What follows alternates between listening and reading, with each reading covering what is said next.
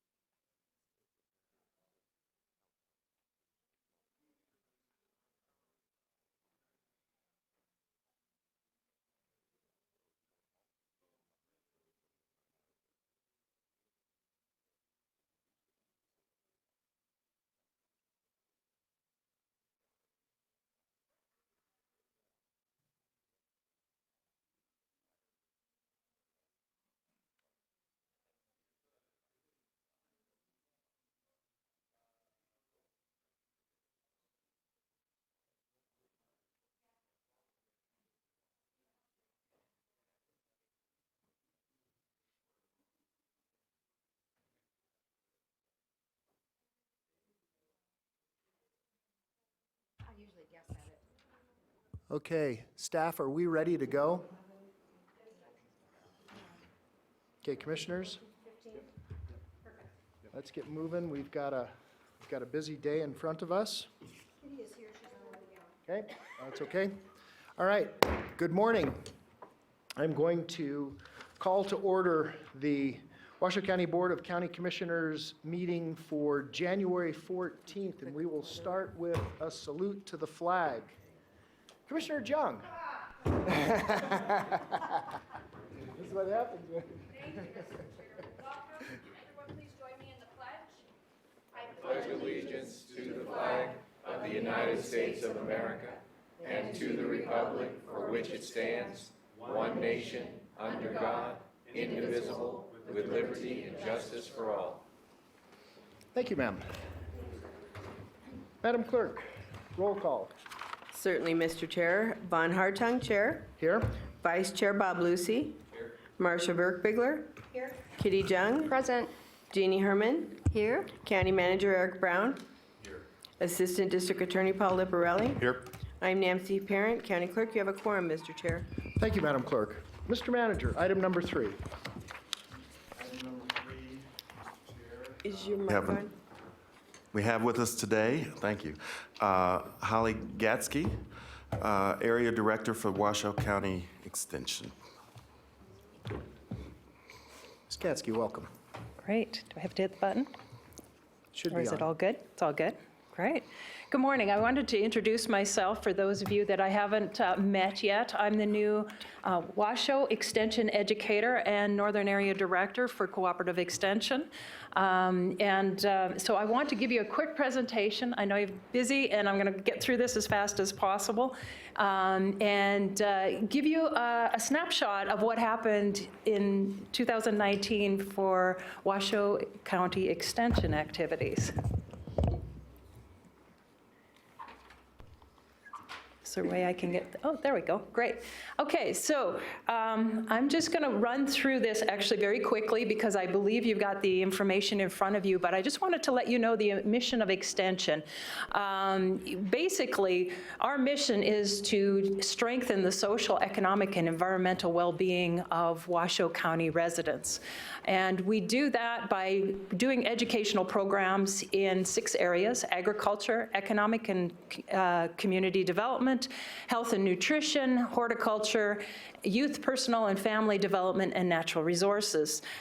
So we come in and we try to look for critical needs in a community, and we use our people and our resources and our connections with the university and other universities across the nation to do that work. And most importantly, we want to collaborate with groups locally to make that happen.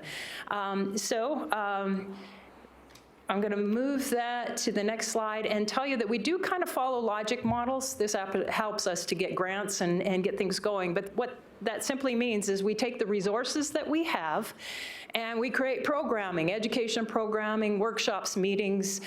We deliver services, we train people, we do all kinds of things with the goal of having impact on the community, that red section at the end there. The first level is we teach them something and hope that they come home or leave their exposure with us, some gained knowledge. The medium term, we want them to change their habits and have things change, and long term, we really do want to impact the community for good. So I'm going to get into more details of what we did. I'm going to go through this really fast for the sake of time, because you have this information in your packet in more detail anyhow. But as a snapshot, one of our biggest programs is the 4-H youth development in the Washoe. We have 287 youth enrolled in what you would consider a traditional 4-H club. And I don't know if you have been a part of that, but people know what a 4-H traditional club is. When it comes to urban programming, we have expanded greatly the 4-H programs. We have a lot of STEM programs. As you can see, 2,888 youth participated in special interest in short-term STEM-based projects. So we go into communities and teach them about STEM. We actually have school enrichment programs, which hit 4,000 youth, and we have over 10,000 youth participating in after-school programs which are STEM-based as well. We have 76 kids, youth participating in overnight 4-H camping, and 400 youth participating in 4-H day camp projects that are STEM-focused. What's amazing is 4-H runs by having your volunteers that work with us to make this happen. And we have 958 adult volunteers last year in Washoe County supporting that 4-H program to make things happen. And that's what makes it work. So we'll move on. Another big area that we have is literacy first. And this area has STEM activities again, and it also has Little Cooks, Little Books, which helps preschool age children with their families learn how to cook and read and get them ready for school. So it's a really great little development program. And we have Family Storyteller, which runs, most of these programs run both in Spanish and in English, and have connect with a high number of high-risk communities. Most of those programs are actually funded through grant funding, and we target high-risk areas for that. Infant, toddler, child development. Anybody who takes care of infants and toddlers in the community have to be certified, and they need credit unit training to do that. That comes out of our office. And more importantly, that's the first exposure that these children have to be able to go up and be good citizens and learn how to be ready for school. And so we have quite an intensive, really well-accredited, actually it's a nationally awarded program that we provide to the community for the child development, so that those that are interacting with those little ones every day have the training to do it well. Horticulture, as you know, we have quite a large horticulture run. A lot of it deals with water conservation for green industry professionals, pesticide safety training, green industry training programs that is in collaboration with the Department of Agriculture. Grow Your Own and the Master Gardener, so Grow Your Own is the classes, but we also have the Master Gardener classes so that we have Master Gardeners working out and helping nearly 5,000 clients last year to know how to grow and do things in their gardens. And they actually grew just a little over 500 pounds of food that they donated to charities in the community. And a bit came onto campus, I believe, too. But interacting with the community and having healthy, good food interactions. Living with Fire, as you know, we have Living with Fire program, which teaches people how to make their communities more fireproof and be able to be safe. And that's a very strong, active program in Washoe County. Radon as well. Radon is deadly, and the rates in Washoe County are quite high. We continue to fight hard to let people really know that this is a serious health issue that they can do something about. We want to prevent the lung cancer that comes with radon. It's a natural gas that comes into the home, and so we continue to try reach out. By the way, it's radon season right now. You can come to our office over on Energy Way and on the other side of the airport and get your free radon kit to test your home. Got to put the plug in. And nutrition education. This is one of the areas that we have a lot going, but I expect to increase. We are in the process, final stages of hiring a nutritionist specialist, so I plan to expand this area with that new faculty person coming on. But right now we have several programs, most of which are all paid for by SNAP, which is a federal government fund, a grant that flows through the state, comes down to us, and really it's all about teaching people how to eat healthy and doing it on a reasonable budget, teaching kids to eat healthy and make those choices, which is very important for long-term benefits of what that means for their health and their living in the future for many, many years to come. We actually also have tribal extension programs up in Pyramid Lake Reservation. We have a hoop house program where they have a hoop house is where you can grow your own vegetables, plants in them. And then we also have the Veggies for Kids curriculum, which teaches them to select healthy snacks. I've got this map, and I wanted to do it when I started this job so that I had a grasp of what was going on in Washoe County and could get an idea of the activity. And I've brought bigger ones because I'm sure if you've got a small printout, it's nearly impossible to read it. But basically, those dots show a place where we had programming hit in Washoe County. And of course, that is just really the Reno-Sparks area that we've zoomed in on. There are activities in the rest of the county as well, but they're so scattered. And we couldn't get it fit in. But it gives you an idea that we're highly active in communities. We collaborate with the library system. We collaborate with the school system to make it happen and work and for the benefit as best as possible.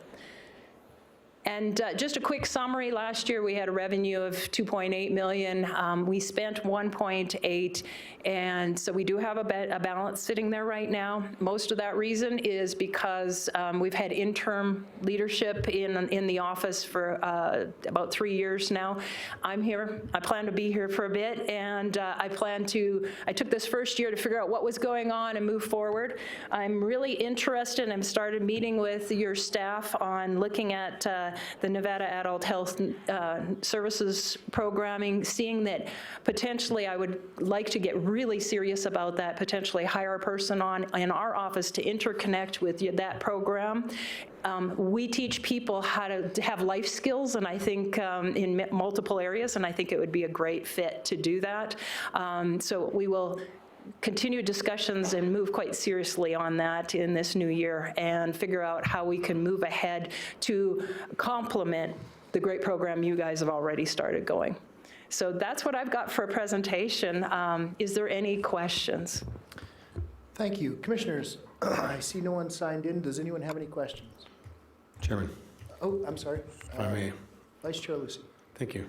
Ms. Gatzke, thank you so much for coming. It's always a pleasure to see you. You have been a very welcome face at the Cooperative Extension since you've come on, and I look forward to that further obviously working with you and the Cooperative Extension. I see, there are so many opportunities, and when you say, obviously, I'm just quickly looking at the budget, the county does contribute almost $1.5 million to the Cooperative Extension budget.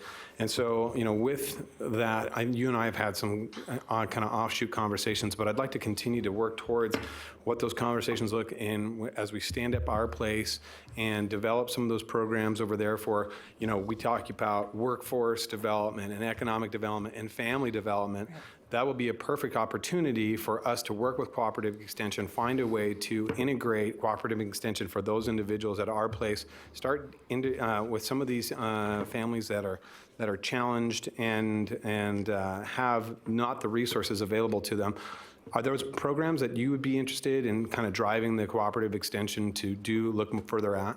Oh, most definitely. And in fact, we do bits of that already, but I do believe that we can do more and interact strongly with the county to fill, within your programs, make that happen. Okay. I have serious interest in that. To a large degree, we've been rehiring people, which is also why we haven't been spending funds, but those people are getting into place. And we're squeezing in and renovating our office so we can all fit at the moment. But, Right. kind of doing those types of things to line up, but I want to expand the programs exactly in That's those areas you were talking about. That's great. And then there's just one other thing. There was a group that has presented to us a number of times, Soulful Seeds, that's looked at areas at the Our Place campus that will allow for, community gardening and stuff. Is there some way that you can join with them and help them carry their mission forward? And is that something an outreach program that you could work with them for Cooperative Extension to provide that? Yeah, in fact, I brought that up after I went on the tour with you guys with our horticultural team, and it turns out they already have a connection and interconnection in some form. I didn't get into the details. I'm like, okay, great, we're going to be building on that. So I believe we can really do some great things. Fantastic. And no hesitation saying they could come out and do classes right there if needed, whatever worked in collaboration. Marvelous. Thank you so much. I appreciate it. Thank you, Chairman. Thank you. Commissioner Herman, I have you signed in next. Hi there. Thank you for your presentation today.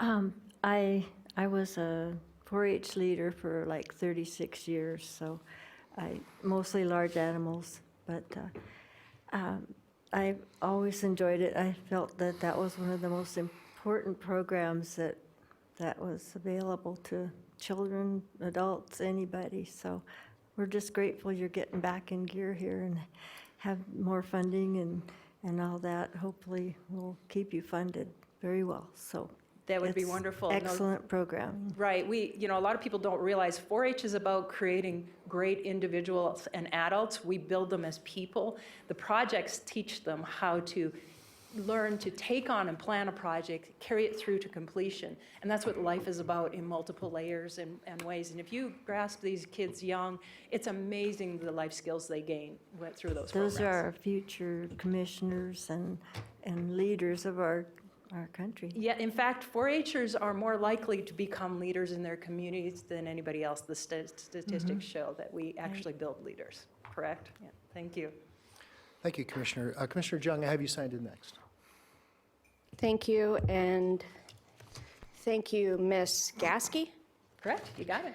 I am a lifer 4-Her, 9 to 19. So I'm well acquainted with 4-H and the wonderful things that they do. Most importantly, like you said, follow through. You can't, well, I couldn't quit mid-year. My mother would not allow that. I wanted to quit every year once I became a teenager, right? Because I had more important things I had to do socially.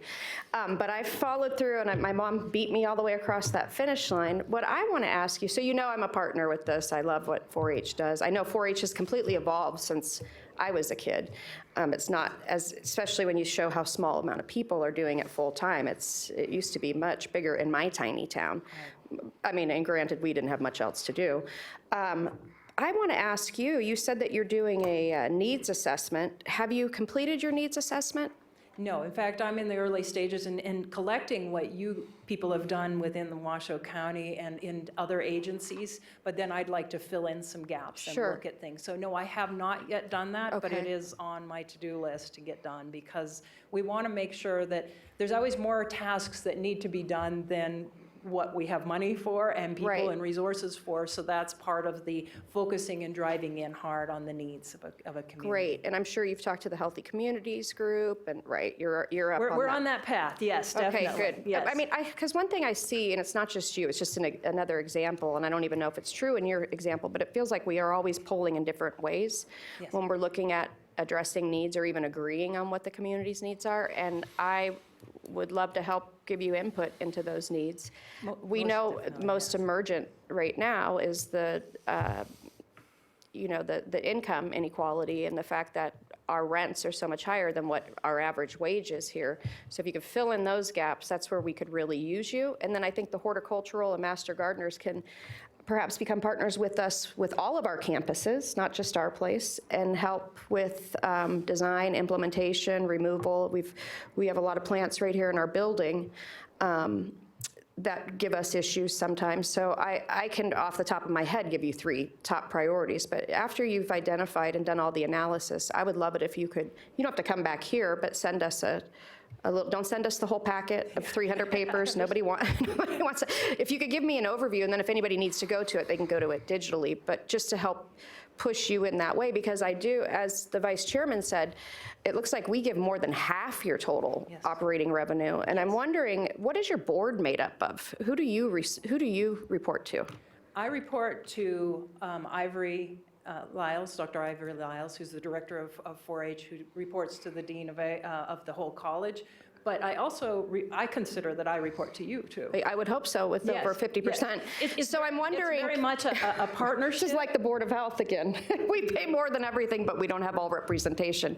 Yeah. So I would like to ask you, and to work with our legal and our manager, when can you get some commissioners on any of this policy oversight and direction, considering we fund more than half of your revenue? Oh, yes, definitely. In fact, that's what I was going to say, is we consider a needs assessment. We may do surveys, and we may check with nonprofits and different people in the community, but most definitely part of that is group discussions and also talking to key players, which means I come and, Right, but I'm asking for a more formal, Mr. Manager. Can we look into this? What is the policy oversight provided over a budget that we provide over 50% on? Because it seems to me we should have a seat somewhere at that table. And not in the form of a staff or a manager, actual elected official who can take the heat. We put staff or citizens in, for whatever reason, they're afraid to vote on anything. So, but I think with a budget like that, I want some say in my money, and it's a lot of money. I mean, I know when you look at our overall budget, it doesn't look like a lot, but it's not a pittance either. And No. again, if we're going to solve community problems that are region-wide, we have to be polling in the same direction rather than 5 different ways with 5 different ideas, and most importantly, nonprofits who are all competing for the same dollar. So that just goes back to being a better regional leader here. So, and it's as I said, I believe in your mission. I believe in your goal. It doesn't matter if I do, it's NRS, but I would also like to have more power and control over the say of your plus 50% budget. That's only fair. Right. Thank you. Okay, commissioners, anyone else? Okay, that leaves me. Ms. Gatzke, thank you so much. Commissioner Lucy really outlined it nicely. I too am very interested in some of the programs that you could potentially bring to the Our Place campus and Soulful Seeds. But maybe what you could do is have an offshoot where we have a lot of families, or we're going to have a lot of families there, and start these kids into 4-H early and just have an offshoot branch right there on that campus. Right. I think that would be very interesting to do that. And then also the programs that we create for that doesn't mean that those programs don't cross over into other communities of need and areas within Washoe too. So, I mean, we can think even bigger than that. It depends on how many people we can get on the ground when and make the logical plan. But I think there's great things that could be done. And we're, as a team, I've got great people in the office that we're willing and excited to work on it. No, and I look forward to seeing that. I also agree with Commissioner Jung. I would love to see some electeds on more of a leadership position with the campus. And I know Dr. Lyles very well. Ivory he's a wonderful friend. I see him at NACO all the time. Right. Great fellow. He's doing great work throughout the state. There's no question of that. But are you familiar with the starfish story? Starfish story, no. There's a fellow walking down the beach just very quickly, and there's a young man who is throwing, and it can be a young woman, who's throwing something into the ocean. And as the fellow gets closer, he realizes that what this person is doing is throwing back starfish. And he comes up and he says, "What are you doing?" And he says, "Well, I'm throwing these starfish back. If I don't, they'll die." And he said, "But you can't save them all." He says, "There's thousands on this beach." He says, "Yes, but I made a difference for that one," and throws another starfish in. That's your story, especially on the Our Place campus. Right. If you can save just one, Right. just one, get those, and I know you can save more than that. Right, exactly. But there's some real opportunity there, and 4-H is great. I mean, Right. it's wonderful. I consider myself only a 1H because I'm a heart-tongue, but that's just I know that's one. I only get so many dad jokes. So, thank you so much, and I think you had good comments by the commissioners and good direction. Great, thank you so much. I appreciate Commissioners, your time. anything else before we close this item? Okay, all right, thank you thank you for so much. coming. Mr. Manager, item number 4. For public comment, comment heard under this item will be limited to 3 minutes per person and may pertain to matters both on and off the commission agenda. The commission will also hear public comment during individual action items with comment limited to 3 minutes per person. Comments to be made to the commission as a whole. Okay, thank you. Madam Clerk, would you call public comment? Certainly. First up is Ms. Tammy Holtstill, followed by Mr. Russ Earl. And Ms. Holtstill provided me with a document, which I'll distribute to the board. Welcome, Ms. Holtstill. Good morning, Tammy Holtstill, Lemon Valley Swan Lake Recovery Committee. For the record, Happy New Year, it's another year. What you are being handed out, the overhead please, is my husband was able to go dig out the precipitation for the Stead Airport. So, what is highlighted in yellow down at the bottom is the last 3 years. Everything above it in pink is anything that is above the medium, the average. It's kind of interesting that the total amount of what the last 3 years were doesn't even come close to anything above it. Good example is right in here. So why did Swan Lake flood? It wasn't precipitation, as your staff said. It was only one little bit. So what changed in our valleys, in our closed basins, to create such a mess that we are still living in? Well, let's see, overdevelopment, high density in a closed basin with no place for the water to go, importing of water to service that high density, nowhere for that water to go once it's been used and discharged. Also, you have a lake that has been destroyed, the soil has been destroyed because of the discharge from the effluent plants, so the water can't saturate into the ground. So, on to another thing that very much irritated me when I got back from my nice New Year's, is one of our citizens, they weren't violated just once because of the flooding. They have been violated now 2 more times, the day before Christmas and the day after Christmas. They cannot live in their homes, the walls cannot live in their home, and yet they were burglarized and things were stolen twice in 1 week. And the excuse I got from the undersheriff is, well, we just don't have enough staff. Blame your commissioner. Well, I told that undersheriff, I said, obviously you don't live where in my district, because my commissioner supported additional staffing with the sheriff for our area. Obviously, you've got a commissioner that doesn't support you in your job. So obviously, there's other commissioners up here that don't support them. Thank you. Mr. Russ Earl, followed by Mr. Jim Sievert. Welcome, Mr. Earl. Good morning. Russ Earl, President of the Silver Knolls Community Organization. This is pertaining to primarily number 16 on your agenda today, and we would ask that you do not appeal or object to the TMRPA's decision on Silver Hills. This is on a number of reasons. First, you may or may not be aware of the lawsuit that was filed on December 11th on behalf of the residents of Silver Knolls and those homeowners that are in direct contact with the parcel for Silver Hills against the county and the commissioners with the indiscriminate approval of that project. Some of the areas that we're objecting to on that, our attorney will deal with. Secondly, fire. We're again putting the county on official notice of record, and we want this in the official record, that a review by the retired CAL FIRE Director Ken Pimlott, when he was up here to do a speaking engagement where he went out to the site, and this is all of CAL FIRE that he was in charge of. He has extensive experience with wildfire and the risks. I mean, look at Coffey Park, look at Paradise and all of that. After reviewing the density of the proposed project and looking over the site and seeing that there's one way in and one way out on Silver, in that area of Red Rock, his view stated that it replicates Paradise and Coffey Park in risk and potential devastation from a wildfire.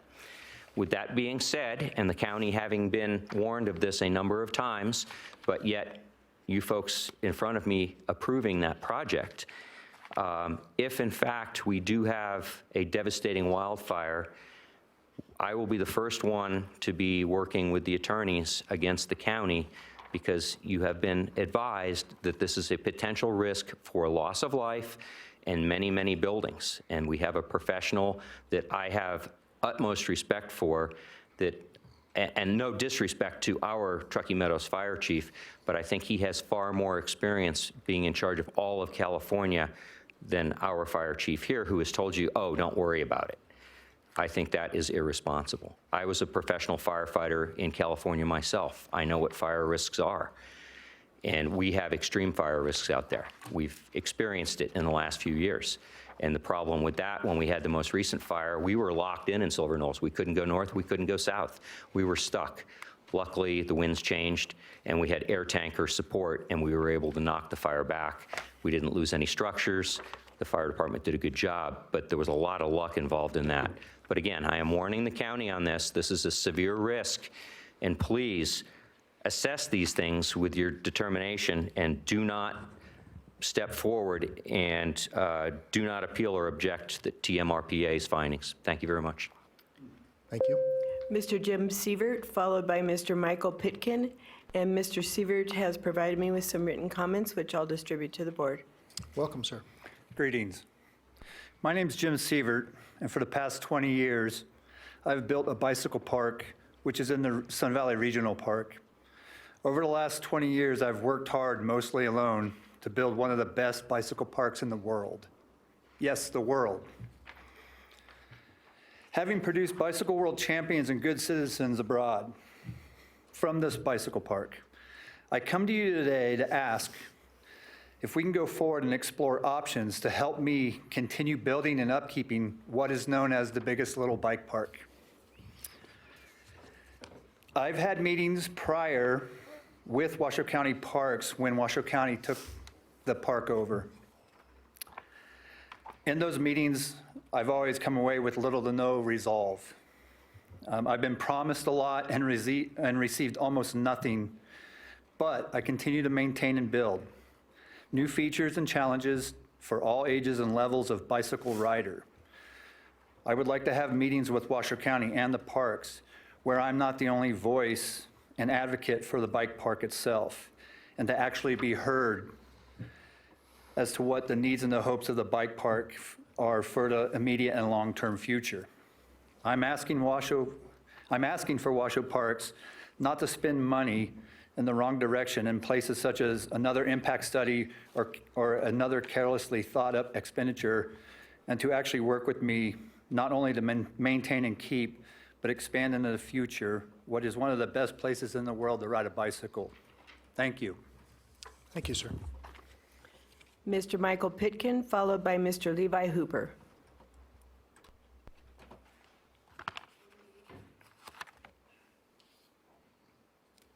Welcome. Good morning. My name is Michael Pitkin. I can trace my family Pitkin name tree back over 1,000 years to the indigenous tribes in France. Petterkin traces back to kin of Peter. The origins of the word petite is a word to describe the descendants of Peter, or the descendants of a new infant religion called Christianity. After the Norman invasion, the family tree grew to England, Scotland, and Ireland. In 1659, a Pitkin came to America. The Pitcairn Islands was named after a branch of the family of Mutiny on the Bounty fame. A Pitcairn fired the first shot in the American Revolution in 1775. A Pitkin served in George Washington's cabinet. Pitkins have touched on every aspect of 244 years of American history. Pitkins have intermarried with every religion and every race. Pitkins have been governors, members of Congress, mayors, judges, philosophers, authors, and soldiers. Pitkins manufactured the first set of pocket watches in America. There is Pitkin Avenue in New York City and Pitkin County, Colorado. There are towns of Pitkin in Louisiana and Mississippi. There is Pitkin limestone under the Ozarks. Today, I, a Pitkin, touch on topics of human sexuality, religious freedom, race relations, HIV, homelessness, gentrification, politics, street fentanyl versus necessary opioids for pain management. I am not trying to make a name for myself like some have suggested. Rather, all of these things are my life.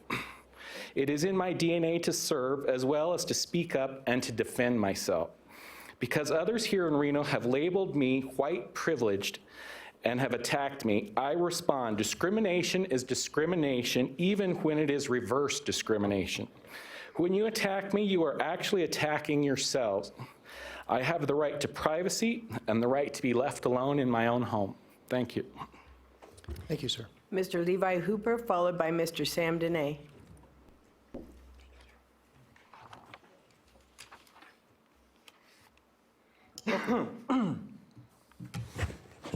Hello, everyone. I'm Levi Hooper, the voice of the downtrodden, and a starfish myself.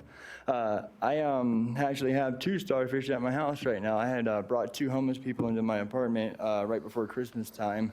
2 younger guys, they were on the streets, and I don't know, I met them, you know, walking around and whatnot, but they...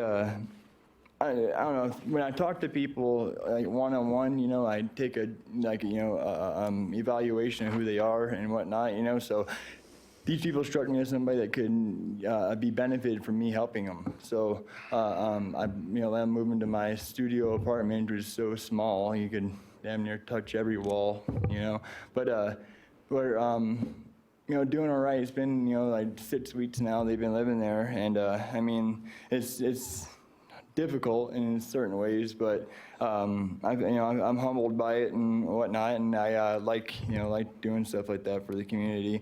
And you know, the day I move them in, the next day we have a horrible snowstorm, so it was like meant to be, you know, helping people like that. But I just wanted to come down and, you know, like I always do, offer my help to everybody, you know, and if there's anything anyone needs me to do, you know, I'm here. If you guys have any jobs, any work you guys need help with, you know, any assistant work or anything, I could do it. I could work anything. Working, you know, I work as a busser right now, bussing tables, and it's horrible. It's so bad. Like my check after 2 weeks was $230 after 2 weeks of working, and my rent is $260, so I was able to make it up. But I made it up, but it's crazy how people live like that. It's just amazing. I can't believe how close you could really live to the dollar, you know.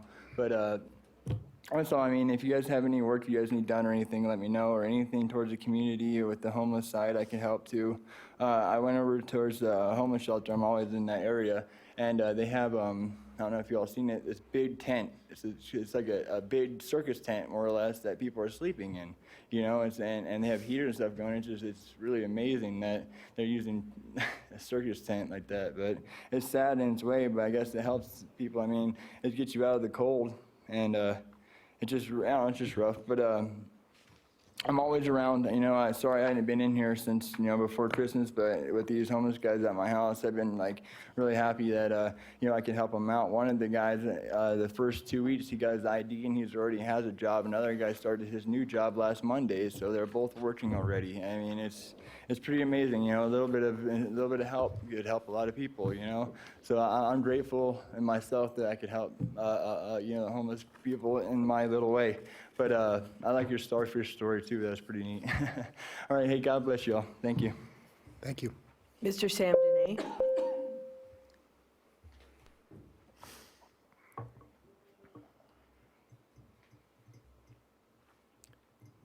Good morning, Mr. Dene. Good morning. Sam Dene, a guard angel protecting the citizens. And that young man I've watched him for many, many years, and he is a starfish. Actually, he's about 25 starfishes. Every time he gets out of every time they throw him back in the ocean, he comes back onto the shore. That's up to this. By the way, for the benefit of our brand new county manager, I give him the information that I nominated the city manager. I nominated the city manager before her. I nominated the county manager before Mr. Brown. But I stayed out of that rodeo for Mr. Brown, and he got in there all on his own without any help from Sam. At any rate, I'm an Air Force, for his benefit, so he'll know, I'm an Air Force Academy graduate. I spent many years flying fighters and bombers. And then I was a pilot for Pan American World Airways until they were blown out of business by the terrorists. And ever since then, circa 1993, I have been to virtually every single government meeting in our community, Reno and Washoe County. Some people say I ought to get a life. At any rate, I've got 6,000 verified public testimonies. If Mr. Brown wants to spend about 2 weeks, he can look at some of my YouTubes because they go on and on forever. Welcome aboard, Mr. Brown. At any rate, I'm responsible for 88% of the good things about Reno.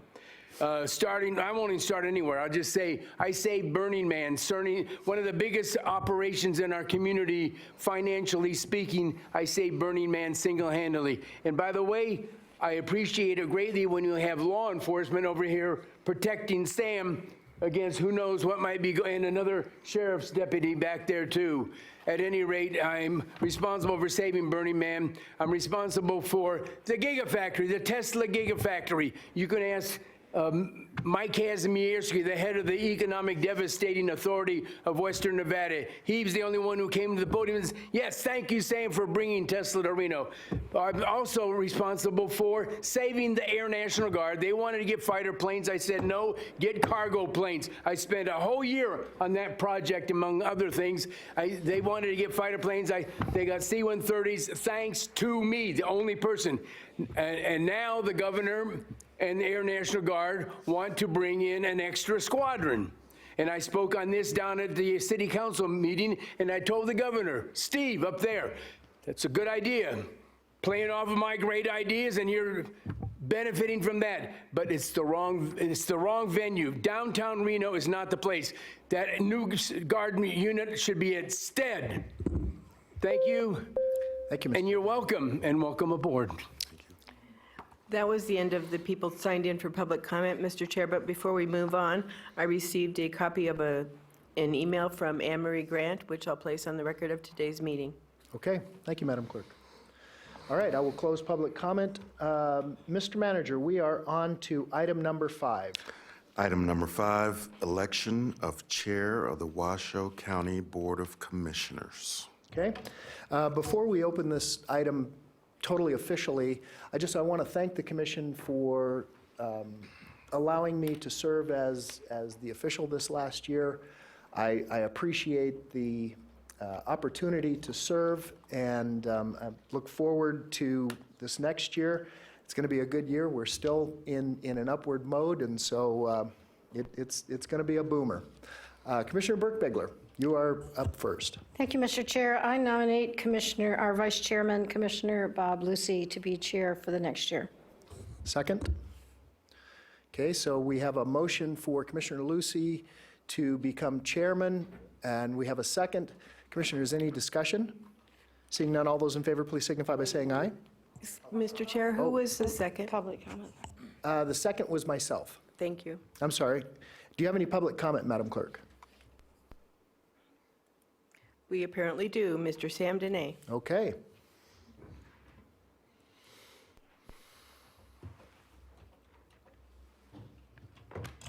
Sam Dene, that's me, a guard angel for the community for 25 consecutive years. And what we have here for the folks out in TV land is that they're going to elect, and obviously it's going to be by acclamation. Apparently, they've got one nomination and they're about ready to take a vote. And I'm not criticizing the chairman for forgetting the public comment, but anyway, he knew that I would request a point of order just in case. And I did turn it in at a late moment.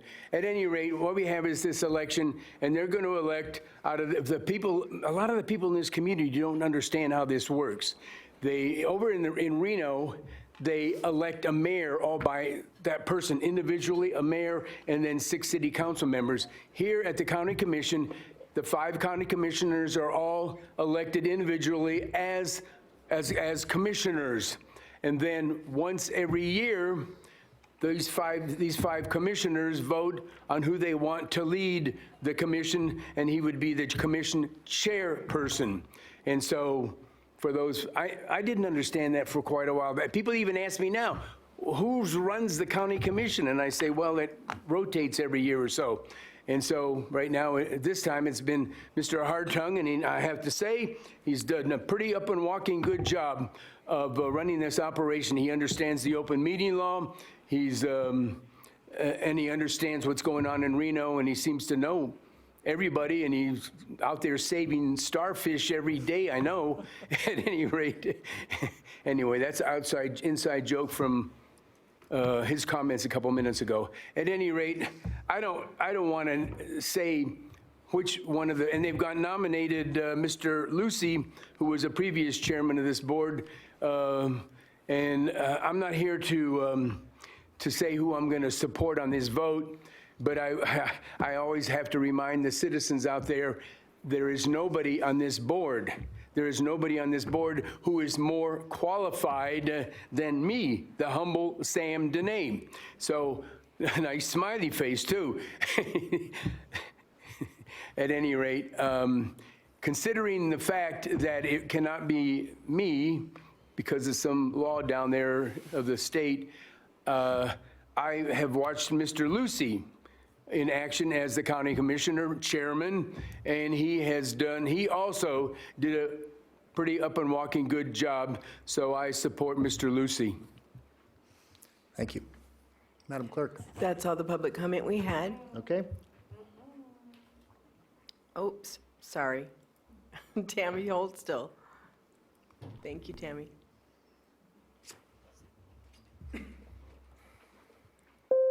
Welcome back. Tammy Hold Still, Lemon Valley Swan Lake Recovery Committee for the record. I hope that, I know this vote's going to go the way that it will go. However, that the nominee that is being seconded here was in fact involved in not helping the citizens of Lemon Valley.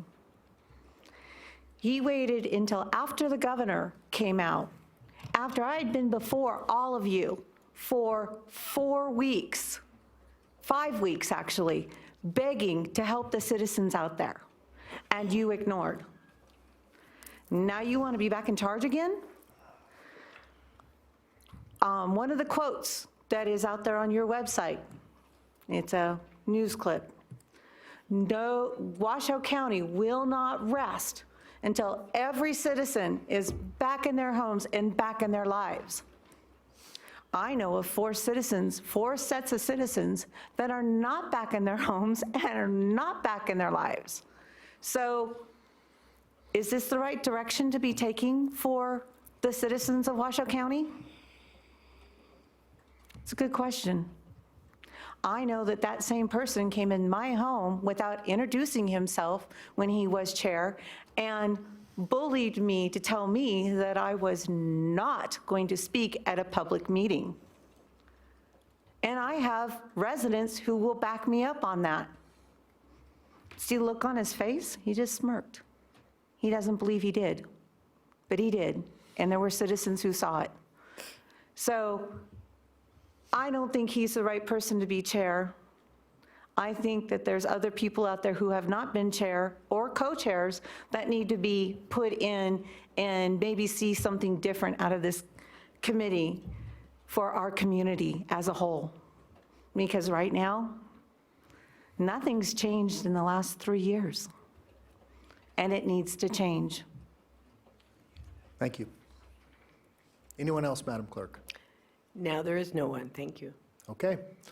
All right, I will close public comment. I will bring it back to the board. Commissioners, any other discussion? Seeing none, all those in favor, please signify by saying aye. Aye. Are there any opposed? And would you mark your screens, please? Affirm your votes.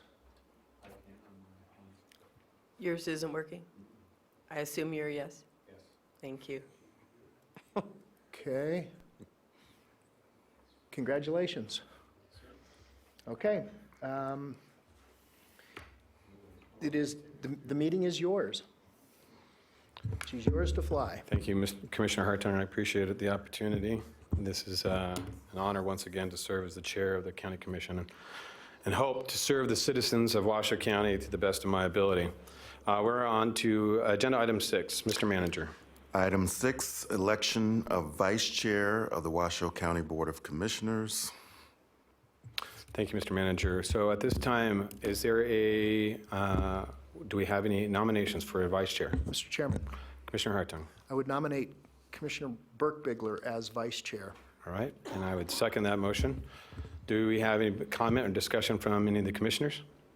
Seeing none. All right, Madam Clerk, can we call public comment, please? Yes. I have no one signed in, Mr. Chair. All right, seeing no public comment, we'll bring it back to the board. All those in favor signify by saying aye. Aye. Aye. All those opposed? Motion carries unanimously. Please affirm your votes. I'm still not able to vote. Okay. You're a yes? I am a yes.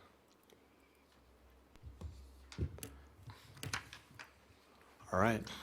Thank you. That motion passes 5 to 0. We are on to item 7. Mr. Manager. Thank you, Commissioners. Oh, sorry. I thank Commissioner Burke-Bigler, Vice Chair. I apologize. Mr. Manager, congratulations. Do we want to move things around? Well, we're going to fix this. One second. I'll take it. All right, so item 7, fix the term of office of the chair and vice chair of the board. All right. So as we've done before in previous years, we obviously every year fix the term of the office for the vice chair and chair and vice chair for the board. That term has always been a standing 1 year for the office. If there's no changes with that, Commissioner Burke-Bigler, would you like to make a motion? I would make a motion that we keep it at 1 year, Mr. Chair. I will fix that. I'll also second that motion. All right, so we have a motion and a second to fix the chair, the term of the chair and vice chair for 1 year. Is there any discussion by the chair, by the commissions? Any public comment, Madam Clerk? No, sir. All right, seeing no public comment, all those in favor signify by saying aye. Aye. Aye. All those opposed? Motion carries unanimously. All right, so what we'll do is we're going to take a quick recess so we can change things around and change some of the technology. So give us about 5 minutes, folks. We'll be in recess till 10:55.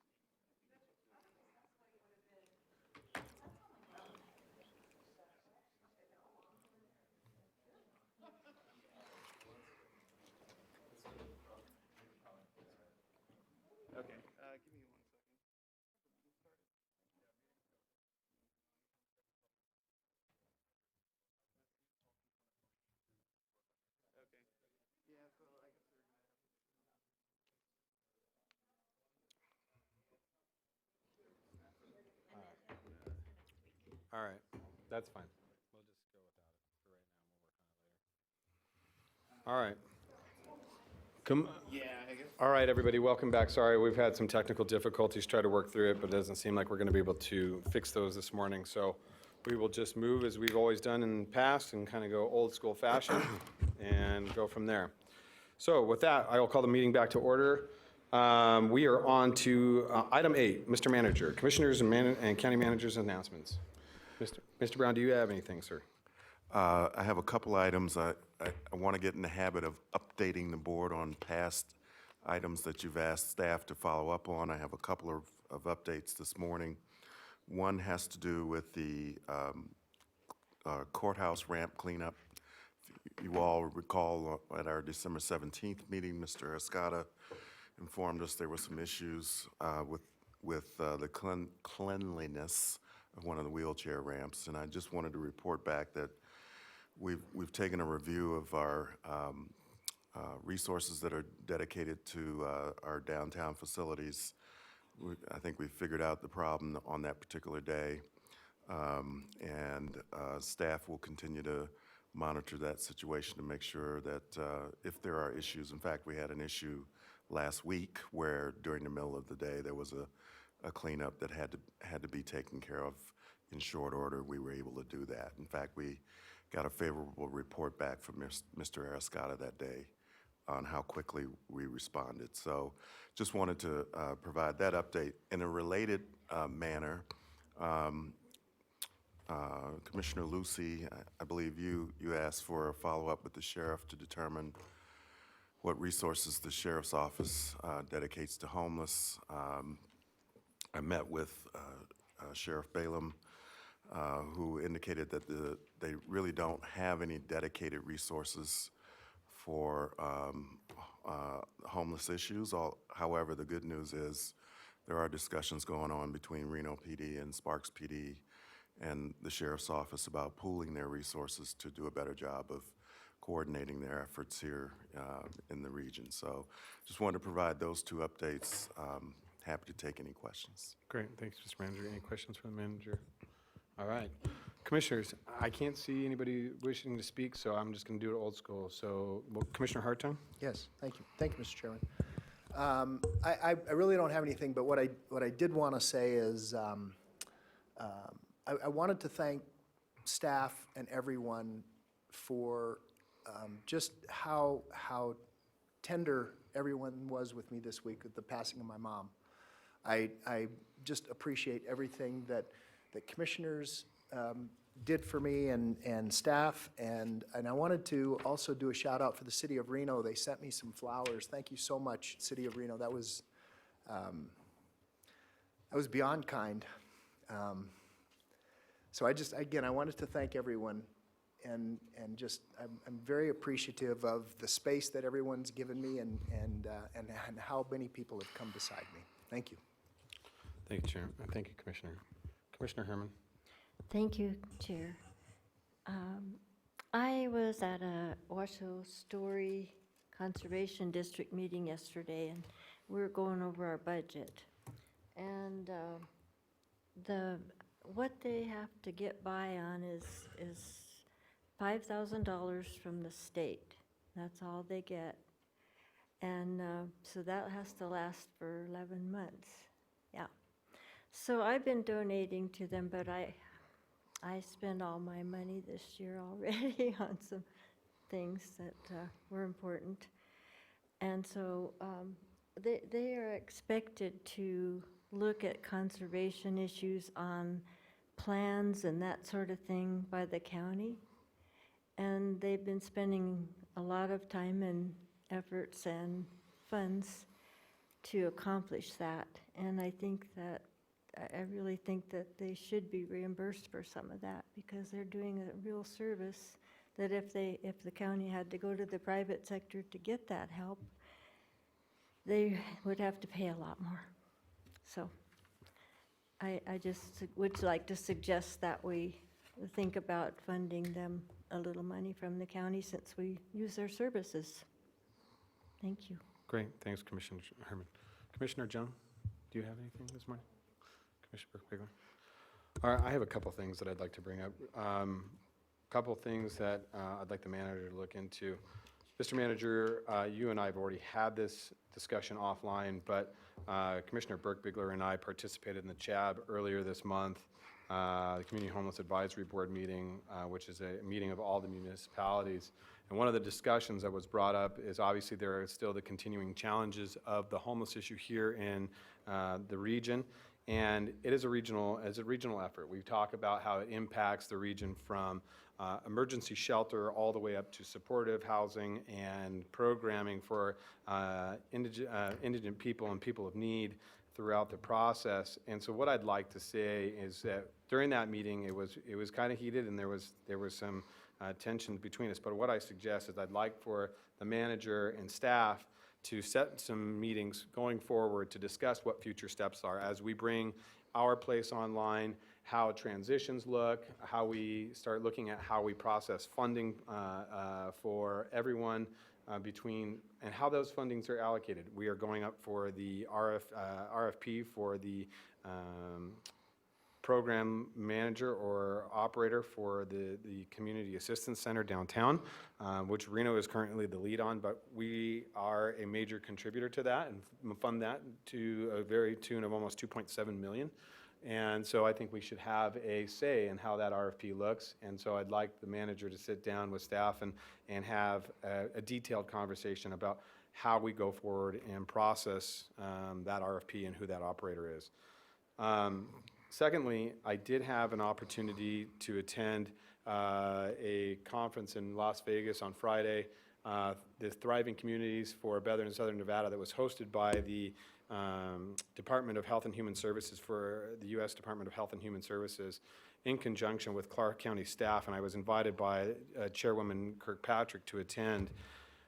Some phenomenal things that they're doing in regards to supportive housing and some different things in Clark County and pulling federal funds. And Mr. Manager, I think this is right up your alley in regards to one thing that Commissioner Jung has brought forward before is getting funding from the hospitals, but not just hospitals. They're getting funding from the insurance agencies, Health Providers of Nevada, HPN, and potentially Anthem for funding for supportive housing. And what they're doing is buying supportive, using those funds to buy weekly hotels down in Las Vegas and throughout the region down in Clark County, and turning those into more permanent housing for homeless.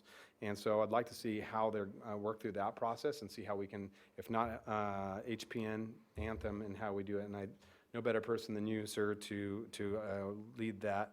Another thing that I'd like to look at is the TANF funds, which is the Temporary Assistance for Needy Families, which is funds that come directly from the federal government and flow through the state.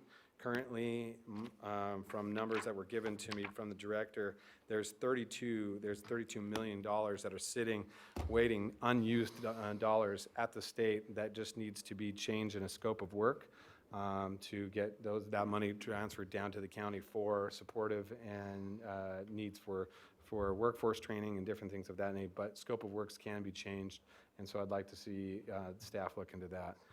Then one other thing they're utilizing down there is marijuana funds. They're going through their marijuana funds at the county and utilizing marijuana funds to redirect for housing support. So if we could look into some of those issues, I'd like to have some of those issues brought back to the commission for a discussion for further detail. Happy to do that, Mr. Chair. I would note that on the first item, there are already standing meetings that have been scheduled between Reno Sparks and the county staff on both the CAC RFP and the broader issue of developing a plan for the regional homeless approach. Great. And ironically, there's a meeting this afternoon with Nevada Health and the Health District and myself to explore some of the federal funding opportunities that might be available for us as a county. Awesome. But I will also look into the other items you mentioned. Great, thank you. Any of that shake anything loose for anybody? Okay. All right, seeing nothing further, we will close item 8, and we are on to our consent agenda. Mr. Manager. Okay. Items 9A through 9E3 are on the consent agenda. All right, thank you, Mr. Manager. Are there any items on the consent agenda this morning that any commissioners would like any further detail on or would like to pull out of the consent for further discussion or consideration? Seeing none, looking for a motion. Mr. Chair, Madam Vice Chair. I move approval of the consent agenda. I have a motion from Vice Chair Berkler, second from Commissioner Jung. All those in favor signify by saying aye. Aye. Oh, I'm sorry. Do we have any public comment? I apologize. We have none, no one signed in. Thank Oh, wait, you. somebody just signed in. We do. all No, right. that was Commissioner Berkbigler. You're Okay. clear. Sorry, I'm a little broken here without the technology here. Okay, so no public comment. I'll bring it back to the board. We have a motion and a second. All those in favor signify by saying aye. Aye. Aye. All those opposed? Motion carries unanimously. Please affirm your votes on the board. All right, we are at the end of our consent. We're on to, do we have a block, Madam Vice Chair, do we have a block vote this morning? Yes, Mr. Chair, we do have a block vote. I would propose we put into a block vote item 10, 11, 12, 13, 14, and 15. I have a motion for items 10 through 15 for a block from Vice Chair Berkbigler, second by Commissioner Jung. Is there any public comment on any of those items, Madam Clerk? I see no one signed in. All right, seeing that. Mr. Manager, if you'll read those items for us.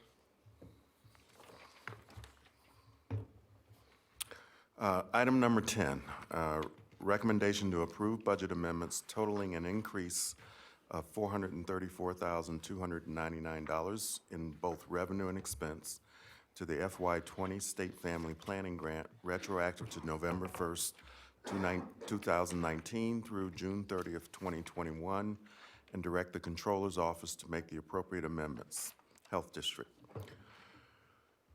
Item number 11, recommendation to approve the reclassification of a vacant plans examiner,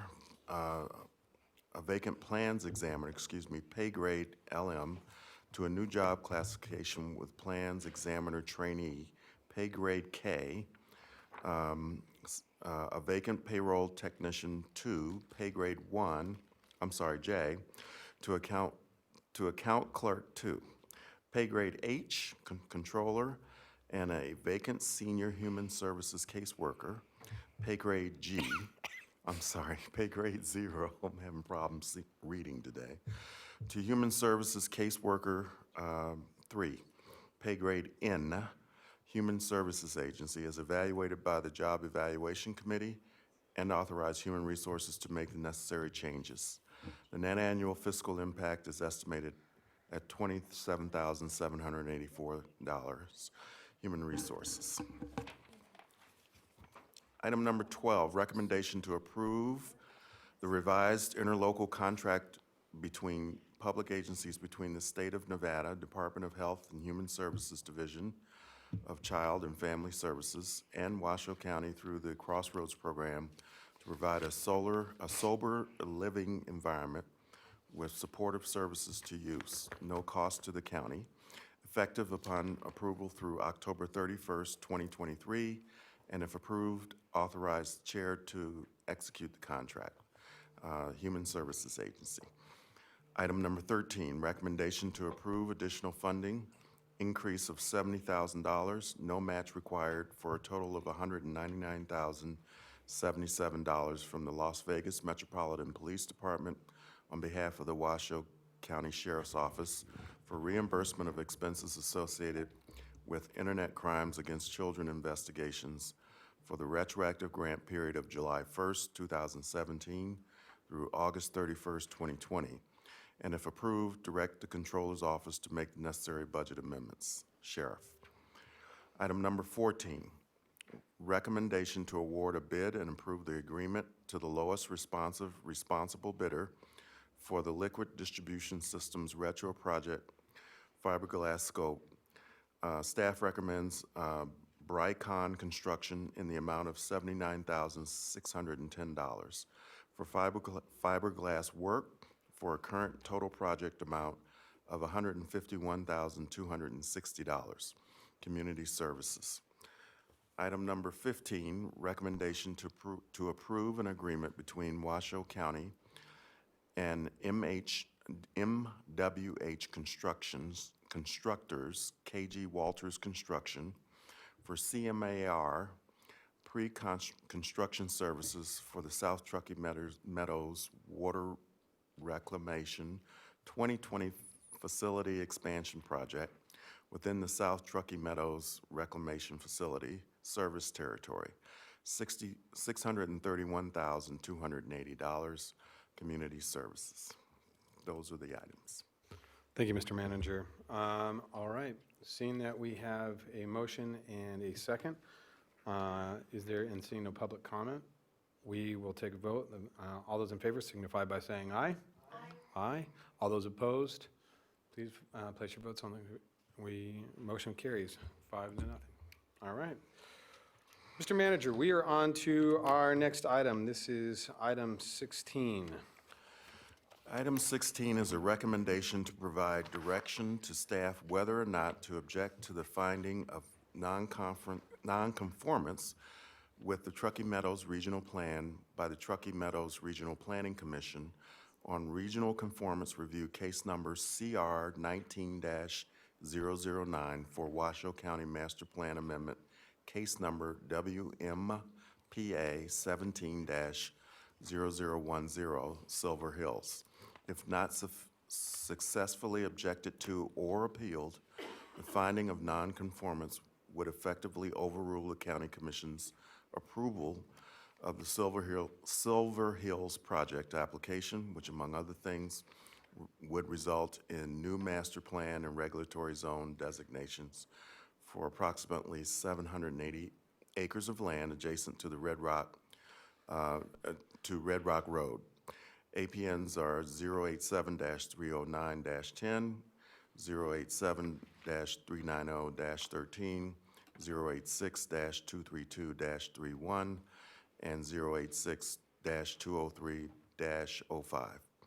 The new designations would accommodate up to 1,872 dwellings, amounting to an increase in potential density from 1 dwelling per acre to approximately 2.5 dwellings per acre.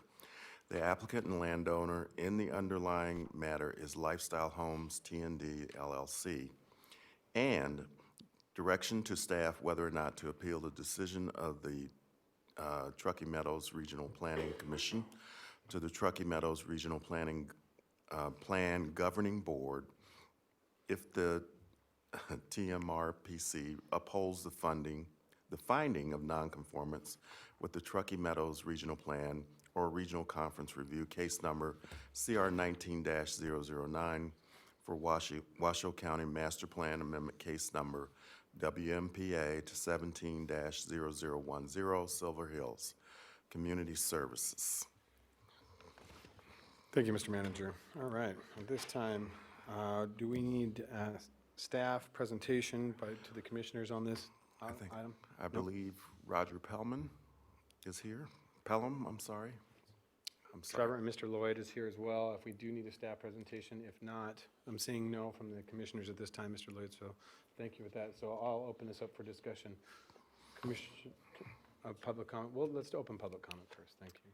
I have 3 people signed in on public comment. Ms. Gina St. Ors, followed by Ms. Casey Meaden.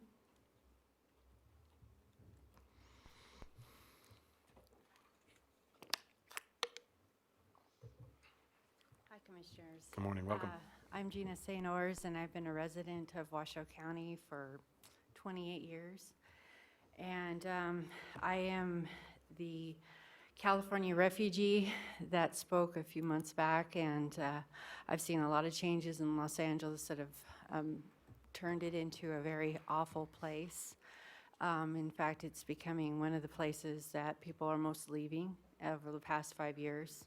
And I really request that you take advisement from your staff of everything that's been going on, and even listen to some of the words that you have quoted on your websites to promise us as Washoe County residents that you will protect us and not make things, put things in order that will hurt us, your citizens.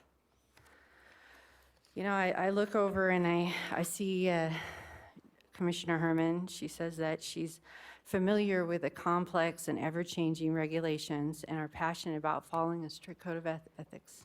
Thank you. Commissioner Vaughn, I see that you're passionate about key economic issues in our region and enhancing community safety through investment of critical infrastructure. Infrastructure, not housing, infrastructure first, for the current and future needs of Washoe County residents. Commissioner Jong, I understand that you are very pro-animal and that it's particularly close to your heart, and that you believe that caring for community needs in their entirety ensures a quality of life and dignity to all of our inner community. And let's see here. Commissioner Burke-Bigler, I admire the fact that you are the Washoe County Strategic Goals Champion for 2 key initiatives, including focusing on enhancing effectiveness and the reputation of Washoe County and positive customer outcomes. And for Commissioner Lucy, I know that you advertise that you care for Washoe families and want to preserve our quality of life. And you say you're honest as the day is long. So that being said, if you are a people of your word, please listen to the advice of your own staff and your citizens and your voters and your taxpayers, and do not appeal the decision of TMRPC. Thank you. Thank you, ma'am. Ms. Casey Meaden, followed by Ms. Tammy Holtstill.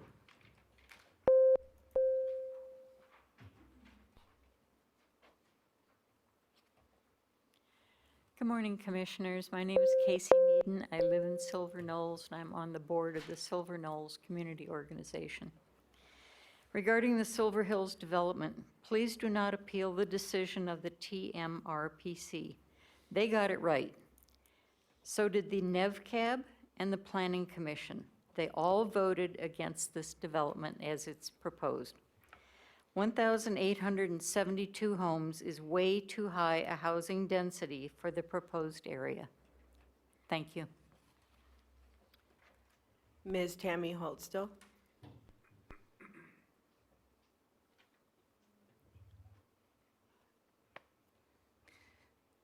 Tammy Holtstill, Lemon Valley Swan Lake Recovery Committee, for the record. When the NAVCAB, your Planning Commission, both told you that it was a no, that it did not meet the findings, it was the planner, the developer, came to you, and without paying attention to regional planning, without paying attention to your staff, without listening to your constituents, because we all have to deal with you, so we're all involved, you went ahead and you overruled your own Planning Commission. You knew that it was not going to meet the findings at TMRPC. You knew it wouldn't. Regional plan. There's a reason for a regional plan. 3 of you are on that board. We have gone through a lot. I have been there almost every single time. There's a reason that this type of development is a no in that area. You don't have the infrastructure in place. You don't know how to put infrastructure in place before this type of development, but yet you're going to just fold for the developer. They were granted approval already for a certain amount. Now they want to change it because it didn't pencil for them. He said that in a meeting, our CAB meeting. It didn't pencil for him. So he needed to have it more because it didn't pencil for him. Well, then don't develop. If it doesn't pencil with what the regulations are, he needs to follow the same regulations as everybody else. There is no way that there is a sewer plant available for that amount of development. There is no way they can hold the amount of water from their stormwater runoff in the center of that mountain for that development. There's no way to get everybody out of there in time if there is a fire. So what did you do? You said, we're going to send this on. We're not going to listen to anything that any of the professionals had to say, except for that developer saying, I have to have it. Now it's time for you to stand up and do the right thing. Quit pushing through inappropriate development when you don't have the infrastructure in place. That is like pushing a cart up a hill and telling the horse, move over because here it comes. And that's what you're doing. That's what you've done. Swan Lake is proof. That's all the public comment we have, Mr. Chair. Thank you, Madam Clerk. All right, I'll bring it back to the board at this time. This time, looking for direction from the board. Commissioner Hartung. Mr. Chairman, thank you. So a couple of items. I've lived in Spanish Springs for 33 years, same house. No infrastructure existed in Spanish Springs when I moved out there. There was no genuine municipal water. We were working all off of groundwater. There was no sewer in the valley. There was the average time for REMSA's response was about 20 at best to more like 30 to 40 minutes for REMSA to respond. Blessedly, we did have a fire department. I was one of the people who did have some water service because we had a community water company out there. We still have a community water company. The rest of the valley was served by community wells through Washoe County. That infrastructure did not exist prior to development. Everything that's happened in Spanish Springs has happened because of development. And I will tell you, when I moved out there 33 years ago, that valley flooded far worse than it does today because we have a stormwater utility. Now the corner of Eagle Canyon and Pyramid used to have 5 to 6 feet of water flowing across it before we put in the stormwater utility. Pyramid Highway would wash out at minimum once a year just south of Calle de la Plata. So to say that infrastructure has to be in prior to development is just wrong. Should we ask Washoe County citizens to preload infrastructure to a place where we think development might occur? That in and of itself is just a wrong direction and a wrong use of taxpayer dollars. So when I look at projects like this, and I look at how Spanish Springs has grown over the years, and by the way, my lifestyle has not changed. I live on 1 1/3 acres. My next door neighbor still has horses. The woman who lives on the other side of my next door neighbor, very dear friend, she has horses, she has livestock. My lifestyle has not changed, even with all of the development. It was also brought up that, talking about regional planning, if this development gets pulled back from this request, under the new regional plan that was just adopted, I believe they can put about 15 dwelling units per acre, not 2.5. If it gets annexed into the city of Reno, the number goes up again. So the other comment that was made earlier was about fire service. This developer, and this is one of the things that bothered me about this request and the way that it was handled, they've never been able to talk about all of the conditions that they placed on themselves about making changes with respect to the Silver Knolls subdivision right now. Everyone is on a well. There are no fire hydrants in that subdivision whatsoever. Today, if a wildland fire blows through there, we have to depend on airdrops and whatever we can get out there with Type 3 engines. Or is it Type 2? Type 2. They've agreed every 300 feet, just one example, every 300 feet bringing in the infrastructure that they will put in fire hydrants. They've also agreed to put in fire hydrants all the way to what would be the west side and take those all the way up to take infrastructure, water infrastructure up to the smaller lots in the Silver Knolls subdivision that's on the west side of Red Rock, and potentially be a water supply. There would be a water supply from Tumwa to service those homes, which now are on constant alert because there's high levels of arsenic. All of those wells out there are tainted. There's some real problems with them. They've also agreed that they would take the park off of the water service. They've agreed that all of their open space would become an agri-hood. They've made so many agreements, and then they've also timed themselves. So this is not going to be like daisies in a field after a rain. It's going to take 12 to 15 years. And I would tell you, as the economy ebbs and flows, there'll be some up years and there'll be some down years. It's going to be a minimum of 12 to 15 years before they're going to build this thing out. And then it was brought up that there's no waste treatment facility. This developer has agreed that if they cannot find the sewer capacity that's required, that they will build their own sewer plant. They have to build that sewer plant the first day that they get a C of O, the first hookup. So this is a huge investment in this community that they've offered to do. Again, I've watched our community grow. Some people have said Spanish Springs has grown too fast.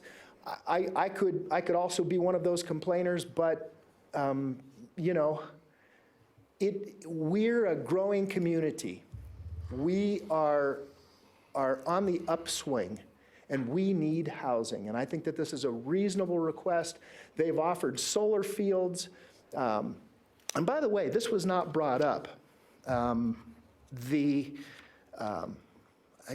should pull it up. And in fact, Commissioner Birkbiegler, I'll let you speak if you want to speak. I need to pull this up if you want to, because this is an important aspect. There was a letter that was sent to these folks that really needs to be mentioned. So I'll relinquish the mic for a moment, Mr. Chairman. Commissioner Birkbiegler, do you have anything that you'd like to add at this time?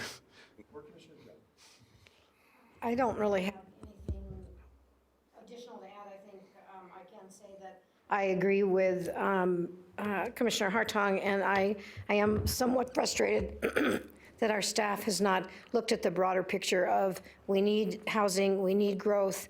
This is a developer who has a top-notch reputation and has built really good facilities. So I'm having a bit of a problem understanding why our staff is opposed to this, although I mean, I understand the changes and I get what staff is saying, but I still think that this is a good project, and I would personally like to see the Regional Governing Board take a look at this, and so that would be my recommendation, is that we send it on to them. Thank you, Commissioner Birkbiegler. Commissioner Jung, did you have any comments? Nothing that goes with that. More general, broad comments. Yes, of course, infrastructure should be built first. Doesn't happen, though, realistically. I vehemently disagree with the commissioner who said that's not the proper way of planning. That's the ideal way of planning. Developers don't pay for growth either. Ideally, they would pay for all the growth. They don't in Nevada. And I've worked for over 15 years trying to change that, and all of the fees and fines and everything is they don't pay for it. That's just the way the world works in the great state of Nevada. But the flip side of that is, regardless of whether these are fabulous people and all that, we are facing a crisis, a housing crisis. And if you don't believe me, please drive down West 4th or East 4th Street and look at the Record Street Community Assistance Center. Granted, many of these people are choosing, if you believe that to be a choice, with mental illness to be on the streets. But many people are very marginally housed today. And until we open up our market, and our local developers have not been great partners, not talking about this specific one. They all ran gun shy, made their money and wouldn't build again. And they're still not really building.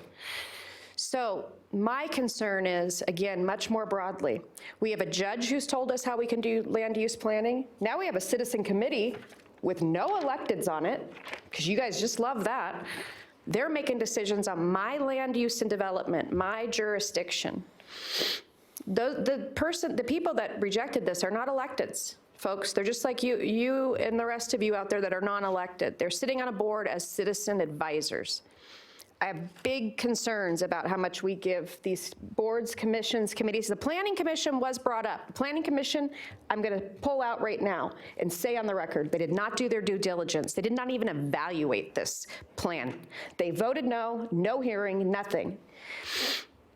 Our bottom line, I hear you. You don't want your lifestyle to change. Nobody wants their lifestyle to change. Certainly, I know you moved way out there. First of all, you had to drive to qualify. That is the reality. You couldn't afford to live in the urban center because you get more land for a longer drive. Americans do a bad job with that. You think it's worth it. Actually, I can show you the data. It's not. Your happiness quotient doesn't go up because you have a bigger house with a bigger lot.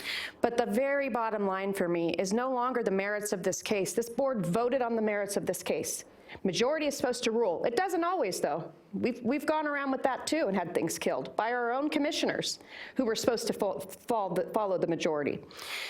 I don't believe that it is my job to oversee citizen committees or judges who tell me what development codes are. That's my job. If they want my job, I'll pay their filing fee, and they can run against anybody else that's doing this job. I'll help them.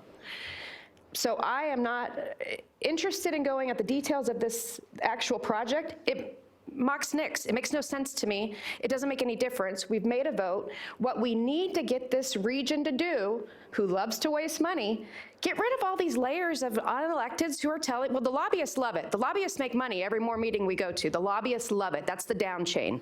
I hate it because I don't think it's democracy. You elected me. Not you, you don't live in my district, but my people did. Heavily, I get reelected. I have the most votes of anybody up here. I don't like a judge who's supposed to be doing judgy things, not land use planning. I don't like a state authority telling me how I can and cannot tax people, and then don't turn around and give us the reimbursement or interest that they tell us, the judge then tells us to pay. And I don't like a citizen-appointed board trying to overturn what this elected body did. It's anti-democracy and it's unpatriotic. So I am in full, not because I love this project and it's the best thing I could ever sell you. I don't know if it is. None of us know. Who knows what the developer does with it? They might flip it and turn it around and sell it to somebody else with new entitlements. That's what I would do because of all this nonsense up here in terms of getting anything done. Now this has to go to regional, which means other jurisdictions, first of all, their budget, the closest sister we have is the city of Reno. Their operating budget, half of us. City of Sparks is about $300,000 a year. So the fact that we also let those other people tell me what to do in my jurisdiction, that just really disturbs me as an American. That is un-American, it's unpatriotic, and it's not what you sent us to do here. I am fully affirming this, to appeal this, and I am asking this manager who has fresh eyes and a fresh personality here and not completely insular and ingrained with the three people that think they run this damn place. I want you to start working on the sisters, Reno and Sparks, and this whole community to get rid of these layers of unelecteds. And again, I will say it again on the record, the Planning Commission let us down. They didn't hear this. They didn't give it a fair hearing. If we would have condoned what the Planning Commission did, do you know how much you'd be paying in taxes, your tax dollars, your snow plowing, in paying this developer because we did a taking? So I am 100% in support of what the majority of this board did, and I'm 100% very frustrated and disgusted that unelecteds, or even a judge who's elected, gets to tell me how to plan my land. So I'm on principle. I supported this on principle for many other reasons, which you don't care to hear because that's not what you're here for. But I will tell you right now, and I'm not mad at staff. Staff has to do what staff legally has to do. They're the ones that have to go cavort in front of these evening meetings that are, to me, meaningless. So yes, I'm in favor of this, and it is another tool in a quiver in our whatever you call it, to start fighting for this stuff, because I'm sick and tired of a couple people telling other jurisdictions what exactly I was elected to do. That's what you pay me the big bucks for, to sit here and do this, not a citizen-appointed committee, and certainly not our regional partners, other cities, who have their own jurisdiction. So that is all I'm saying today on that. I support it, but you can tell I'm very frustrated, and I think we have missed the mark. I've been saying this for years, can never get any traction from anybody. Here's the time that we do this, guys, because that also, all those layers only result in higher land use costs. This developer is just wrapping that in. Every meeting he's paying his lobbyist and his expert and his attorney. They're not gonna suck it up. You wouldn't suck it up. It's capitalism. I didn't pick this form of economics. I never would have picked this, but I live in it. There's no consciousness in this whatsoever. But by the rules, you make development more expensive. And we make it more expensive because we are complicit in saying, well, I guess you have to go to regional. Well, I guess you have to go to this citizen committee. Who cares what they think? I mean, honestly, they didn't run, they didn't win. And that's my responsibility. But staff, I get it. You're going to have to help us pull in the same way now, because this is only going to be, unless the whole market falls out, which I'm sure it will, but this is only going to get worse before it gets better. And it can't go on this long every time we're trying to bring houses online. Here we sit here and saying we're building at our place, not my favorite name either, by the way. We're building our place from the 70s, and we need to build 3 times that now, because we can't get houses online. And I don't want to hear the argument either, these are homes that are 300,000. Yes, I know they are. Where did you start out? Then didn't you move to a bigger house? Unless you were, and a lot of people are here independently wealthy, not this gal. You start out a smaller home, guess what you do? You buy a bigger home, you sell your little small home, and people like you, when they are young and upwardly mobile, can buy your little home and can afford it.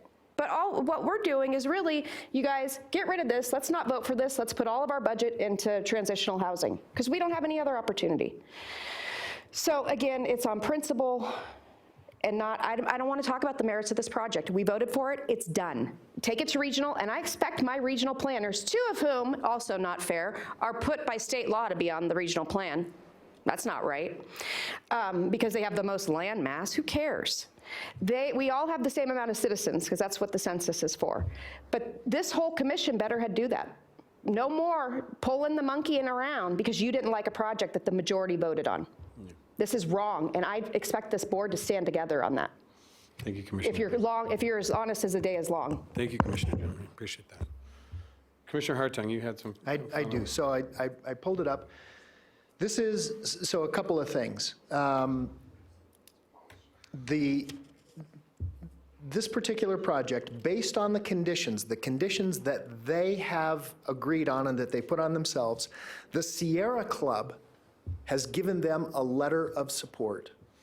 And I know of no other project ever, maybe in the history of this state, that's been given a letter of support by the Sierra Club. So that's the first thing. Even if, to Commissioner Jung's point, maybe they will sell it, and that would be fine, but even if they do sell, there are still conditions of approval that will go with the parcel, period, with the project. They will have to adhere to those conditions regardless of whether it is this developer or the next developer. Then, with respect to the RPC, I can't disagree with, and the Planning Commission, I can't disagree with Commissioner Jung. What should have happened, however, is these items, and this is a flaw in our system. You have a land use change, and then once you have that master plan amendment, then you go through the process of looking at what they would like to do. Those 2 items should be opened at once, and I would request that if we do affirm this today, that staff ask to open both items at once. They become one single item. And then the second thing associated with that is allow, why should our, and I know that Washoe County becomes the applicant, but why would we not allow the real applicant to do a presentation so that they can discuss the conditions that they have agreed on and all the things that they're going to do, all the amenities? I will tell you, after really looking at this very hard, there's an opportunity here to even change our own developmental code as to how we approach subdivisions in the future and what they look like and how they mitigate their impact on the land. And so, I mean, development is going to occur. We all need places to live. And by the way, Commissioner Jung, I'm not one of the wealthy ones. Sandy and I have lived in the same house 33 years. We've just kind of hung out there for a while. And that's the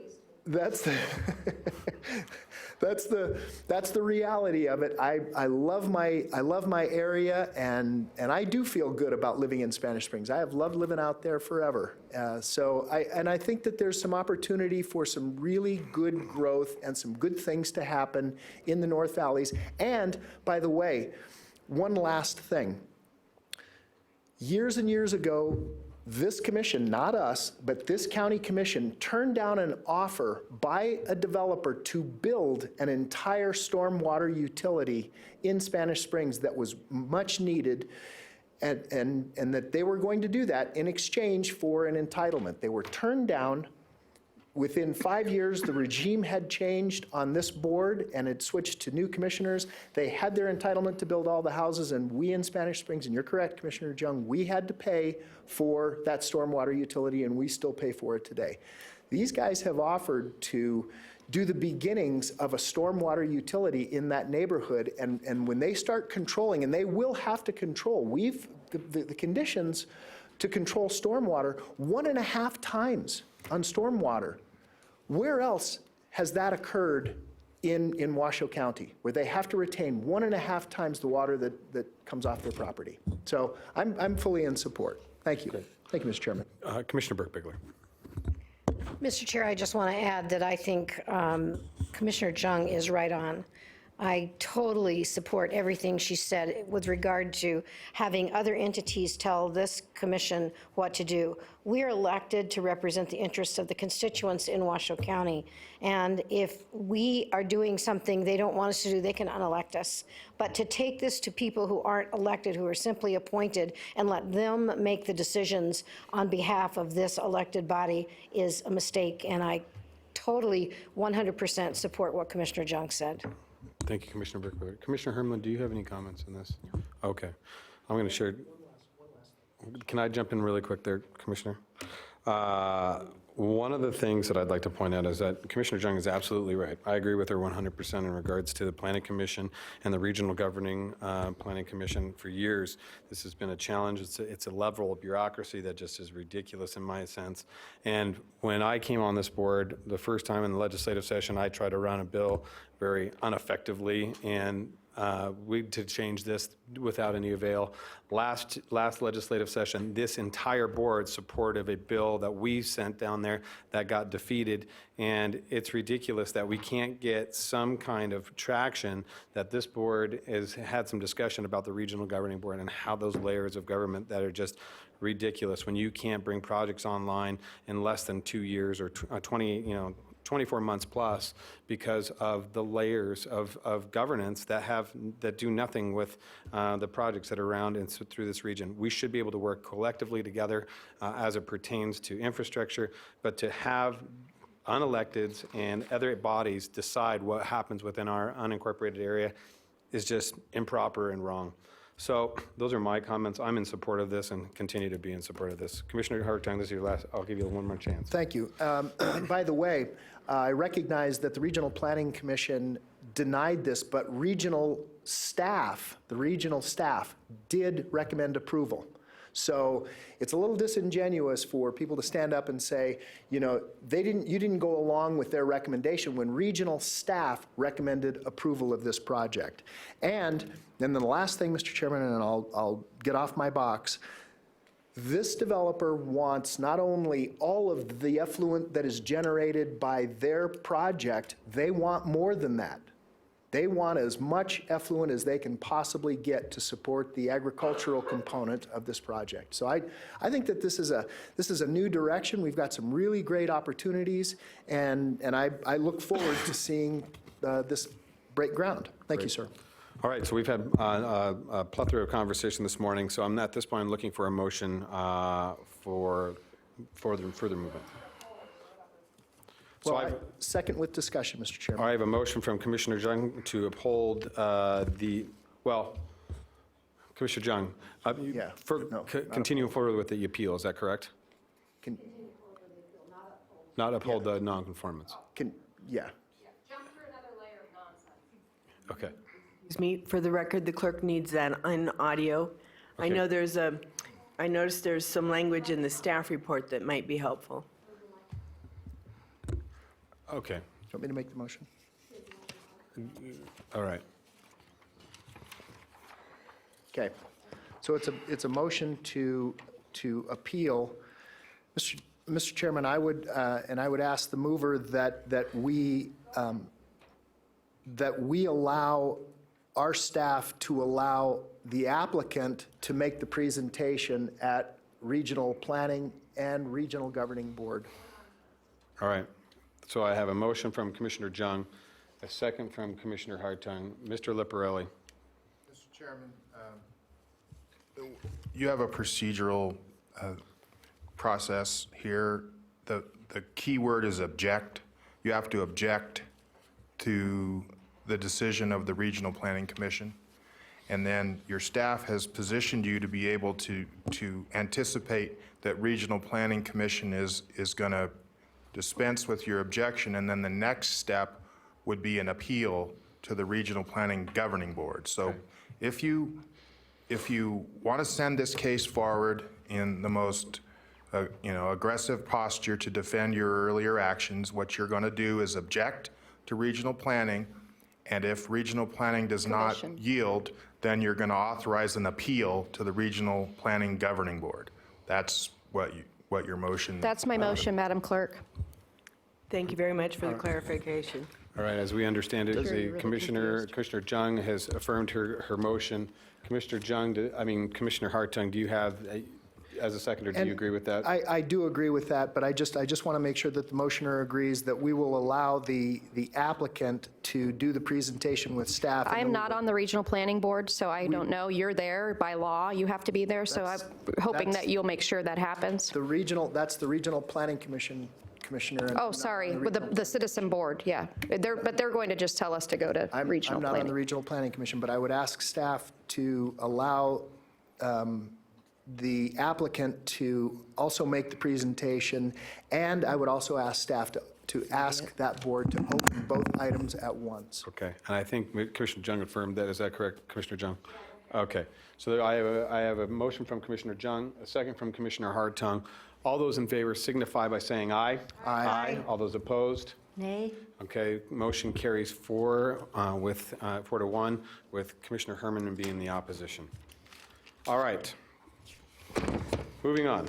We are on now, Mr. Manager, to item 17.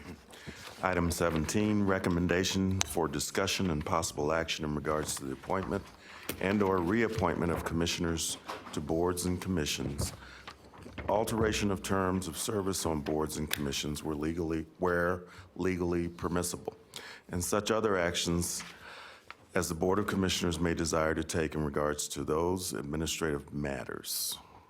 We have Jamie here to advise us. Good morning. Commissioners. Ms. Rodriguez, how are you? I'm good, thank you. So what I was hoping to do to kind of help jump off the conversation is very quickly run through the appointments that you currently have that are expiring, so we make sure that those, at the very least, get addressed, and then obviously you have some flexibility with the other boards. So going through the list in order of what you have, the Community Homeless Advisory Board, both Commissioner Lucy and Commissioner Burke-Bigler's terms are expiring. The Nevada Association of Counties Board of Directors, Commissioner Lucy to the Executive Board and Commissioner Hartung to the Board of Directors.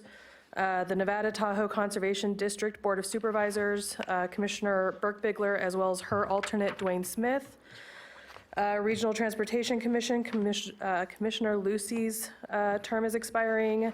We have the Truckee River Flood Management Authority, both Commissioner Hartung and Commissioner Herman's terms are expiring. The Via Conservation District, Commissioner Herman, as well as her alternative Diane Stobecki. The Washoe County Criminal Justice Advisory Committee, it is my understanding that Commissioner Jung wishes to no longer be on that committee. The Washoe County Internal Audit Committee, again, it is my understanding that Commissioner Jung no longer wishes to serve on that committee.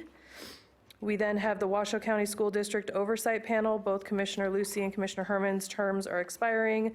And lastly, we have the Western Regional Water Commission, and all three of our members, Commissioner Lucy, Commissioner Hartung, and Commissioner Herman's terms are expiring.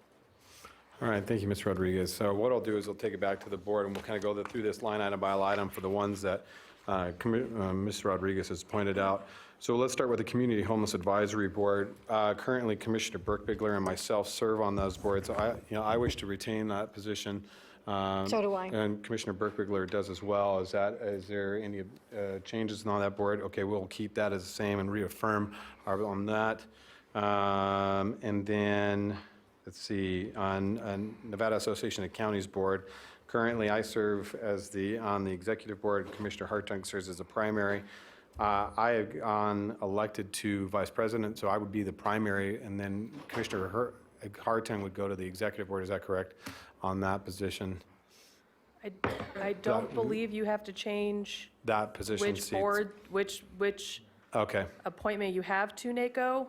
Just obviously, it would be appropriate for you to maintain one of the appointments to Okay. the NACO board. all right. And so any changes on that? 17.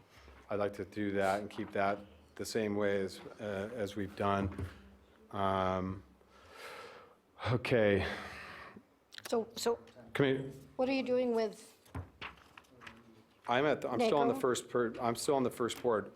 I would like to stay, I was saying I would like to stay serving on that board. NACO? Animal Services is G. Oh, Commissioner John, I'm sorry. Commissioner John, you want to move back to Animal Services? If that would be okay, I had to use the restroom. Oh, I'm sorry. I apologize. I would like to be on the Animal Services Advisory Board. We are looking at an international approach now in terms of what the best practices are, and they're a little different than here. You guys have done a great job at bringing up the code, but I think this board needs to have a little bit more empowerment to bring good ideas, to actually advise us and not just rubber stamp anything that staff says. I want a more active board, and I would like to be your liaison to that, if you don't mind. I have been very heavily invested in the animal community, helped pass the 2001 ad valorem tax, the meow woof help, if you remember. I was a major person in doing that. I gave that up for a while to Commissioner Herman, hoping to spread the love, but I think it's time that I go back to my roots and take care of the Animal Services Advisory Board. No big hinky-dinky, you guys are gonna have to sit through code forever again, but more fine-tuning and looking at the budget and where it can be better deployed in this growing population that we have. And I'm gonna tell you, this growing population, of course, because they're coming from West Coast, Best Coast, are animal crazy lovers. So we're getting more supporters here, not less than 2001. Right. So I'd like to be on that board. I was in the Meow. Meow woof help. All That's right. what we said. I see no issue with that. Commissioner Herman, do you see any issue with that? Okay. If seeing no issue from Commissioner Herman, I see we move Commissioner Jung and give the Animal Services Advisory Thank Board you. back to Commissioner Jung. We'll make that change, Ms. Rodriguez. Commissioner Jung, for edification, the Community Homeless Advisory Board, Commissioner Burke-Bigler and myself serve on that board. Perfect. And so we would want to stay on that as well. Is that okay with you? Perfect. Okay. The Commissioner, we are going through the ones that have been expired that are currently Okay. up for expiration. Okay. And that we're down to the Nevada Association of Counties Board of Directors. Myself, and president. Commissioner Hartung, and I'd like to stay on that board. Aren't you the president-elect? Yes. Yeah, you need to be on the board. Yes, I take over that position in the end of the month. So on to, the next one would be Nevada Tahoe Conservation District Board of Supervisor, which Commissioner Burke-Bigler obviously I'd be serves, happy- and that's your district. I'd be happy to give that to anybody who wants it.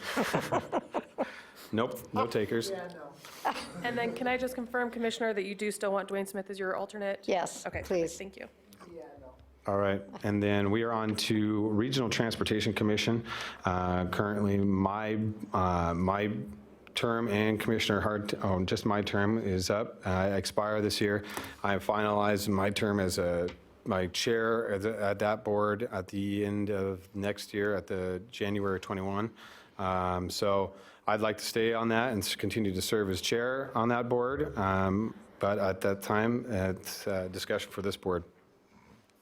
I think you should stay on if you're chair. All right. We need somebody's voice on there that's All not right. just all for Sparks. Okay, so we'll stay with that. And then we are on to Truckee River flood. Truckee River flood, which I think Commissioner Herman and Commissioner Hartung are our primaries and have served us effectively there. Any changes, anybody? I don't see any other changes, as long as Commissioner Herman and Commissioner Hartung would like to stay on those boards. Sure. Do nothing board. It's down on page 3. And that's coming up. Who's the vice chair? Why don't you help him? What? You need to be helping him because Vaughn's taken over. No, we're on to Truckee Meadows Regional Planning Agency, or no? Where am I No, at? we're on Truckee Meadows River flood. Yeah, we're on to River Flood flood. Management Flood. Authority is the next one that has an expiration. Yeah, we're just Okay. looking at expirations, Yeah, we're right? just looking at expirations, and that's what I'm trying to stick with here. I'm the one that's messed that up, sorry. Okay. So that's on page 4 of your reports, the second, Are you good now? or third, All right. excuse me. Yeah. So Truckee River Flood Management Authority, the current primaries are Commissioner Herman and Commissioner Hartung, with the other 3 commissioners being alternates. We'd like to keep it the same. Is everybody okay with that? Yes. All right. And then the next one would be the Via Conservation District, which is Commissioner Herman's district. She has served on that as the primary, and her alternate is Diane Stobieski, who expires also in January of this year. We want to keep that the same, correct? Correct. If I have to take Tahoe, she has to take Via. Nobody else wants them. All right. Now, Commissioner Jung, it is our understanding from Ms. Rodriguez on the Washoe County Criminal Justice Advisory Committee, you have been the primary, that you want to come off of that board. Is that correct? I think it's a more appropriate, I had them change their bylaws, which was dumb. I had a dumb idea. And I said, you shouldn't change it with the chair, because they had first written it to change it with the chair. But I think you get more out of it if it is the chair, because you can, I'm not giving you extra features and benefits of being chair, No. but I think it Understand. it does, and you have a deep relationship with the courts. Well, yeah. Because you're working on that private-public thing, and I think that you have the ear of these people. Unfortunately, sometimes, yes. Well, you know what? You are the company you keep. So I think it would be more appropriate for you, Mr. Chairman, unless other people want it. It's an important board. It doesn't meet a lot, but it is very important, just so you have your ear to the ground of what sort of emerging issues we're facing when it comes to criminal justice. Well, and I think you're exactly right. And you're on the bid, too, so I that am on all the goes bid, together. And the Community Homeless Advisory Board, I think they all play into each other. All a Genesis. I think it's important that we You can have it, maintain that. brother. All right, so we'll move that to myself. And then Washoe County Debt Management Commission, that is Commissioner Herman. Her term is expiring, but would you like to remain on that, Commissioner Herman? That's fine. Okay.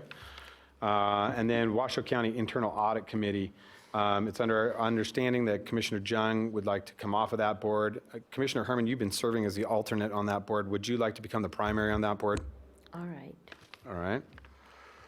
So that will change to Commissioner Herman as the primary.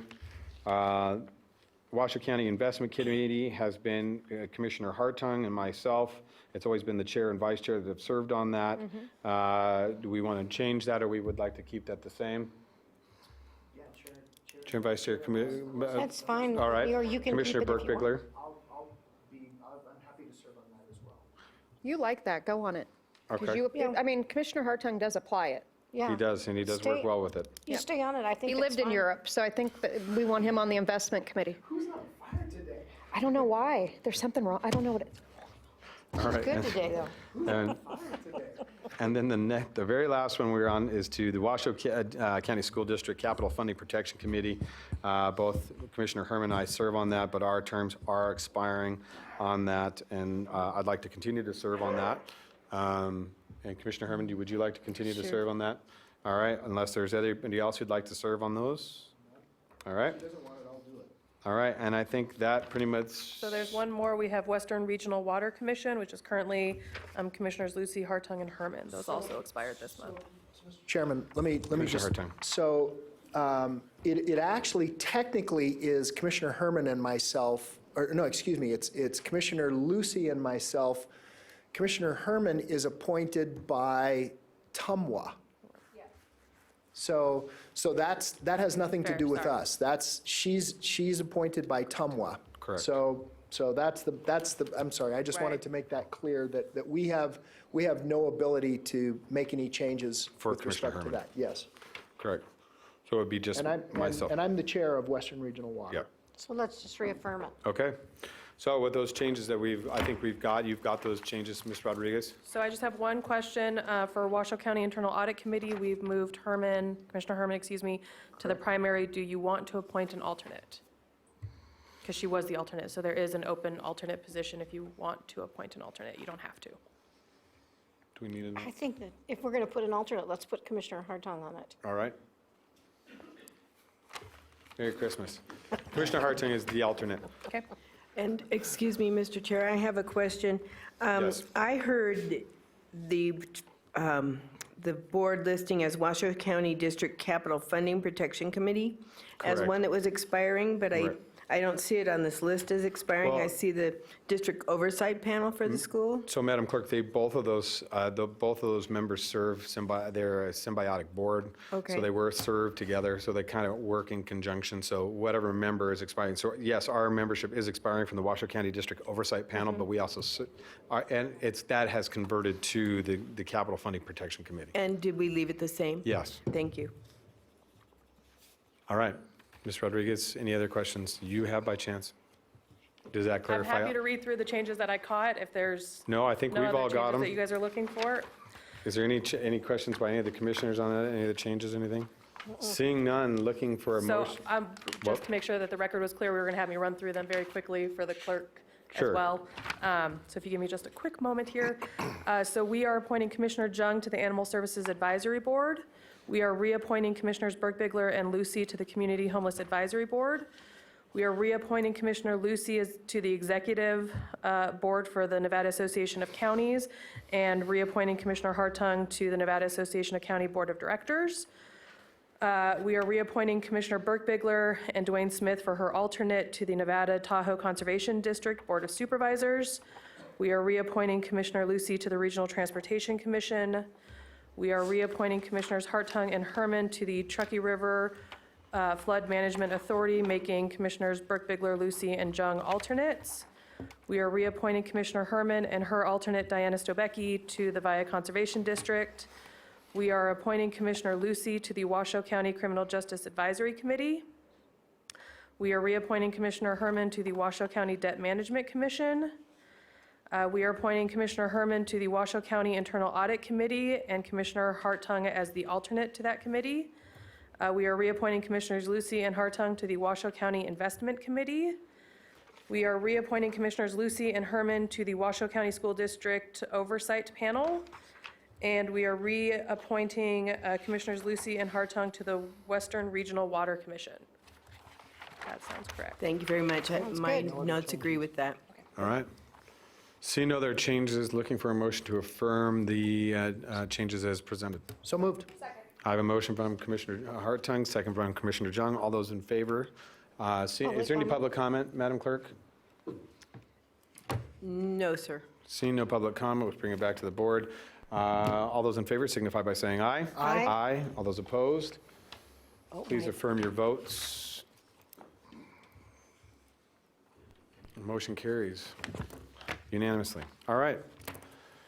Mr. Manager, we are on to item 18, and it is 12. Okay, we are on to item 18. Let's move through this. This is a public hearing, so I'm going to open the public hearing for this time. And so, Mr. Manager, will you take us into this, please?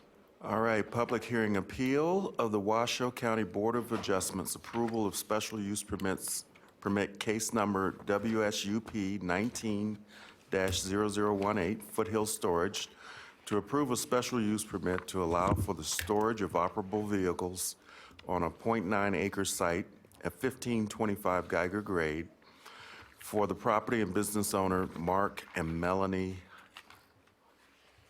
Hain, Community Services. So we have Julie Olander here to, if you need her. Great. Okay, and before we get started, Mr. Chair, I've got to put on the record that we received the notice of the mailing list, that the Community Services provided notice to the appropriate people, and I also have a stack of comments from the public that staff wanted me to provide to you. Great, thank you. All right, Ms. Olander. Mr. Wow, generous of you, thank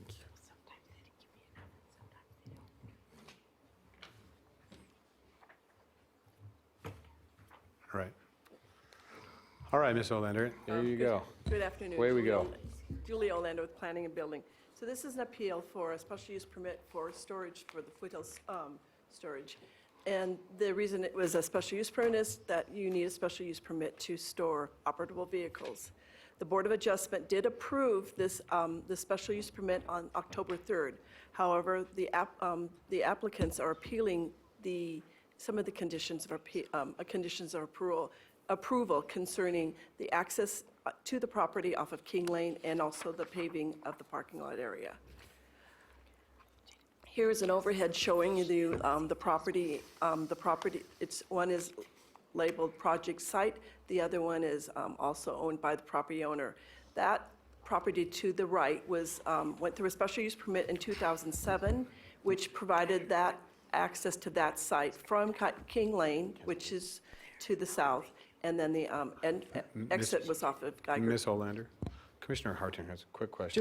Just while you have this up, did we force them to pave the other property when we gave them a special use permit? No, that was, I was going to finish up. Okay, I'm sorry. So that's okay. So at that time, they got access to King, off of King, and entrance on King, exit off of Geiger.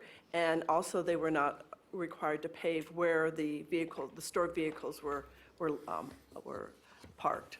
So when it came forward this time, we reviewed that special use permit, and staff came up to the conclusion, after conversations, that they should pave the area where, after conversations, we said we don't have to pave the whole area. However, you do need to pave where vehicles are parked with engines, and then the driveway areas would have to be parked. Also, we did also require that they had access off of Geiger Grade instead of King Lane.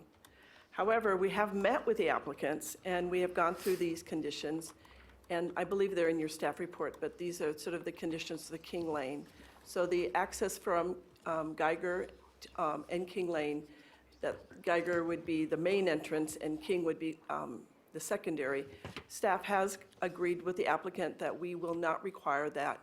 However, we are asking that they provide documentation confirming that they have legal access to use King Lane, or that they provide I forget the phrase, sorry. Or they initiate a presumed public roadway action. So those are the options that we are looking at and changing on the King Lane. So King Lanes can still continue to be used, and they can come in on King Lane and exit off of onto Geiger Grade. However, they do need to provide that documentation that they have legal access to use King Lane. And we believe that they do. There's some documentation. However, they're still working with their attorney to get that in a form that would suffice. This is a condition of approval, so they cannot get their business license until this condition is met. So I just want to make that clear that, and I do have a list, and maybe it would be easier to show this as an overhead. This is the Can we get the overhead, please?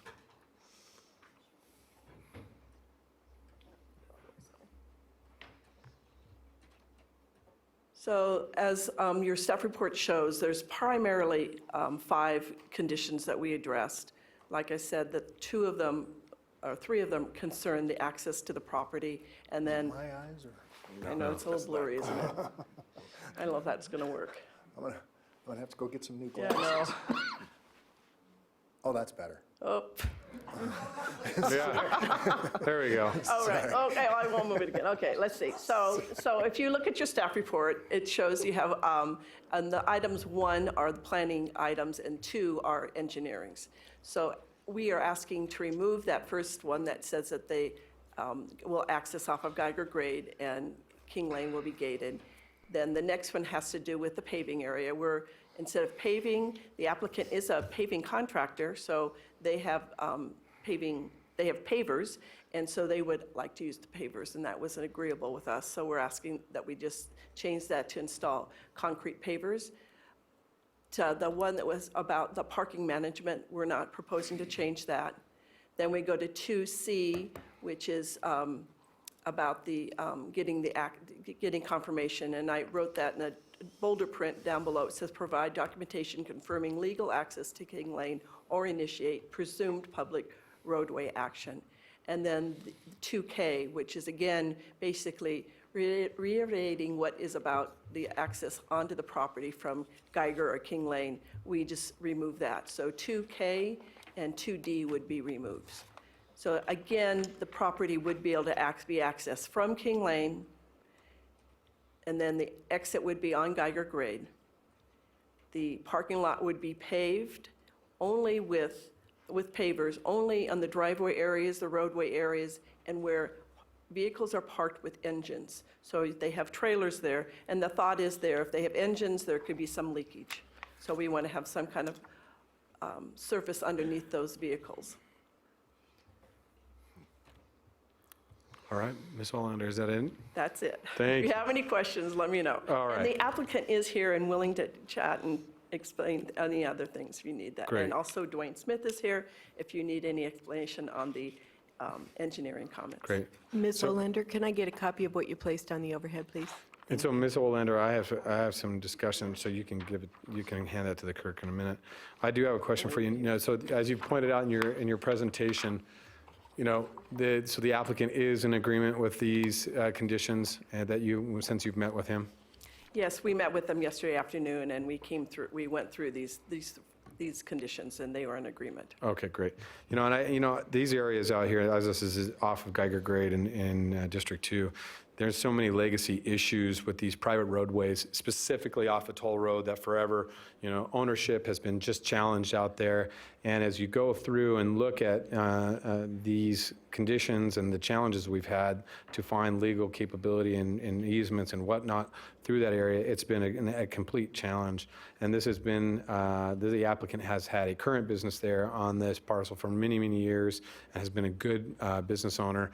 And as I go back and look through our presentation and in the conditions through the SUP, that in section 110, 43605, applicability in subsection B states that the article for paving is the standards may be subject to an article for a special use permit, and said it's a may since it's not a really shall. I think it's really kind of a discretionary point from our standpoint, and I'm absolutely happy that the applicant and staff was able to get to this, an agreement on making and removing that condition. So I'm glad that we were able to work that out. So I'm happy where we've got to. Are there any other comments by any commissioners on this? So I like to make the motion that we go ahead.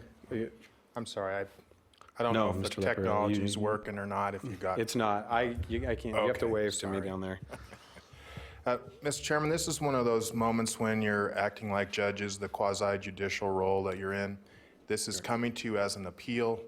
You have to make your decision, hear and weigh the evidence, and then make your decision based on what's on the record.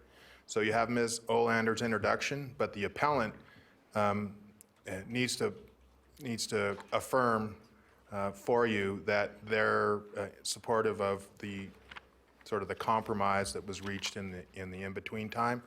So otherwise, it's not on the record. So if the appellant's here, if they'll just come up and affirm their agreement with this, then your record will be complete. You'll be in a position to make a decision. Thank you, Mr. Liparelli.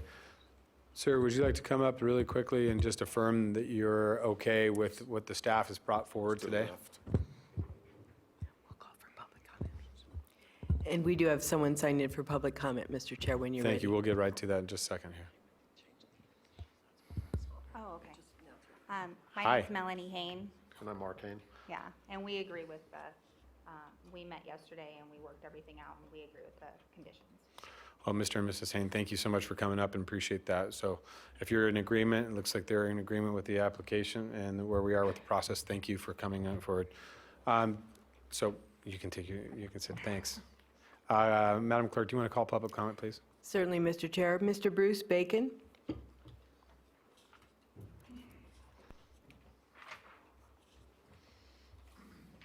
Welcome, Mr. Bacon. Yeah, is this the overhead It right is. here? Can I have a minute to make sure? What do I do? Oh, sweet. Okay, I live across the street here, and my concern is not so much that it's being used as a storage, but there's a pattern of abuse in this system. And the original SUP for the first parcel was never fully implemented or completed. And this applicant has been operating this expanded storage facility for over a year illegally.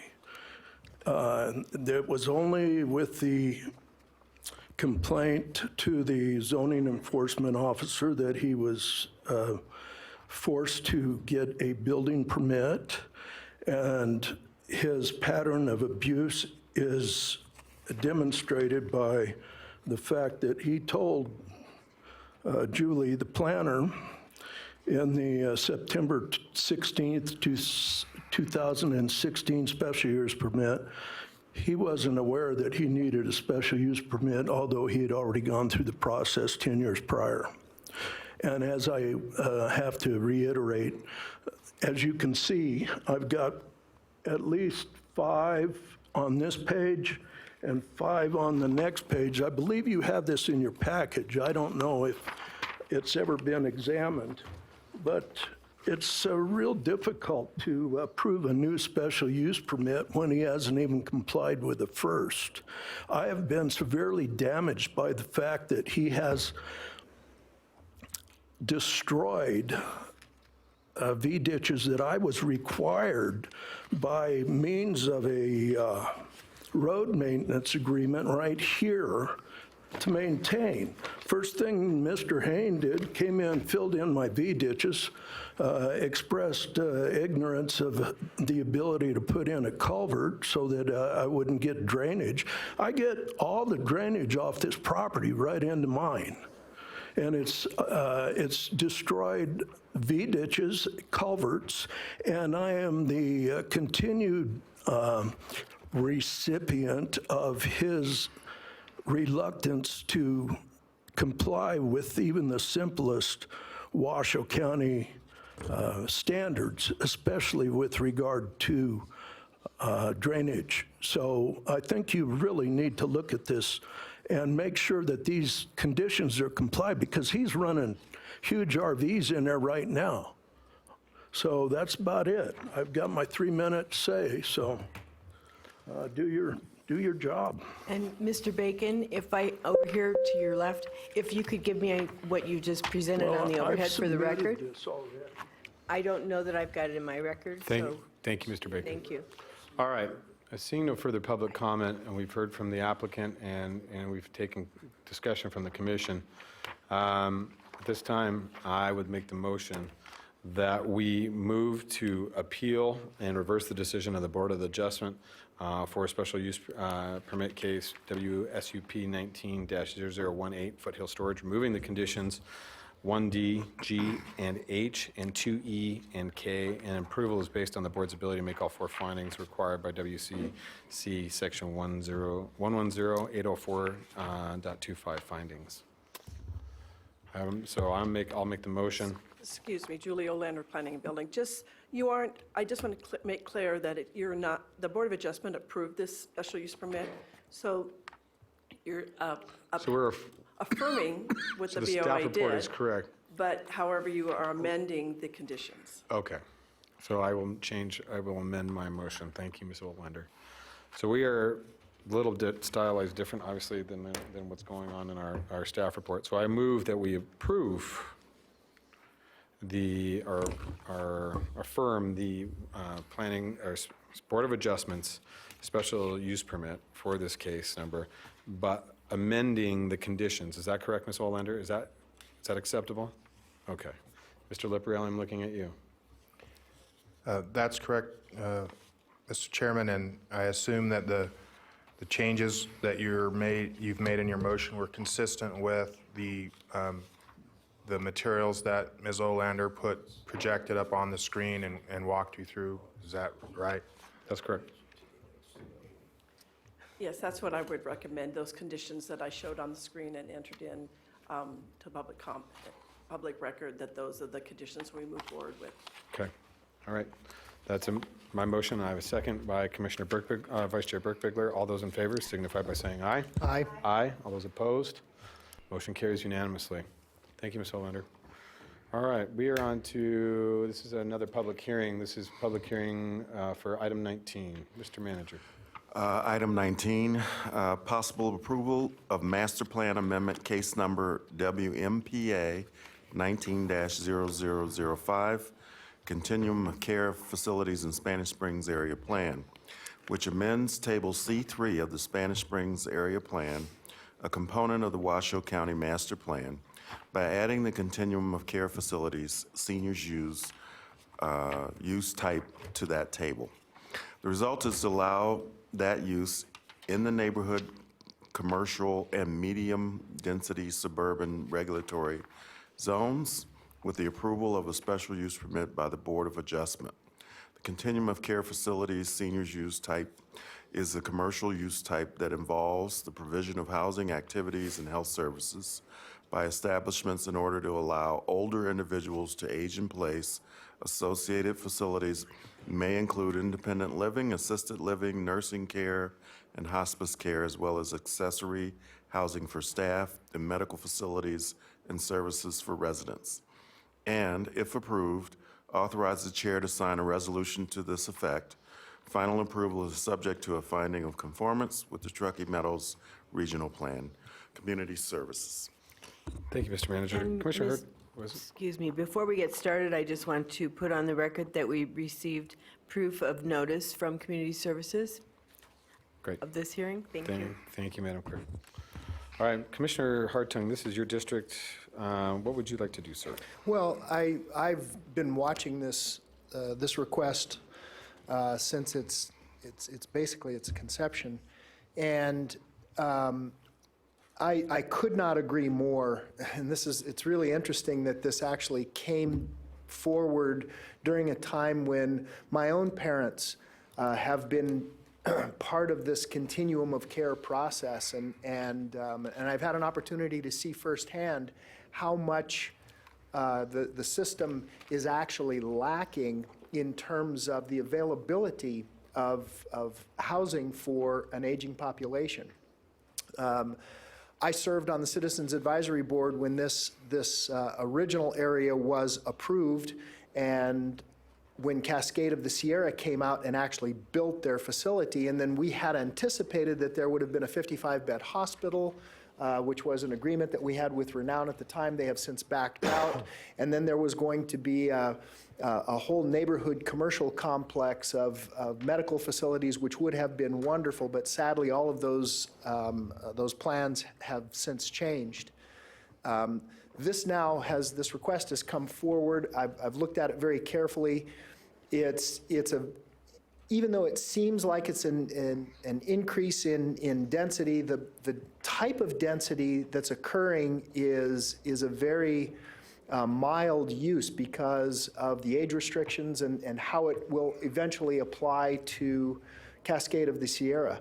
I personally am fully in support of this. I think it's a great idea. I think we're going to see a lot more of these requests coming forward, and in the years to come, the boomers are aging, and that's what's happening. And so, I'm in support of this. I think it's a great idea. I think that it will ultimately, as some previous conversations that we've had today, I think it'll ultimately become a model, and I'm supportive. Great. All right. So I'm under the assumption, Commissioner, you do not need a presentation from staff from that, and it doesn't look like any other commissioners, I'm assuming. Mr. Chairman, I do not need So would you like to, Madam Clerk, is there any public comment? I have one person signed in, All right, Mr. Jesse Ha. all right, Mr. Ha.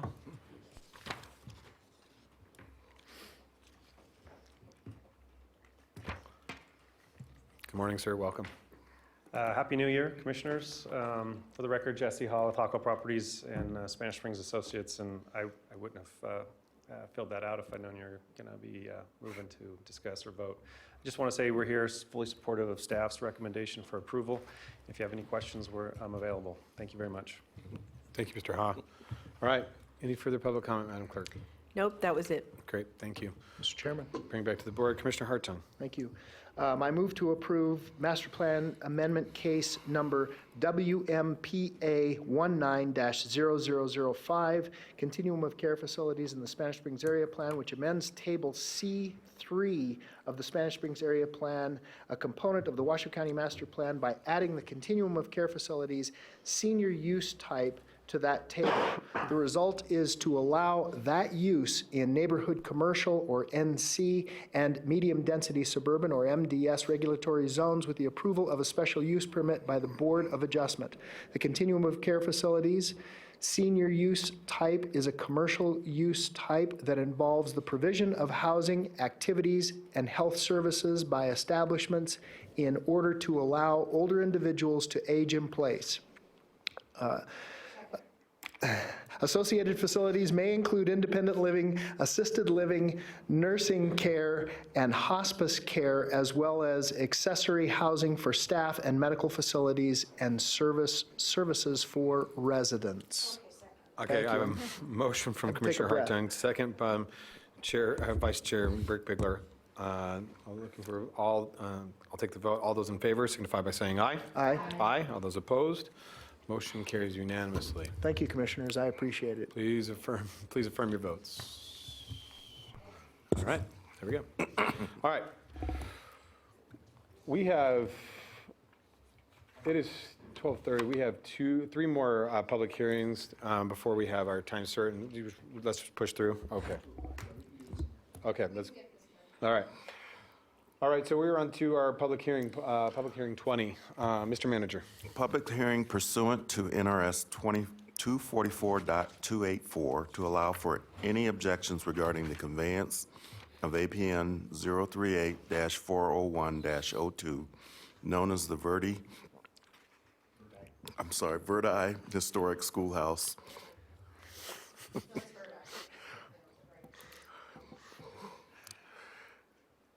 Known as the Verdi Historic Schoolhouse and Verdi Volunteer Fire property located at 165 Bridge Street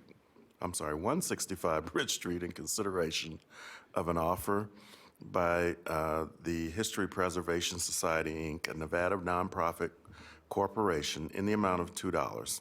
And if supported, authorize the chairman to execute a quitclaim deed and other matters properly related thereto.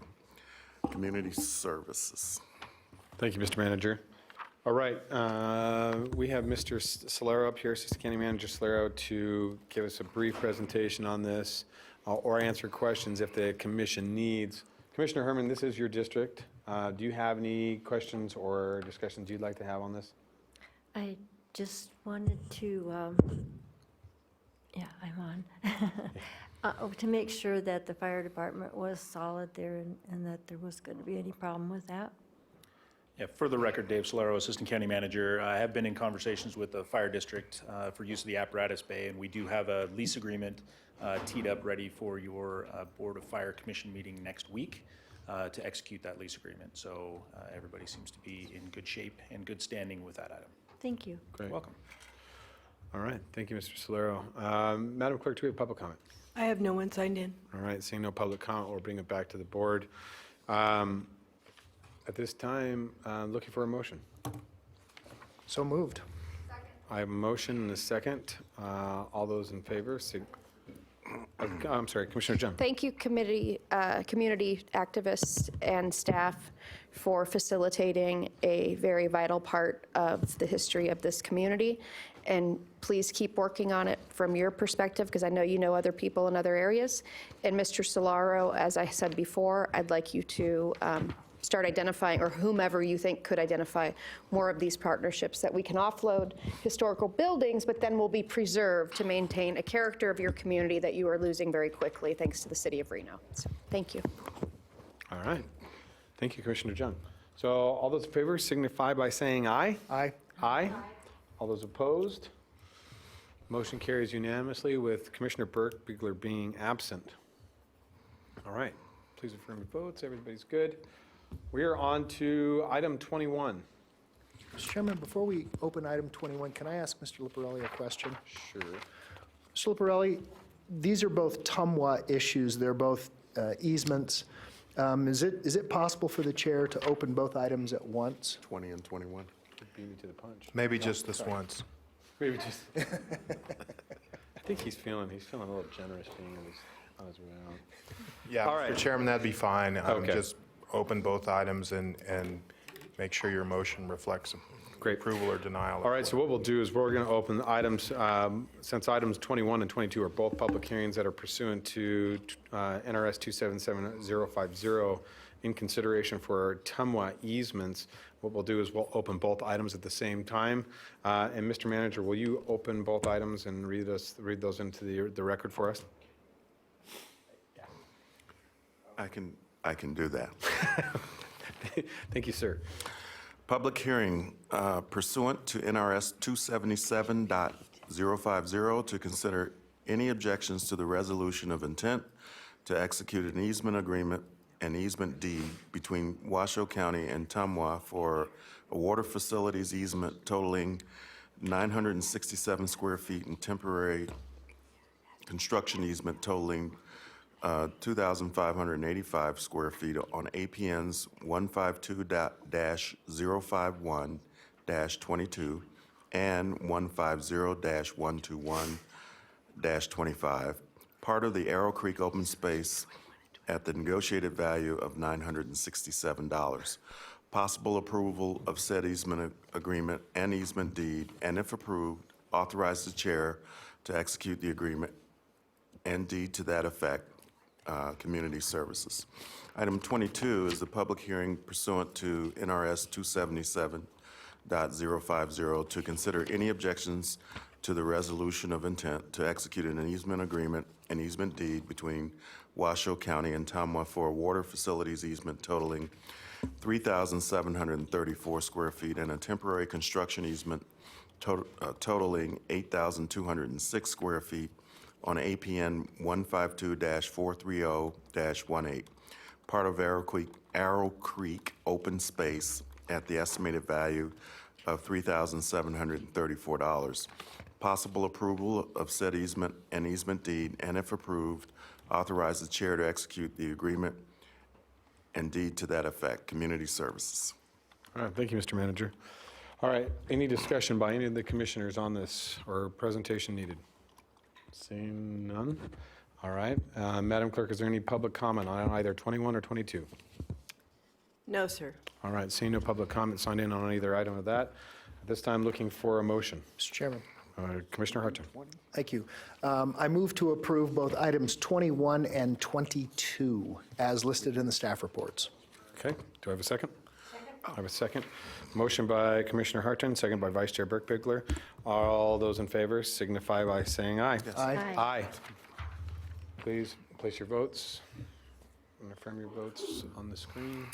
Commissioner Jung, can you put your vote in the system? Are you able to do that? Only sometimes. Some of us are, some of us aren't. Oh, okay. Gotcha. All right. All right, Okay, that's- motion carries. Mr. Chairman, I just want to make sure, I saw only item 21 up on the board, so are we clear, Madam Yes. Clerk, that it's 21 and Okay. 22? Good, thank you. So we've got Thank you, Mr. an Chairman. affirmation and a unanimous vote for both 21 and 22. All right. At this time, our next item is 2 p.m. time certain, so we will be in recess, everybody, from until 2 p.m. Thank you very much. Lunch is available in the caucus.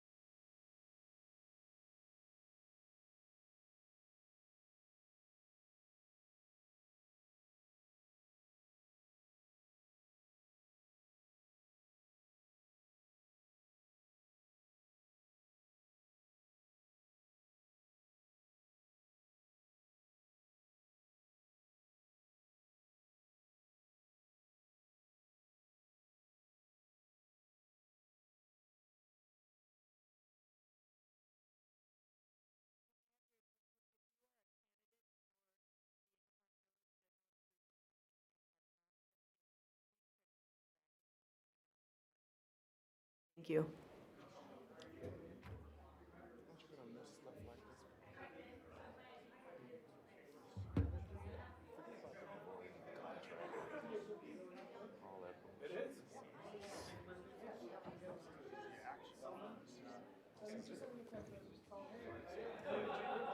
Ball game's getting ready to start. Ball's in your hands. Make that first pitch. It's an exhilarating feel. Play ball.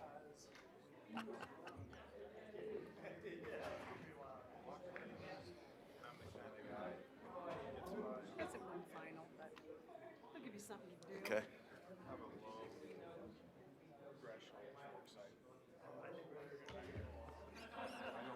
I don't have to jump off, Do you like an agenda? a mountain or Yeah.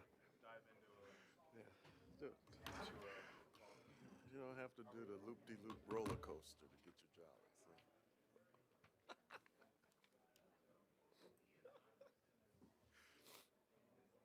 Oh, man.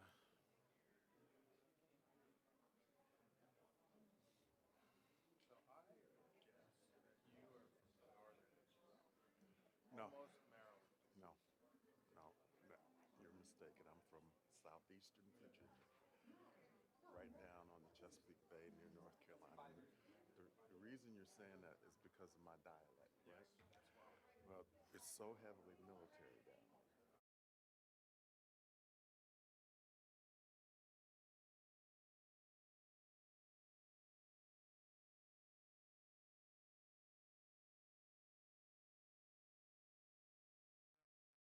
Ask everybody to kind of grab their seats, and we're going to get situated here fairly quickly and get started with our afternoon agenda. All right, Mr. Manager, you ready? Yes. All right. All right, we're going to bring us back to order. This is the regular board meeting.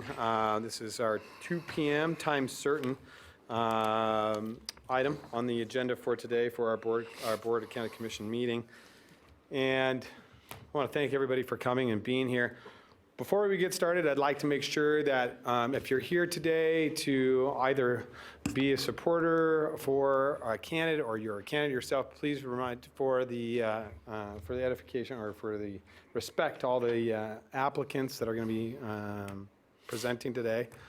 Please turn off silent your cell phones so that we can make sure that there's no disruptions while anybody's trying to give their presentation today.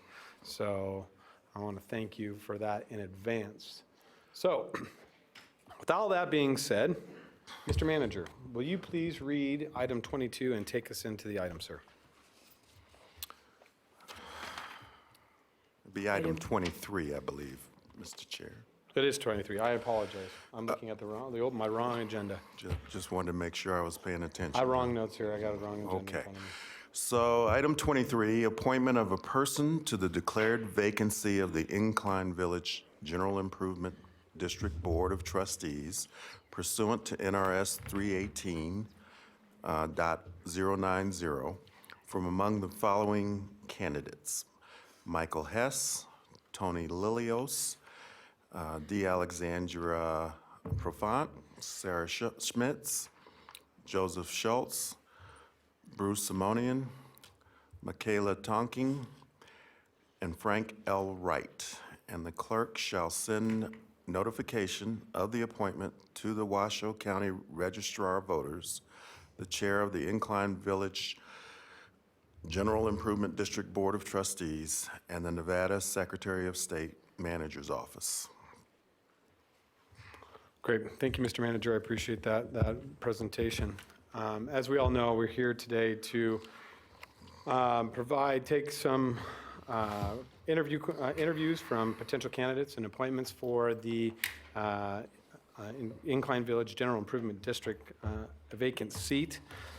We want to talk about this just briefly. The previous chair, Chair Hartung at the time, and myself, when we had heard about this, we have gone through a number of ways about how we've done these appointment processes in the past and how we will go about it today. And so what I'm going to do is allow Commissioner Hartung to kind of walk us through the presentation on how we've built the presentation, the presentation by the applicants and how we're going to go through the process today. So Chair, Commissioner Hartung, will you take us into the item a little bit about the process? Thank you, Mr. Chairman, and I'll hold my comments. I have other comments that I'll make later, but what we've, as a commission, we actually have quite a bit of experience appointing some pretty high-level officials. We've appointed Senate seats, we've appointed Assembly, we've appointed judges. We, of course, have appointed CAB members, Planning Commission, Board of Adjustment. The list is actually quite long. So the process that we decided to enter into is pretty much exactly the same as we used throughout 2019. The chairman and myself created this process where we use a closed ballot system. We will allow the applicants, first of all, we're going to ask the applicants to self-sequester. By law, we cannot ask you to sequester, but we're asking you to self-sequester outside of the chamber. We will randomly bring up the applicants. You'll have 5 minutes, and then the commission will ask some questions. We have 5 questions that were prepared by staff that we have not seen up to this point.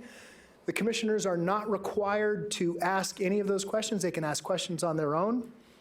There was some question in terms of why weren't we using some merit system? And quite frankly, I'm offended by that because one, statute says you have to live in the district for 30 days, and 2, you have to be a qualified electorate, which means you have to be registered to vote. That's it. That's the merit system. And so for me to establish a merit system by which other commissioners would have to adhere to, that only look inside that merit system, and then as soon as they looked outside that merit system and they chose somebody for a different reason because they felt differently about it, we would automatically be in violation. So I chose, the chairman and I chose not to have a merit system set up because fundamentally that is flawed. We'll go through a 2-candidate vote process. Once all the candidates have had an opportunity to interview, the commissioners have asked them questions and follow-up questions. Then we'll go through a 2-candidate vote process where each one of us will choose 2 votes via a secret ballot. We will not use a process where we go down the line and people get to see how we're voting and sway the voting system. I refuse to adhere to that. The clerk will read those, and then we'll go through a second round based on that, and then we'll go through a third round if necessary. I promise you, and I know that I'm confident in our chair, we will come up with a candidate today. Thank you, Mr. Chairman. Thank you, Commissioner. I appreciate that and for iterating that. Also, I want to point out that we have gone through a process and all names of the applicants have been randomized, and the manager's office have that randomized list. They will call the applicants randomly to come down and present, and they will have 5 minutes each, and then with the 5 minutes prior of Q&A from the commissioners to that applicant. With that, other than Commissioner Burkbeeler, I want to give Commissioner Burkbeeler, who it is her district, the opportunity to speak at this time. Thank you, Mr. Chair. Actually, I have a number of things to say, but I will simply say, to start out with, that there has been some question about my ability to be fair and be across the board equitable, and my ethics have been questioned on a number of occasions, which I would tell you, frankly, is very insulting.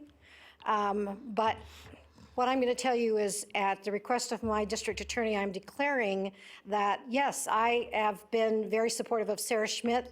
I remain very supportive of Sarah Schmitz, but I am committed to listen to what everybody has to say, and I will make my final decision based on what everybody has to say. I've talked to a number of you, and some of the others of you I already know quite well, and I had a very long and very pleasant discussion with Michaela, and so I just want to make sure you all understand that the whole purpose of this meeting here today is to make sure that this commission follows our total ethical protocol that we always follow, and our open meeting law requirements. And so with that, I'll leave it until after time, and then I'll say some other things. Thank you, Madam Vice Chair. Commissioner Hartung, one other thing. Thank you, Mr. Chairman. One last thing. If for whatever reason you're dissatisfied with the process that we're about to enter into, the responsibility of your dissatisfaction lies completely at this seat right now, which was that seat. I basically led the process of setting this up, along with my then vice chair, who is now Chairman Lucy. The other commissioners were not involved in this in any way, shape, or form, so it lands here. The buck stops right here. Thank you, Mr. Chairman. Thank you, Mr. Chair, or Commissioner. All right. So with that being said, I'm going to turn it over to the manager and staff now to what we will go to is putting our first applicant in. Thank you, Mr. Chair. The first applicant is Joseph Schultz.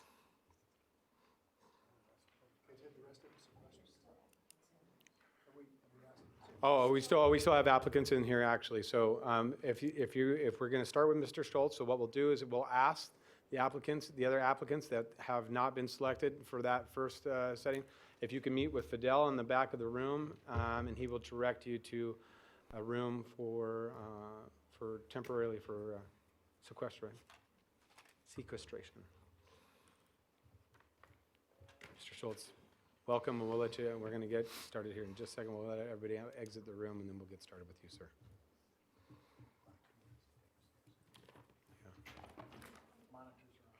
So, Mr. Schultz, as you are aware, you'll have 5 minutes for a presentation, then we will ask you questions following that. Is that okay? I'm aware of the rules, thank you. Okay, thank you, sir. All right. Mr. Schultz, the floor is yours, sir. Thank you. Good afternoon, and thank you for the privilege of being here. I have submitted my application, and hopefully you have all read my biography, my education and work experience, so I won't go through that. I would like to summarize, if I may, the letter of intent about why I am here and why I want to be considered for the open trustee position. I'm going to try not to be too rote with this, but bear with me. I request that the Board of Commissioners select me to fill the remaining seat of trustee Phil Horan, who resigned in December. There's little doubt that I am the best qualified candidate based on education, experience, temperament, and availability to help manage the affairs of Incline Village. The stated duties of the trustees are to set policies and determine strategies. This may be described as providing vision and leadership to accomplish the goals of the community. In my long professional career, which included being managing partner of a large dental practice, as well as officer and often president of local, state, and national committees, I've developed a leadership style that could best be described as thoughtful and insightful. The key to successful management is communication and listening, and to be accurate, it's listening and then communicating. It is counterproductive to waste precious times in conflict with others. It's best to discuss and come to a compromise before going public than pushing an unpopular agenda destined to be resisted or loudly criticized. As a teacher, of which I had played a role for over 20, 30 years, I was able to explain very complicated concepts and open the door to understanding. The IVGID trustees must educate the community as you do the people of the County of Washoe. It takes skill and talent to bring along the most resistant within the community. Given the level of hostility exhibited at monthly meetings, some members of the community have not been adequately educated, giving rise to suspicions of ulterior motives. My communication skills will be of great benefit to the present board of Washoe, of IVGID, excuse me. I've served on HOA boards for over 11 years in California and Nevada, and in my capacity as member, committee chair, and treasurer, I've had experience in negotiating contracts, been concerned with fire safety, dealt with disgruntled owners, created budgets, and managed to have surpluses without raising dues. Whenever a new issue or problem is presented, I invest the time necessary to understand the situation from every angle. I know my limitations, and I am willing to consult with others more knowledgeable so that I can make informed decisions on a timely basis. Now that I'm retired, I have the time to review the issues and explain the reasons upon which decisions are made. It seems impossible for other candidates who are employed full-time and who may have family obligations to dedicate sufficient time and attention to the affairs of Incline Village, IVGID. Progress at the village has been slowed, and needed decisions to maintain even basic services have been delayed at times because of partisanship. The board needs to be open to compromise in order to solve issues. Currently, pressing issues continue to be postponed because of lack of decision-making. Many new projects have been proposed, and now the community is anticipating completion, even though some proposals cannot be comfortably completed in a timely manner and within budgetary constraints.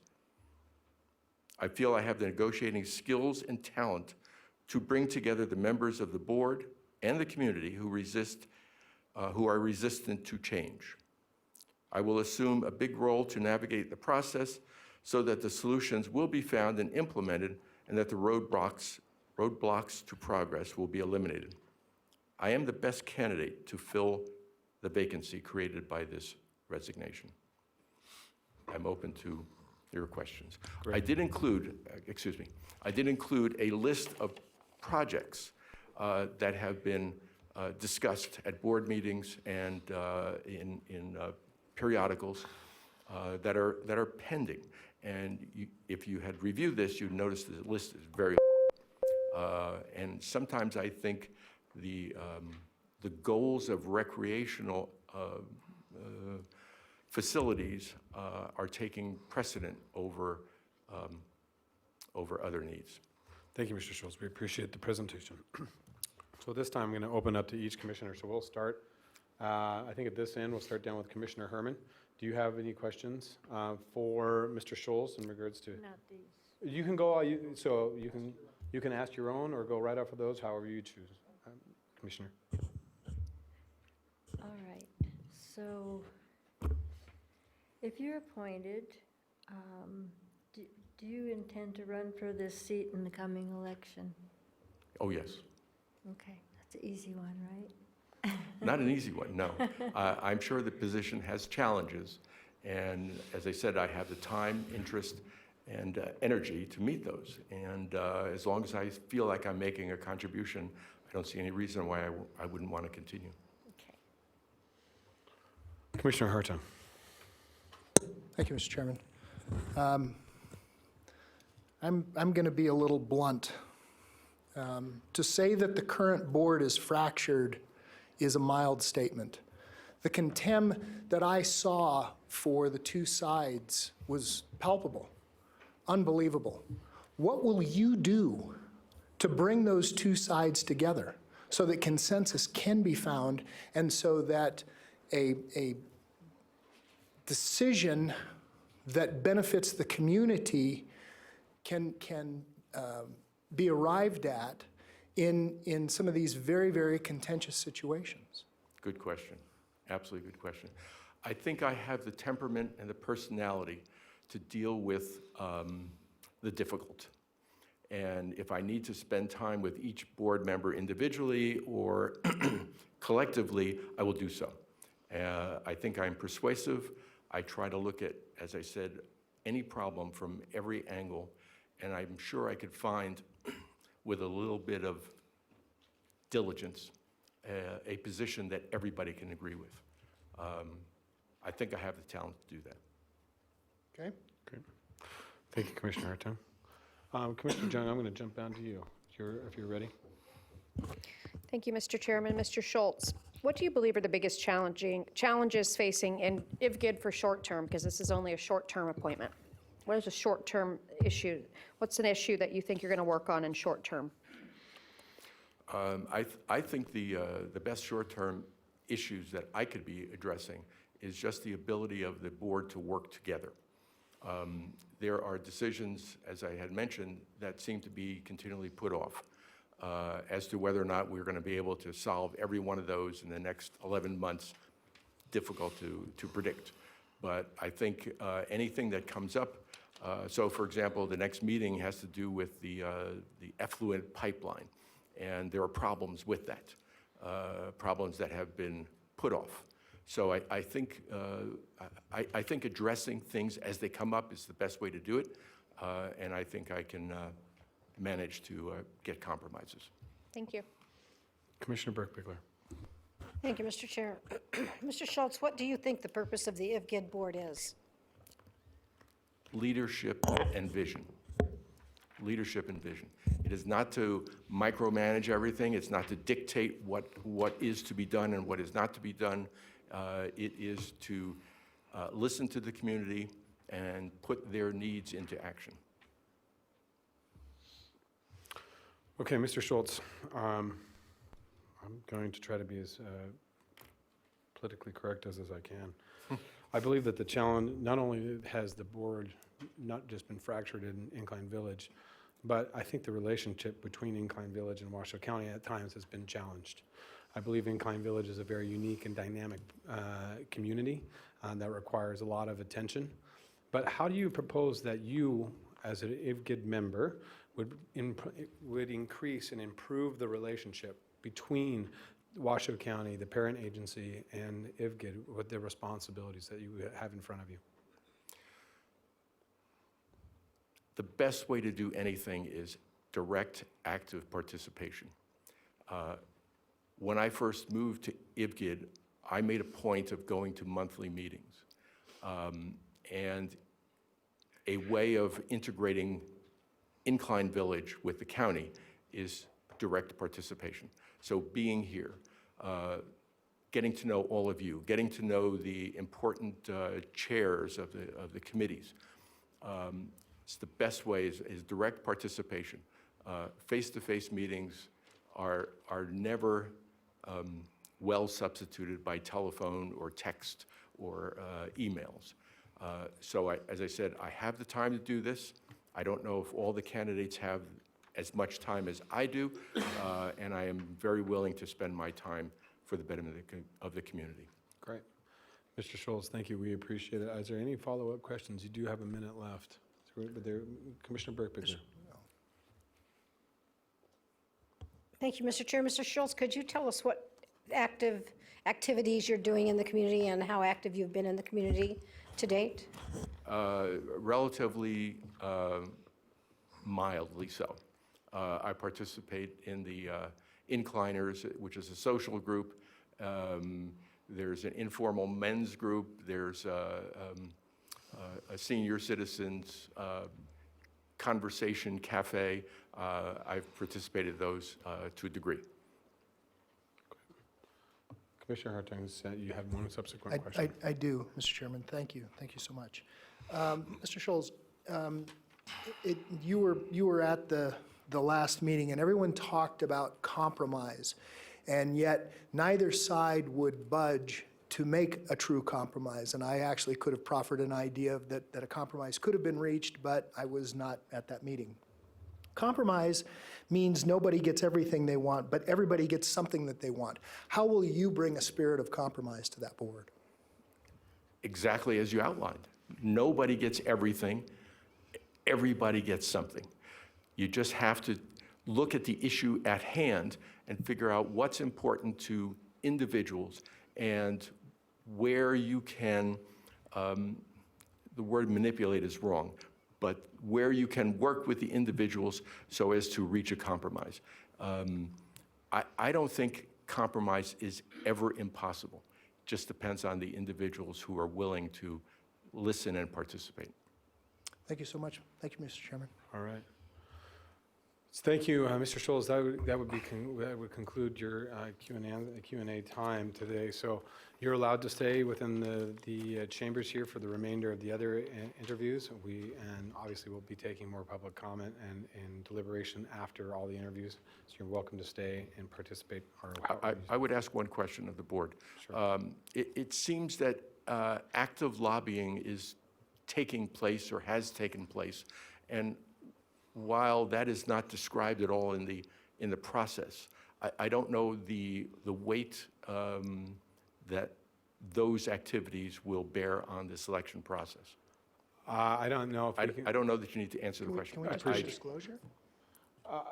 We'll deal with that, Mr. Schultz. I appreciate that. Thank you very much for the comment. All right, we will, Mr. Manager, who will be our next candidate? Your next candidate is D. Alexandra Profant.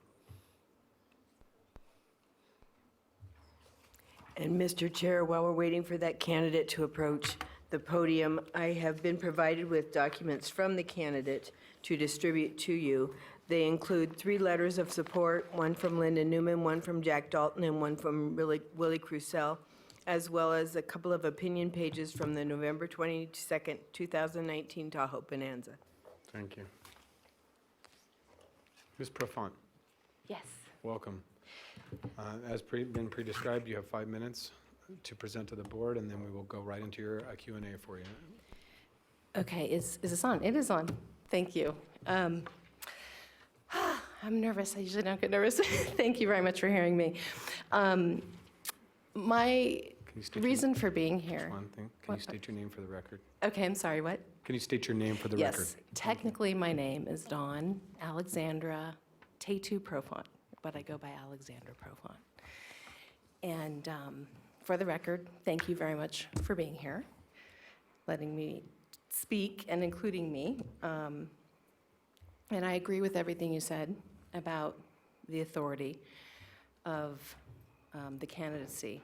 I'm not sure I'm the best man for this job, quite frankly. I think, in my perfect opinion, we would all be working together because there's so many problems going on up at the lake.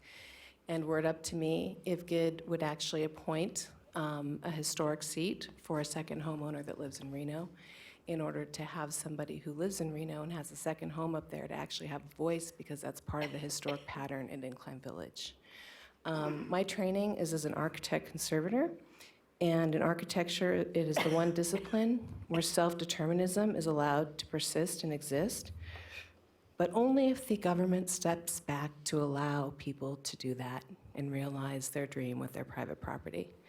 I am running today for this candidacy because, as somebody who co-founded the Tahoe Foundation, I set out to create a venue in order to facilitate Nevadans' local voices to assert our Article 1, Section 1 rights under the Nevada's Constitution to protect and possess our property, which includes realizing the self-determinants in architecture and architecture conservation. Nevada, as you know, and the lake in particular, we actually have played an enormous role in world history. The Sutro Tunnel, the Incline, which used to be a funicular, helped inform things like the film industry, where filmmakers such as Charlie Chaplin came here to access the silver to make his silver screen pictures. There is so much history that has been skipped over as a result of the TRPA, who has actually designated our certified local government to actually perform a historic resources survey and conduct and help locals to have a voice to uphold our right as citizen planners to determine, and this is very important, whoever gets appointed, what the criteria and standard is under Title 16, Section 106, for us as Nevadans to protect histories relative to our property. The debacle I learned regarding the tax issue of the League to Save Incline Assets is now getting realized again through what is called a debt on tax bills. A friend of mine on Lakeshore Drive has an $18,000 debt, and I realized that debt is actually them paying back their lawsuit award that we all receive benefit from due to that lawsuit. Something is terribly wrong here. As a Nevadan, we actually, under Nevada revised statutes, have a right to understand how we are being taxed, how we are responsible to pay those taxes, whether to the U.S. Treasury or our county. And there are multiple ambiguities that are hosting frauds on our property titles that are affecting the taxation and revenue of the state. And the county is our biggest asset. And I have been witness to people who aren't from Nevada moving to the lake and pointing fingers at the county, including, unfortunately, employees of IVGID who have not been willing to work with the county and to understand that our biggest asset is county staff. And yet you got to ask yourselves, why wouldn't they want us to work with county staff? Well, maybe because they're hiding something. So, after a lot of research and litigation to protect my own property, I'm interested in trying to actually be a part of the solution. As somebody who would be appointed to this position, my primary purpose, if I was selected, would be to support those who actually were elected by the voters. That would be my primary function, not to try to change the world in one day or take all of my knowledge and skill set and apply it, but rather, as an appointed person, to try to support all of you, as well as IVGID and county staff, including law enforcement, to enforce laws in order for private property owners to protect their property and realize the self-determinism that is an opportunity through architecture conservation. Thank you very much. Thank you, Ms. Profund. I appreciate your presentation. So this time we will start at this end. So Commissioner Thank you, Jones. Mr. Chairman. Ms. Provence, since this is an appointment that will last 11 months, what is your short-term goal, other than what you've already stated? My short-term goal would be to find out what's on the most pressing matters regarding agenda items with the board, especially in regards to litigation, and to try to help avoid litigation because it just gets passed on to the taxpayer. That would be my immediate goal. Great. Commissioner Burke-Bigler. Thank you, Mr. Chair. Ms. Provence, could you tell us what do you think the purpose of the IVGID board is? Well, it's my understanding that Section 318 was actually created to found general improvement districts, and that IVGID was the first GID in the state as a result of us not having the county resources to manage our roads.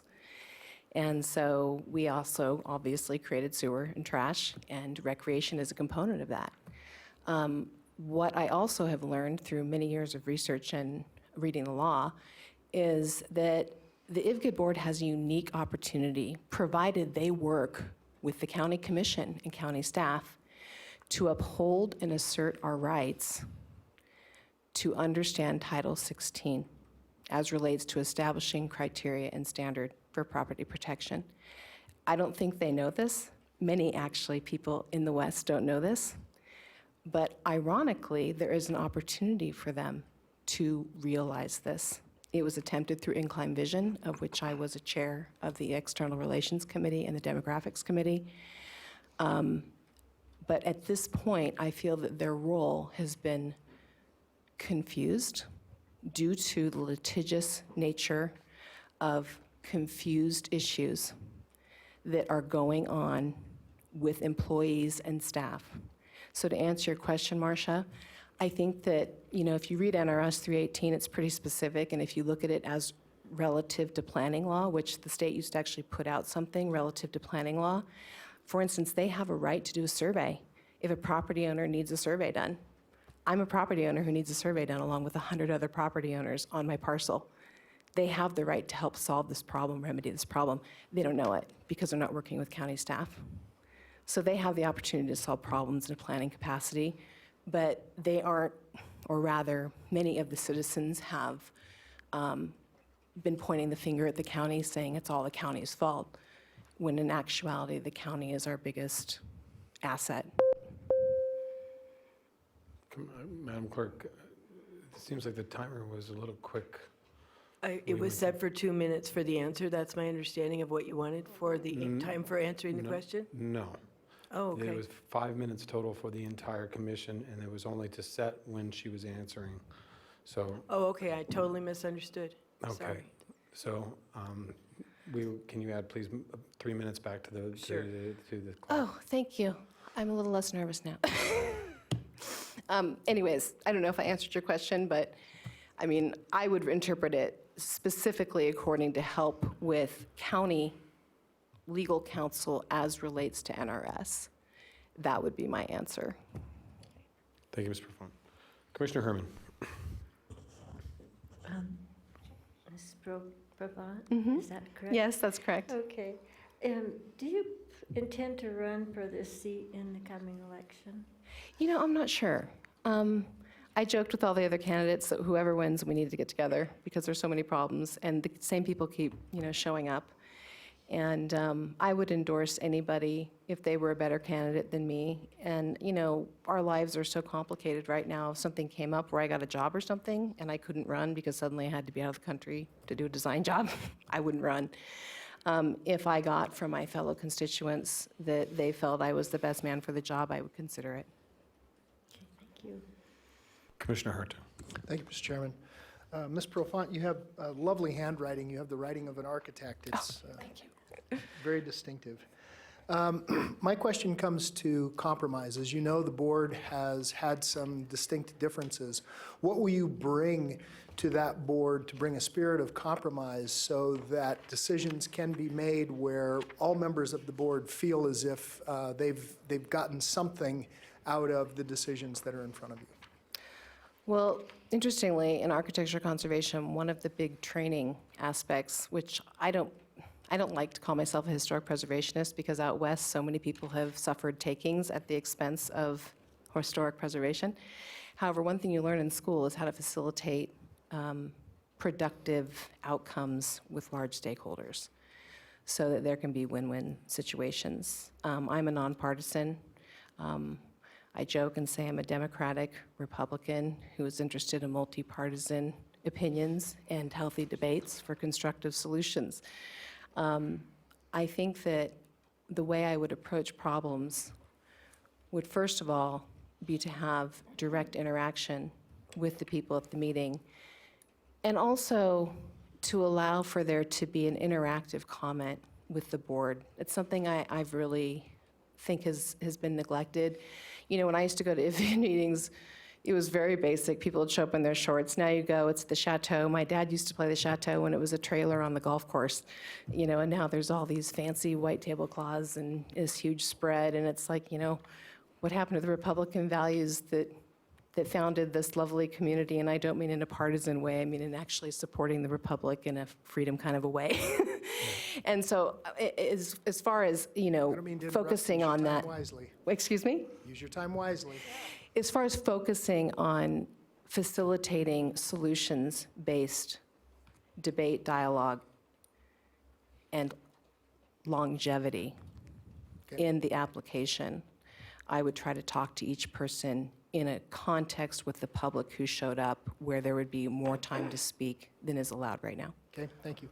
Okay. Ms. Profant, I appreciate you coming and presenting to us today. I think what we can say is that the relationship, as you've pointed out, between Incline Village and General Improvement District and Washoe County has been strained, and it's sometimes fractured. And I feel that it will take an individual to participate in the IVGID board to help bring some cohesiveness, not only between the board, but also to Washoe County. Briefly, in the last 30 seconds that you have, how do you intend to do that, or how do you intend to start that initiative in the next 9 to 11 months of this board? First of all, I would bring up the issue of establishing a criteria and standard under Title 16, which the TRPA skipped over and we have a right to as Nevadans.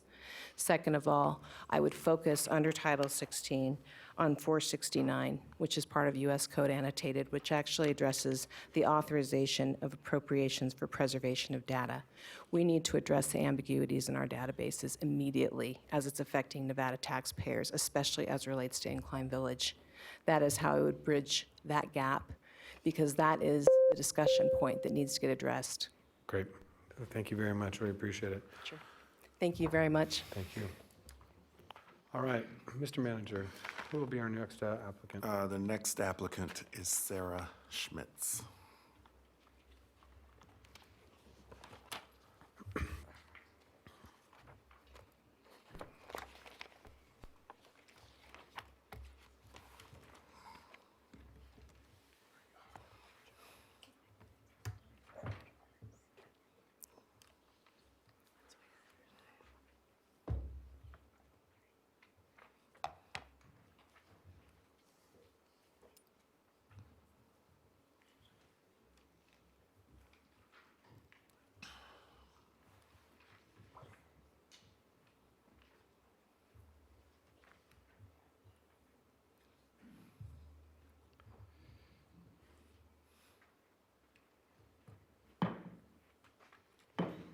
Welcome, Ms. Schmitz.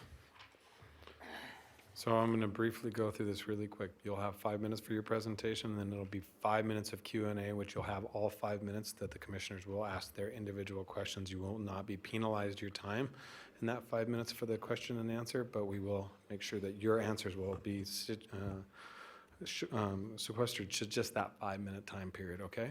Okay. All right, so and then if you could just state for your name for the record before we get started. Sarah Schmitz. Thank you.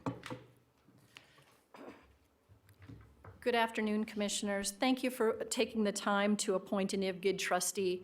My husband and I decided Incline Village is the place we want to be our home for many years to come. Upon moving here, I began attending IVGID board meetings to better understand the community for which I call home.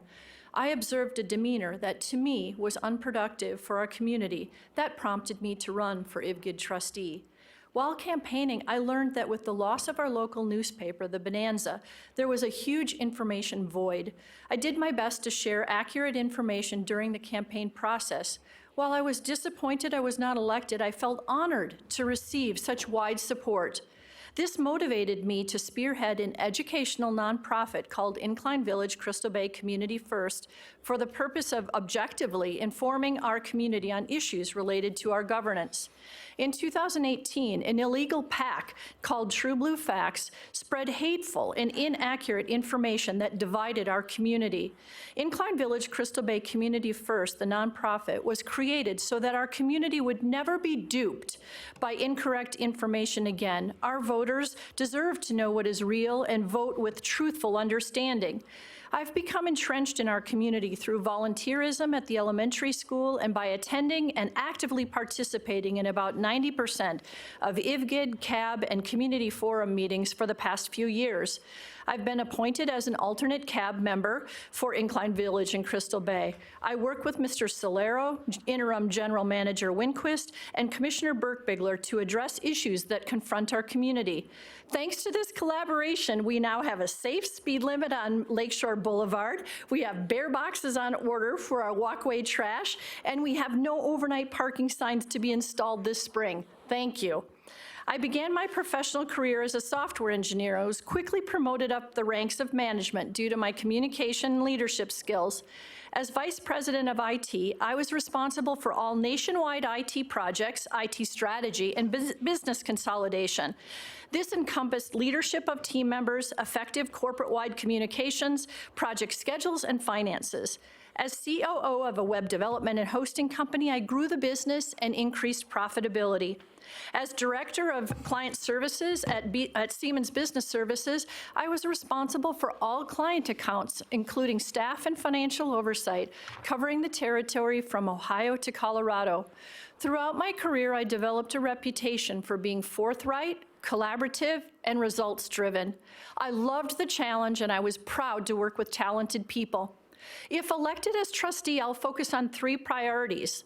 The first priority is to reinvigorate the IVGID Audit Committee. The Audit Committee should meet more than once a year to approve an annual audit report. The Audit Committee should implement oversight of district internal controls, financial reporting and audit processes, and compliance with laws and regulations. The role of treasurer should not be delegated to staff, as it has been, but instead be a key role on the audit committee and the board. After all, the board is to act as the district's fiduciary. Having a degree in business management and mathematics, along with my professional career, I feel prepared to address these financial needs. The second priority is that of open communication. With the leadership of Interim General Manager Winquist, lines of communications have been opened. He's hiring a new Director of Finance. With these changes, and along with an effective audit committee and treasurer, financial transparency will be accomplished. As a trustee, I will reach out to our community members, fellow trustees, and district staff and facilitate open and direct communication in an effort to ensure that we are all working towards the same goals, the community's goals. Our aging infrastructure is the final priority. We have experienced too many expensive affluent spills. This is financially draining our district while it endangers our lake and our pristine environment. We need to step up and formulate a plan for permanently resolving the decaying infrastructure. As one member of a board, I believe our desired outcome is to have our district function in an amicable, cohesive, and financially transparent manner. I feel I possess the communication, financial, and leadership skills to actively participate in making this happen. I would greatly appreciate your vote today. Thank you. Thank you, Ms. Schmitz. We appreciate the presentation. So as we will start off, as we've done in the past, Commissioner Herman, would you like to ask Ms. Schmitz your questions? Mrs. Schmidt, I would like to ask you if you intend to run in the coming election. Yes, I do. Thank you. Commissioner Hartung? Thank you, Mr. Chairman. I'm going to stay on my consistent question. As you know, there's the current board as it stands is divided. What spirit of compromise will you bring to that board so that neither side will ultimately have complete control, but there will be a spirit of compromise where everybody gets something that they want and not necessarily everyone gets exactly what they want? That's a great question, and one of the things that I truly believe is that you cannot surround yourself with people who think the way that you do. Having diverse opinions and have differing opinions is part of how you come about finding better solutions. So I personally don't think that it should be a combative. I think that that each of the trustees needs to speak respectfully and openly and through dialogue and listening to one another. That's how you find compromise. There needs to be compromise. Otherwise, the community is losing. And right now, the community feels as though they have been losing. And so my intention is to come forward, to embrace all trustees, and to work collaboratively and listen to all of them and take their input and make good decisions that benefit our community as a whole. That's our job. That's what we're there to do. It isn't, my opinion against another. We're there to represent the community, and I think that we need to just work in an open, professional, and collaborative manner, and I will do that. Thank you, Mr. Chairman. Thank you. Commissioner Jones. What, in this short amount of time for this appointment, 11 months, what is your most immediate short-term goal? It truly is dealing with the audit committee, as I had said. The audit committee about 2 years ago changed to only meeting once a year. And we just learned last summer that the treasurer's responsibility was delegated to staff. So seriously, my opinion is that's the most important thing. And now that we have a new interim general manager who's being open and transparent, I think we have a real opportunity to address, the big issue the community has been upset about, and that is about financial transparency. Thank you. Commissioner Burke-Bigelow, Vice Chair. Thank you, Mr. Chair. I think you've already answered this question, Ms. Schmitz, but in the spirit of being ethically equitable to everybody who's testifying, let me just ask you the same question I've asked everybody else. What do you think the purpose of the IVGID board itself is? We are there to be fiduciaries on behalf of the district. That is our responsibility. We are there to oversee, make sure that that things are being handled appropriately financially, and we're there to make decisions on priorities that the community feels are most important. Ms. Schmitz, in the spirit of discussion, I believe that in the recent past that there has been challenged and sometimes stressed and fractured relationships between Washoe County and the Incline Village General Improvement District.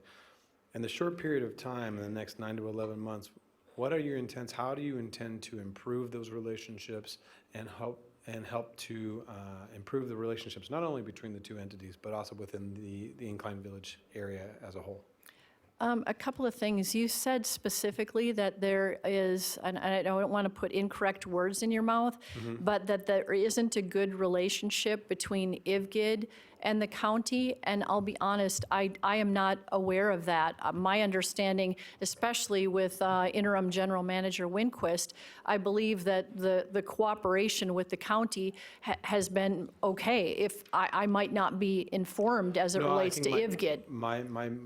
I would say from a public perception, that there has been challenges between the county and through whether it's services, those challenges have. How do you intend to change that whole culture of being a little bit more connected? Well, I feel like, in a sense, the educational group that I put together and how we've been presenting information to the community, some of it is that people in our community don't understand the division of what the county is responsible for and what IVGID is responsible for.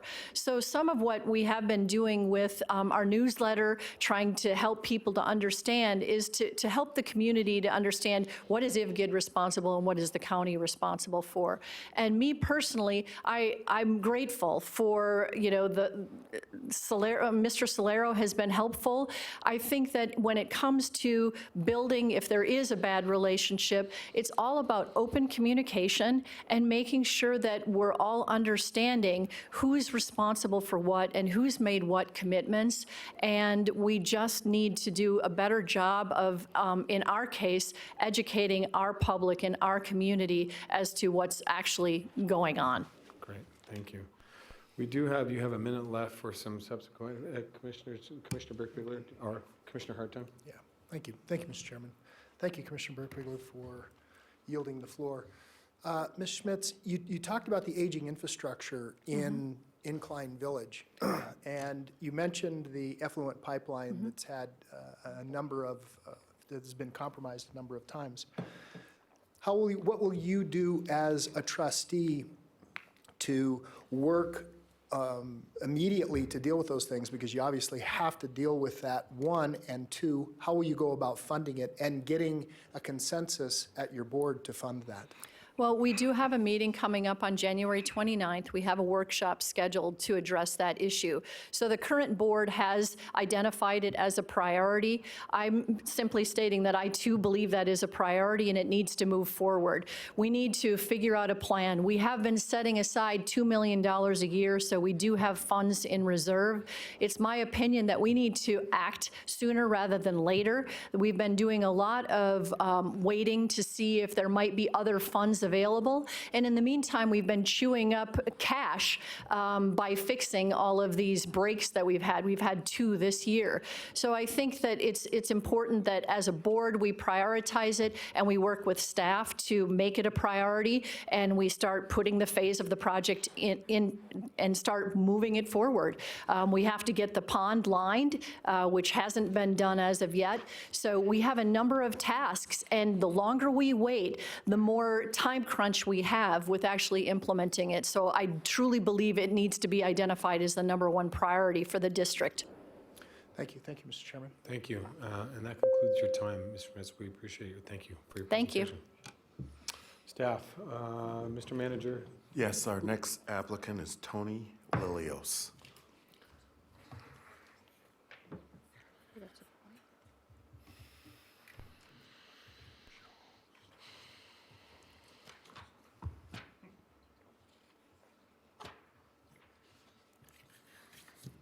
Welcome, Mr. Lilios. How are you? Good.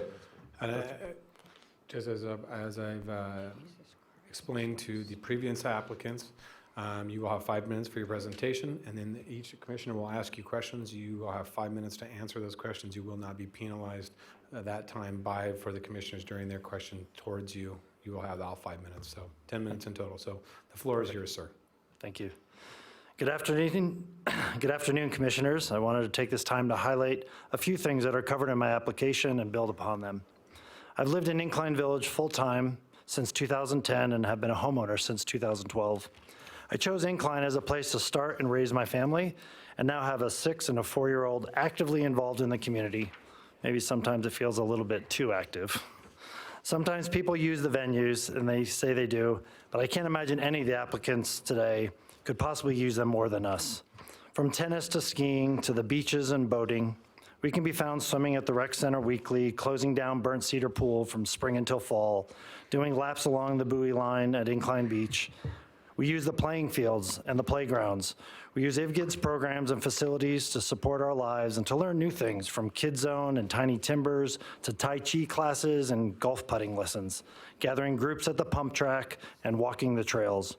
I co-organized 2 annual community events for the nonprofit I'm a treasurer of, both at Aspen Grove and the Chateau. My family and I don't just live in Incline, we come alive in Incline. Professionally, I've been an entrepreneur that started, led, grew, and sold 5 businesses, most notably Spec Products, the phone case manufacturer that some of you might have on your phone. I grew it to $150 million in annual revenues before selling that off. I'm now a professionally trained and certified coach, serving leaders and entrepreneurs around the country from the comforts of my own home. I invest in residential and commercial real estate, and I've invested in a handful of private companies. I spent most of my career leading my companies as well as others from a board. I've had to work with a diverse set of co-founders, appointed members, investors, and acquirers. To do that effectively, I've had to work with conflicting agendas while serving the benefit of the whole, and we did that well. Another important skill we did right is making sure to get the right people on the right seats of the bus. Eagerness and passion are wonderful qualities to have in a person. I appreciate the passion I see in many of the applicants. In government, advocacy and activism challenges systems and can help them grow. There's a place for that. In business, a superstar salesperson often doesn't make a great sales manager, no matter how badly they want that job. A great engineer doesn't make necessarily a great project manager.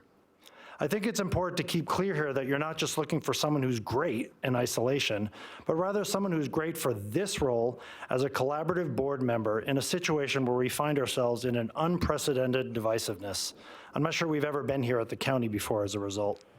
I think it would be disruptive to introduce another board member from one side or the other, nor even a new trustee who wants to introduce new further agendas over the next 9 months.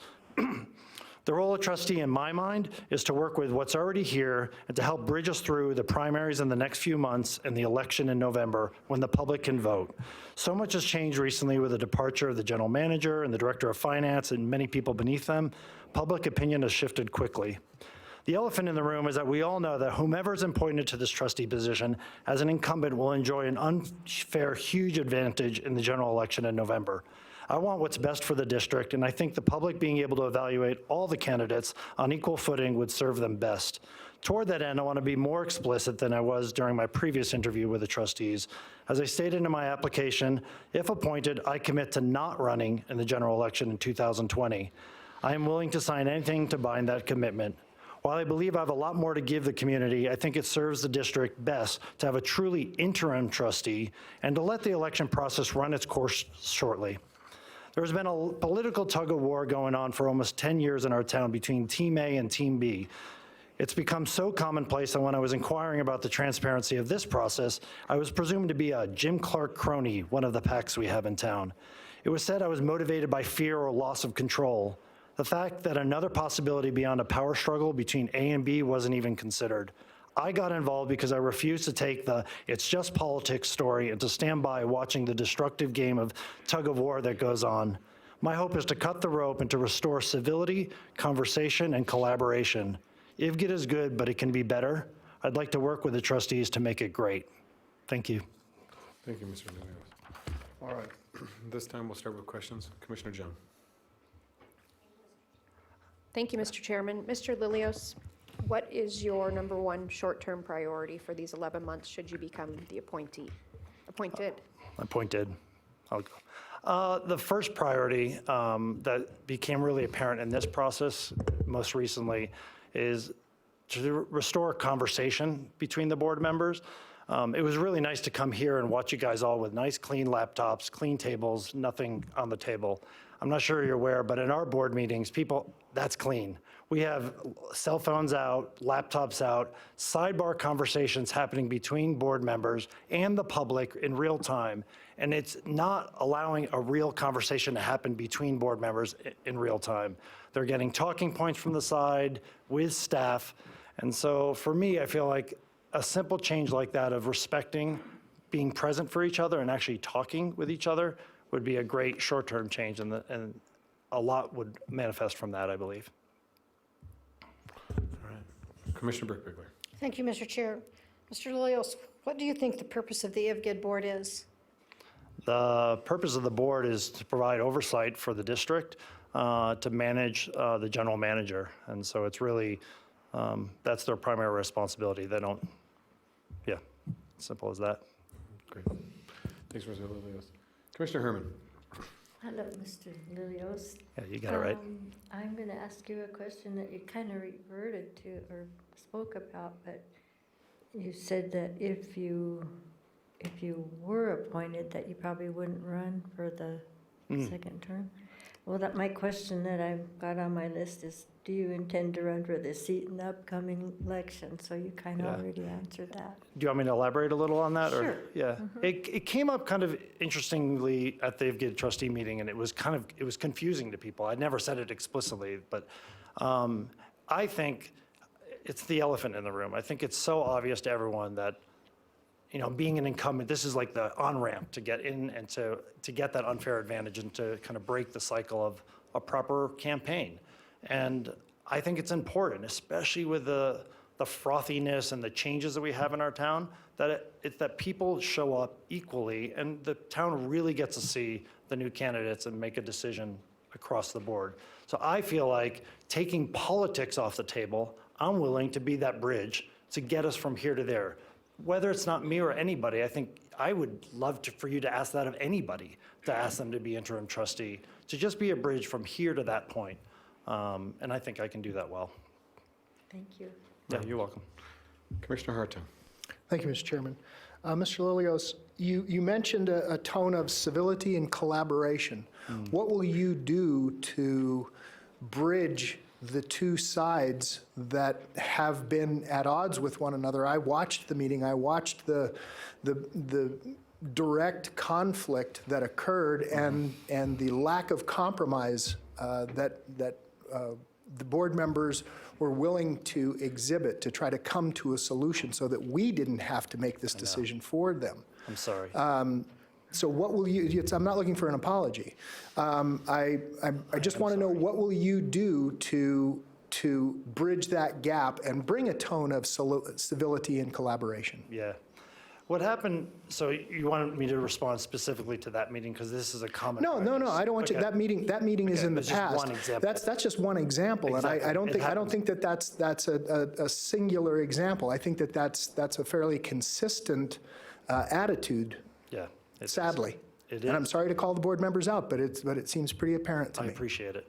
So one step is what I'm talking about earlier, is that they're coming to the table, and it's so obvious that people have preordained kind of views on how they're showing up at a board meeting, and they're not in conversation. It's crazily apparent to anybody sitting there in the room. What I would have done in that situation, so let's just be specific there, is I would have sat with it a little bit longer. It felt that the foregone conclusion was, you're going to vote one way, we're going to vote this way, we're just stuck, game over. And Chairwoman Wong tried to stick with it a little bit more.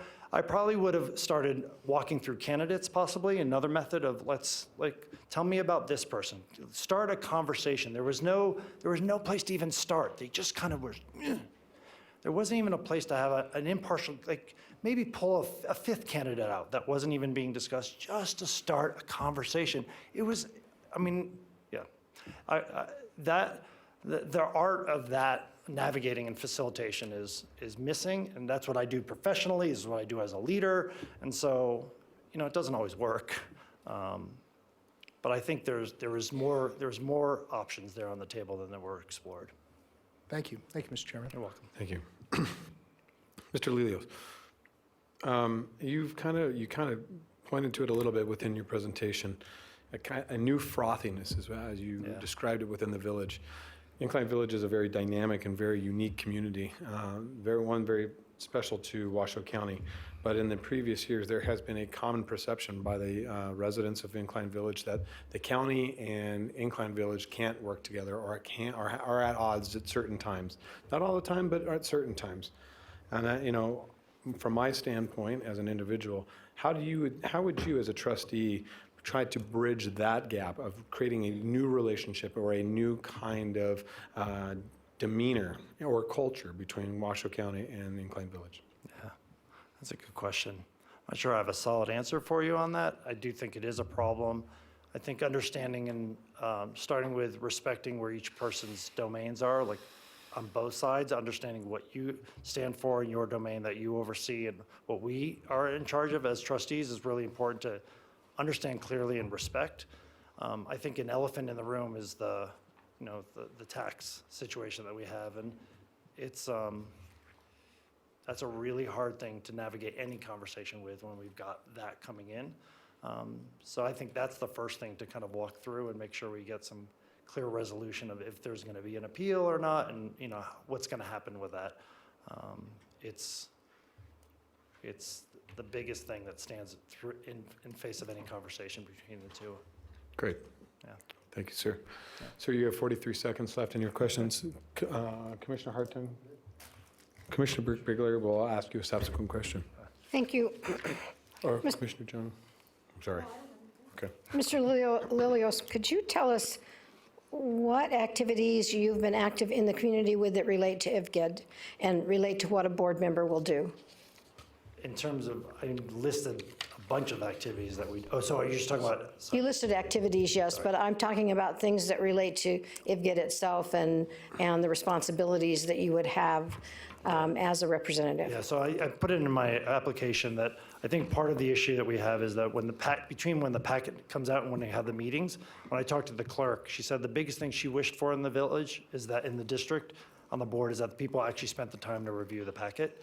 And so I would set up office hours, and I said that on every Monday, I would set up office hours to just be at the office to field questions. People can come in, they know where I am and where I can reach others. There's needs to be a rhythm behind that, not showing up to board meetings unprepared. Great. Thank you, Mr. Lilios. That completes your time for this morning. Thank you. Or this afternoon. Thank you. All right, Mr. Manager. Our next applicant is Michael Hess.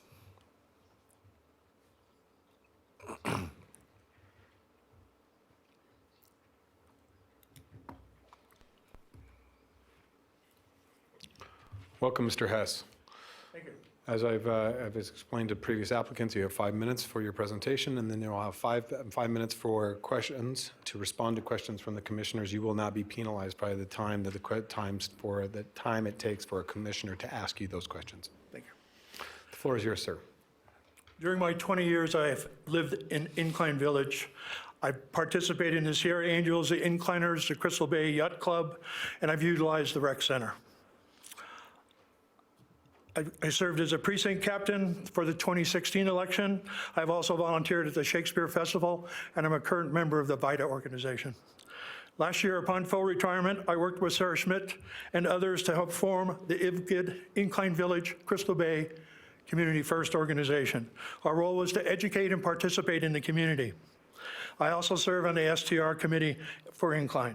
I have been participating in the community forum, the CAB, the Incline STR committee, and regular meetings of the county board and TRPA on a regular basis. Many believe that the partisanship that has been exposed by our board is part of our problem. I think it's a different one. The history of suits and personal challenges has to end. The board needs to lead. It needs to resolve the issues that are raised by hundreds of complaints filed with the DA, the Adjutant General of the state, the Committee of Local Government Financing, and even its own audit committee. It needs to be transparent.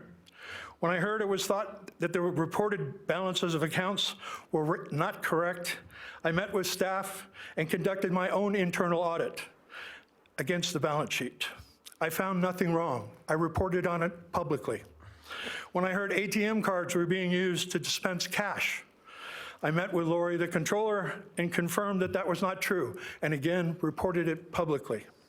I will continue to research any issue that the public raises to ensure that the board is meeting its fiduciary responsibilities. This is the role of participation in government.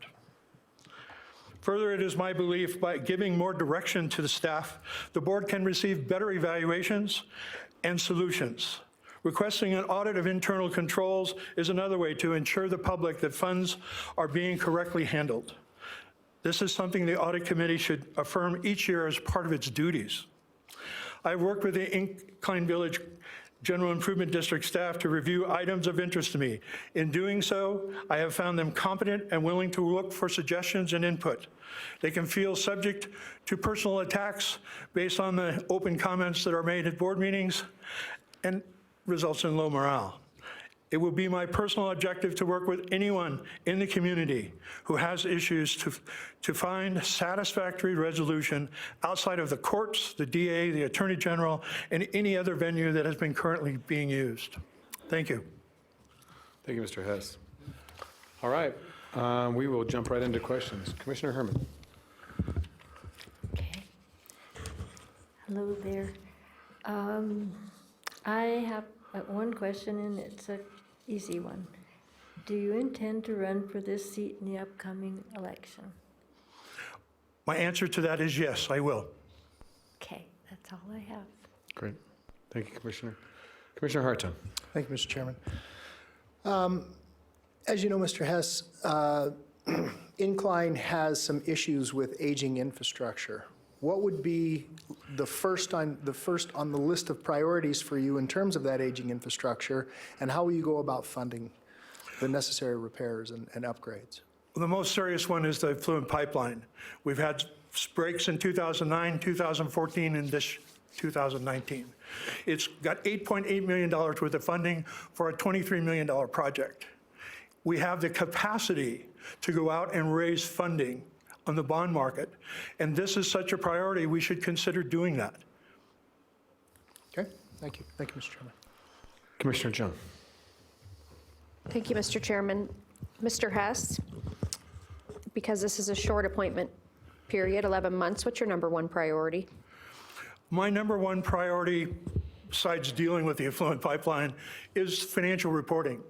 A lot of the issues come from the lack of understanding of what's going on inside of IVGID from a financial standpoint.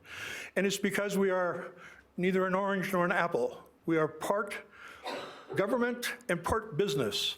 And there's no reason why accounting can't come up with an answer that says, let's do a P&L for these businesses and show the people. Let's do a cash flow that shows how we're funding them and how much support we're really giving them. You should not have to guess what the support is for the activities that are going on. Madam Vice Chair. Thank you, Mr. Chair. Excuse me, Mr. Hess, could you tell us what you think the purpose of the IVGID board itself is? It's to represent the electorate. I mean, I believe we're supposed to be taking their input and putting it to good use. I think we have failed because we have no way to talk to each other.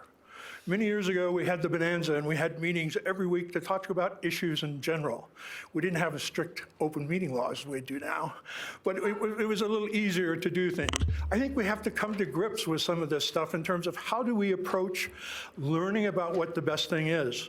When I talked to Bill Horan about how do you do it, he told me, he says, I don't talk to anybody, but I can talk to the staff all I want. And I think we're missing something when we do it that way. We need to give enough time for people to adjust to an issue, to figure it out for themselves, understand it, and then listen to them and what they have to say. The board meetings become adjunct events where nothing happens because we also don't talk about it at the board meetings. And those are things we need to change. Thank you. Thank you. Mr. Hess, obviously, Incline Village is a very dynamic community that has a lot of unique challenges for its own general improvement district. However, in the years past and time past, there has been some culture of challenges between the county and Incline Village as a whole. How do you intend to help change and maybe bridge the gap of that culture and improve the relationships between the county and Incline Village? I think we need to talk about what are we trying to do together? And what are our differences and how do we fix them? It's about compromise. There's no one right answer for all the stuff we're trying to do. But I think if we can work together and understand where we're coming from, you can get to a place where you have a reasonable approach and a reasonable answer. Great. Mr. Hess, you have a remainder of 2 minutes and 34 seconds for any, are there any subsequent questions? Commissioner Hartung? Thank you, Mr. Chairman. Thank you, Commissioner Burke-Bigler, for yielding the floor. Mr. Hess, you just mentioned compromise. At the meeting where they were trying to choose a trustee, no compromise could be met. What will you do to bridge that gap and help the board come to a point of compromise? Part of the process is the agenda. If you look at the agenda, it very clearly states what you're supposed to be doing and how you're supposed to be doing it. And if you can't get people to follow the agenda, you have to challenge them in terms of why are they there. And I think they should have had a pre-session to make sure they're all on board. I listened to you guys talk about your selection process. It sounds like you had your ducks in order, you knew what each other was going to do and how. There's no reason why you couldn't have done that within our board. Great. Commissioner Burke-Bigler, Madam Vice Chair. I will get it right by the end of the meeting. Thank you, sir. You know, Mr. Hess, you've already answered the other question I asked about regarding activities in the community. I think it's well known what those are. So let me ask you another question. What is your understanding of the types of responsibilities of a local government agency in meeting its statutory requirements for financial reporting and budgeting? The GASB is very clear about what you have to do in terms of reporting and how you report it and what you can accomplish and what you can't. It doesn't mean you can't have a second set of books that says, here's how we report it to the public so they understand it. And I think that's the gap we have within the process of what we're doing. The GASB is very strict about what it wants and how it wants it. But there's no reason why you can't be flexible in your accounting to let people see how it works with things they understand, a basic P&L, a basic cash flow statement.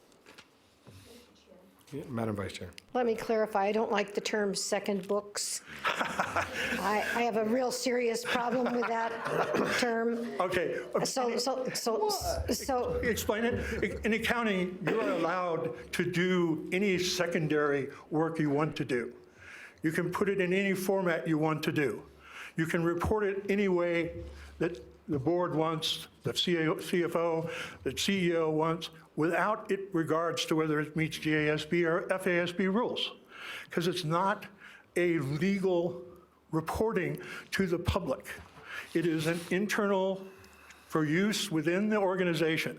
It's something we would all have to agree to because they have problems with what are the subsidies like and why are they that way? You have to reach agreement on those types of things so that people understand very clearly what they committed to in that reporting. So, Mr. Chair. Madam Vice Chair. So let me tell you that if that's the position that the IVGID board is taking, that it needs to get with the Washoe County budget and finance people and find out that we never keep duplicate books and we never have a problem with people coming to us and saying, we don't understand what you're doing with the money. So I do have a little bit of a concern with that. Thank you, Mr. Hess. All right. Could I add a comment? You may, sir, please. I was CFO of a billion-dollar company. We had no problem taking those things and doing it because it's a function of the ethics and the morals that you have as a company. You can do those things. Okay, thank you. Thank you, sir. Mr. Manager. All right, our next candidate is Michaela Tonkin.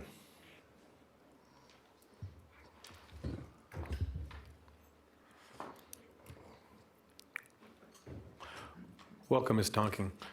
As I've explained to the other previous applicants, you will have 5 minutes for your presentation. You will have 5 minutes for Q&A. You will not be penalized by any of the time by the commissioners asking you the questions. You will have five full minutes to answer those questions, okay? Perfect. All Thank right. you so much. The floor is yours, and could you state your name for the record, please? Yes. For the record, my name is Michaela Tonking, 546 Lantern Court. Good afternoon, and thank you, commissioners.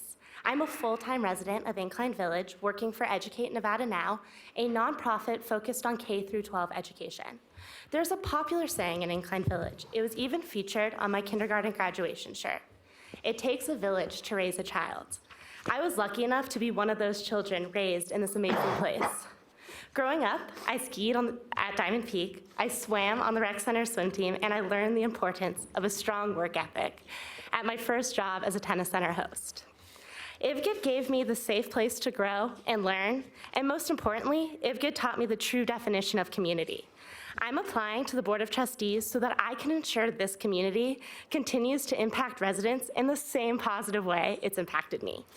A strong sense of community has been a core value of mine since I left Incline Village. During my time in Colorado, I joined local clubs, volunteered for nonprofits, all while earning a master's degree in accounting. I continued my education at Brown University, earning a degree in urban education policy. After graduation, I served on the Governor's School Finance Committee, developed school funding formulas in several states, and helped implement various nonprofits. But of course, there's no place like home. So when I was offered an opportunity to return to Incline Village, I couldn't say no. In my current role, I analyze Nevada school district budgets, educate citizens and stakeholders on school financials, and manage a statewide coalition. When I'm not working, you can find me mentoring high school seniors in the We the People program, attending school board and county meetings, and taking advantage of everything this wonderful place has to offer. There's a feeling of financial distrust amongst some community members. This is a common issue that I've observed in many governmental organizations and businesses. My current role with Educate Nevada Now requires me to work with districts and stakeholders on creating a clear understanding of financials as well as expenditure decisions. I achieve this through white papers, focused information sessions, memos, articles, and debriefs, and plan to carry these skills over into our community. Along the same lines, I believe there is a need for consideration of an internal controls audit to foster trust, provide an important check, and continue the best practices amongst our staff. Trustee Horan's resignation has left a gap in financial skills on the board, and those are skills I can specifically fill. I am here in front of you today because it is no secret that our community, as well as our board, is divided. The candidate that you appoint to trustee must be the person who can find the middle ground on this board. Our community wants, and quite frankly needs, a board that can be more productive, more diplomatic, and more functional. Every day in my work building education coalitions and advocating to the legislator, I am tasked with looking at the big picture, understanding concerns, and fostering compromise. As a trustee, I will emphasize collaboration with community, staff, and fellow trustees. Growing up here in Incline and now residing here as a young professional, I have seen the community evolve, heard their desires, and am excited to provide this new collaborative perspective to the board. I will focus on gathering all the facts, listening to all the concerns, and making informed decisions for the community that extend beyond my time as a trustee. My education in accounting, finance, and policy, my unique perspective as a young professional, and my ability to both negotiate and compromise make me the strongest candidate for this board. I am confident in my ability to create understanding and ease public concerns regarding financial topics and budgets. I will work as a team member on this board to make informed decisions while eliminating political divide, and I will continue to focus on addressing our community's needs and improving the services that IVGID offers. I look forward to answering your questions. Thank you. Thank you, Stocking. So we'll start down at this end. Commissioner Jung. Thank you, Mr. Chairman. Ms. Tonking, let me first of all say to you, I apologize that I had to cancel our meeting on Friday. Staff was supposed to call you. I know that didn't happen. You came all the way down here. The reason why I didn't meet with you, I didn't realize you were an applicant, and I knew I had no time between Friday and today to meet with every single applicant, and that wouldn't be fair as far as I'm concerned. That's totally okay. So please, thank you. Forgive me. I beg your pardon. My question is, because this appointment is for 11 months, what is your number one short-term goal? I think my number one short-term goal is to create collaboration amongst what we're thinking for long-term goals and maintaining our current projects, right? So right now we have current things that we need to maintain. So our buildings, our pipeline, the current services we offer, but we also need to think about what master plans or what other programs that we need to invest in our future. So what do we need to invest in to make sure that our community continues to grow, that we are growing with our young families, the people just graduating high school, and then our college. We have a college in there. How do we get those people to stay? So those are kind of, that's my answer. Thank you. Madam Vice Chair. Thank you, Mr. Chair. Ms. Tonkin. I want to know what you think the purpose of the IVGID board itself is. Yeah. So the purpose of a board is to review and approve financials, to review and approve relevant memos and decision-making that our board has. But with that comes extreme responsibility. So that's to be able to communicate. So we need to be able to communicate with, as I mentioned, ourselves, so the board members. We need to be able to communicate with the community because we represent the whole community. It's a nonpartisan board, so it's not just particular constituents. You represent the whole community. And so it's collaboration, so to foster that. And then also to recognize that I'm not an expert in all things IVGID. And so to know that there's important questions that need to be asked, that as board member, you need to sit down with the correct staff and the correct people who are investing in these initiatives and participating in these initiatives to make sure that you have all the correct answers. Thank you. Great. Commissioner Herman. Ms. Tonking, hello there. I just have a short question for you. Do you intend to run for this seat in the upcoming election? Yes, I do. Thank you very much. Great. Commissioner Hartung. Thank you, Mr. Chairman. Welcome, Ms. Tonking. I took some notes, but this actually lends to a theme that I've had pretty much all day here. You mentioned find a middle ground, a collaborative perspective, and work as a team member. What will you do to ensure that a collaborative spirit is brought to the board and that you're going to be able to find and help the board as a whole? Because right now you have two separate sides. How are you going to be the bridge in that gap to find compromise? What are you going to do? Yeah, so I think the first question that the board, and as a board member, that I will ask is, what is the purpose of whatever the decision is? So who are we trying to create this service for, or what is the decision behind the service? And who's affected? So basic questions, right? So we can understand who's involved and who's affected by it.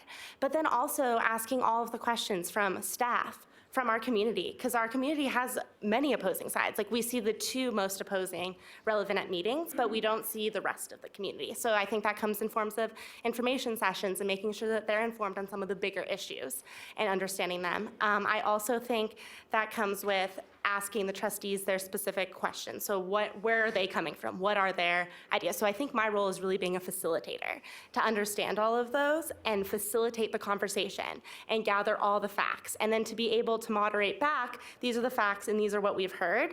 And this is the big picture. What is the best decision that we can make in this situation? And understand flexibility. You know that we sometimes make decisions where we don't like every aspect of a law, for example, or we don't like every aspect of certain decisions, and we know that those will change in time as more information appears. And I think to know that I've been successful is to know that I haven't appeased one side, but have made both sides feel not 100%. Thank you, Mr. Chairman. Ms. Donking, I appreciate your candor up here in your presentation. You talked about a divided community and your willingness to communicate and try to bring both sides together. In years past, and as a longtime resident of Incline Village, you have probably felt in time that there has been dissension between Washoe County and Incline Village residents, and that sometimes Incline Village residents feel disenfranchised from the community. How do you feel that you'll be able to change, as a trustee, the culture and the relationship between Washoe County as it pertains to the residents of Incline Village? I think this has something that I've known even since I was a kid, and we wanted to be our own separate school district.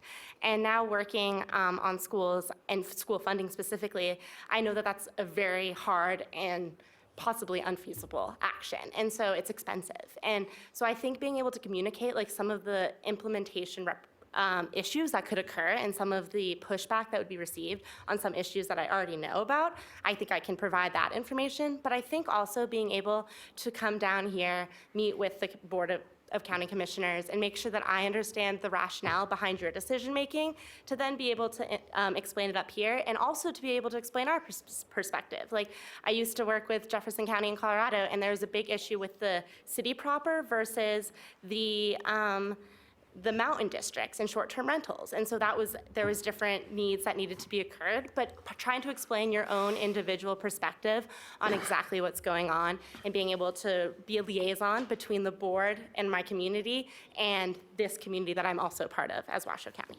Marvelous, thank you. You, madam, you have 56 seconds left. Is there any subsequent questions by any of the commissioners? I'll ask her one. Commissioner Burke, Madam Vice Chair. Thank you. Can you tell us what activities in the community you've been really active with? Yeah, so as I said, I mentor the We the People program at Incline High School. I've done that since I first moved back and participated in it when I was in high school. I also created voter guides when I first moved back because Incline Village has some of the lowest young adult voter turnout, and that's because of lack of information. So I created nonpartisan guides of who every candidate was and how they felt on every issue, and disseminated that around town. So that was a big deal for me because I feel like young people should be involved in politics. And then I also serve on a new leaders council, and our goal is trying to become emerging leaders in the young professional world, and how can we become leadership through grassroots organizing. So I've been working on that as well. Great. All right, Ms. Tonking, there's not very much time to fill your 5 minutes, so we'll thank you for your presentation. Thank you very much. Thank you. Thank you. Mr. Manager, our next applicant. Yes, Mr. Chair, our next applicant is Frank L. Wright.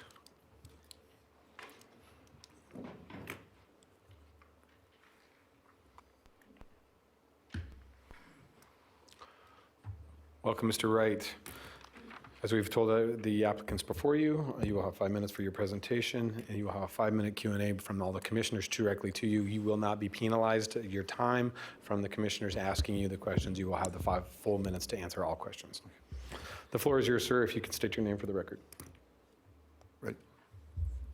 Hello, my name is Frank Wright. I've been a 40-year resident of Crystal Bay Incline. For 40 years, or 30 years since there was, Incline was annexed Crystal Bay has never had a representative on the IFGID board. Never. Why is that? We get taxed, we get told we have to pay for recreational facilities, of which we can't use all of them. We do not have beach access, but we have to pay for the beaches. Going through the accounting, we have found out that Crystal Bay residents have been paying for quite some time for the maintenance and upkeep of those beaches. I ran for the state senate 8 years ago. Ben Kiefkeffer was running at the time.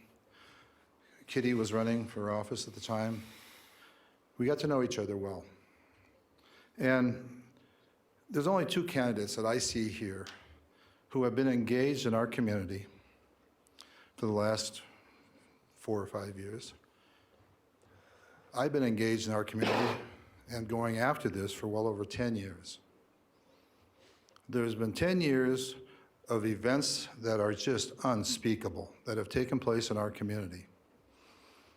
I have been one who has identified many of those activities, which when you hear them in a second, I'll go through kind of a synopsis of what has taken place in our community. You're going to realize that something isn't right there. We've had election fraud, which you commissioners are all well aware of. I came here and spoke before you. We identified the fact that one of our trustees was deeply engaged in it, happens to be the guy who just left town, and the seat opened up. He was telling people who to vote for during the election. It's a federal offense. It should have been dealt with. Plenty of people had turned in information to the commissioners, to the Secretary of State, and let them know what took place when they went to vote. And that this guy was hovering over them, telling them who to vote for, actually pushing some buttons. He was a sitting trustee who was hired as a manager of the poll. Unbelievable. Try to get public records in Incline. Now let me tell you something. I got public records from Washoe County.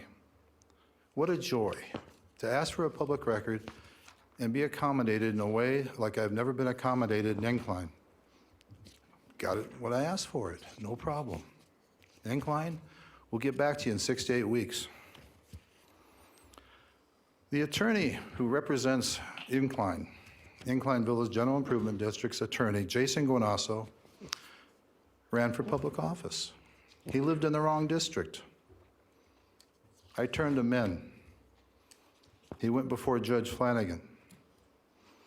He let him run, even though he lived in District 25. He said he was going to move to District 26 soon.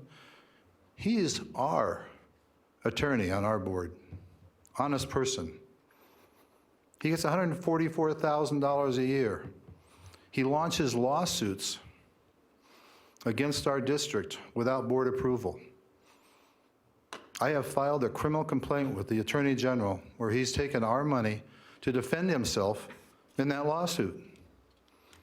I can't see Mr. Lipparelli getting public money if he got in a lawsuit and you guys would pay for his. Accounting practices are off the charts. You can't get information. You can't find out where our money is going. It's unbelievable. We spent $35,000 for a consultant to go up and do a yield study up at Diamond Peak. $35,000. He turned in 3 pages. I asked for the work product that he had. I got the 3 pages. I put the word out to some friends of mine. I said, I've seen this stuff before. Right off the internet. Copied verbatim. We paid $35,000 for 3 pages off the internet, which was copywritten. And he sold it to Incline as his own personal work product. That's fraud.